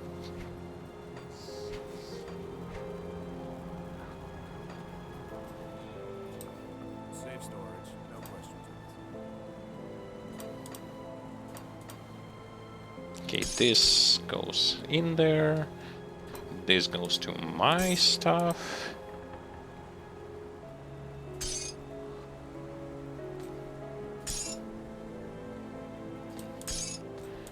And I'm getting out of dynamite. I will be able to craft it. Well, anyway. Finishing off our stream session today. I would like to say that today we made quite a progress. As I promised, we finished with the first, like, major dungeon of the game, which is Steps of Torment. We've cleared a lot of locations, leveled up, changed gear, had tons of fun, maxed our Inquisitor ultimate, as well as seeing how this build evolves and start to just rip and tear enemies, just pretty much just pummel them down into oblivion. Build is quite fun. I'm having a lot of fun with this series. Hopefully you guys are also having fun. I'm not hearing much of your feedback, but well, let me guess that you are enjoying what you are seeing, and you are at least trying to learn from something that I am willing to tell you. Personally, I want so that you would be able to learn stuff, to have fun, as well as to enjoy what I do or what my brother is doing, and I am hoping that what we are doing is not in vain and you are enjoying it. In case you are if you are interested in beginner-friendly content for this game, my brother has some edited videos that can help you with learning more about bosses' dangerous attack and how you should approach them, learning more about monster totems, learning more about Crucible or the endgame stuff, learning more about if you, let's say for example, you want to know how Vitality Caster is leveling up, how do you level up a Vitality Caster, or you want to know how to level up a Death Knight, or you want to know how to level up a Pierce Infiltrator. Everything is present on our YouTube channel. Link to the YouTube channel is provided in our Twitch tab section, so you know where to look at. There on our YouTube channel you can find walkthroughs for different kinds of games, edited videos, highlights, beginner-friendly content, etc. More videos are about to come out, so stay tuned for that. In case if you are going to have any kind of questions, feel free to either ask them here on stream or ask them in the specific videos. Leave a comment, we will read it and we will try to answer as best as we can. So do not worry, your question will not gonna be forgotten or overlooked. It's not like there is a huge demand when it comes to questions and answers. So utilize the moment while you have the chance. So why not? I mean, it's free. In case if you are interested in how you can support this channel, there are ways for you to do so, with indirect support, with bits, with subscription, Twitch Prime subscription, or with Patreon. With Patreon you receive more bonuses than let's say with just subscribing to Twitch or Twitch Prime subscription, because you will also going to get videos ahead of schedule, never before seen content, behind the scenes stuff, mentioning your name in edited video, and much more. But if you would like to go with Twitch Prime subscription or Twitch subscription, you would also get some good stuff like emotes, icons, as well as collectibles for various different games that you might be playing. So the choice is yours. I'm not forcing you, I'm just giving you options. You can, if you do not want to do this, you can just spread the word, share this channel or the videos with your friends, with someone who is interested also in this game, or just in a channel that produces beginner-friendly content. That would also help, because more people, more chances to be discovered, is also quite helpful for small channels like ours. Anyway, also I'm going to be mentioning our social media if you want to receive information firsthand, or if you just want to stay in touch with us through social medias like Facebook, Instagram, Twitter. There is a chance for you to do so. All links are provided. You know where to look for them. Twitch tab sections, in case you don't know. That's another option, great option for spreading the word and all that kind of stuff, and for you to have a chance to contact us or to receive information firsthand. In case you are interested in schedule is also provided. I, Iurii, also known as Terlord, am streaming at a specific days: Tuesday, Wednesday, Friday, and my brother Xanderevets streams on Monday,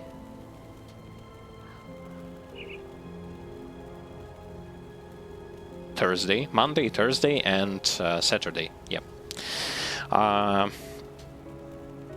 Games that we stream, they do tend to change sometimes, but they do not change spontaneously.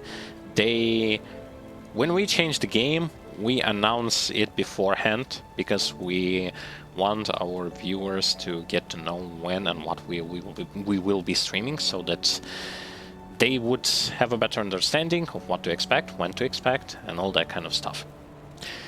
Anyway, it's going to be it for today's stream. Thank you, everyone.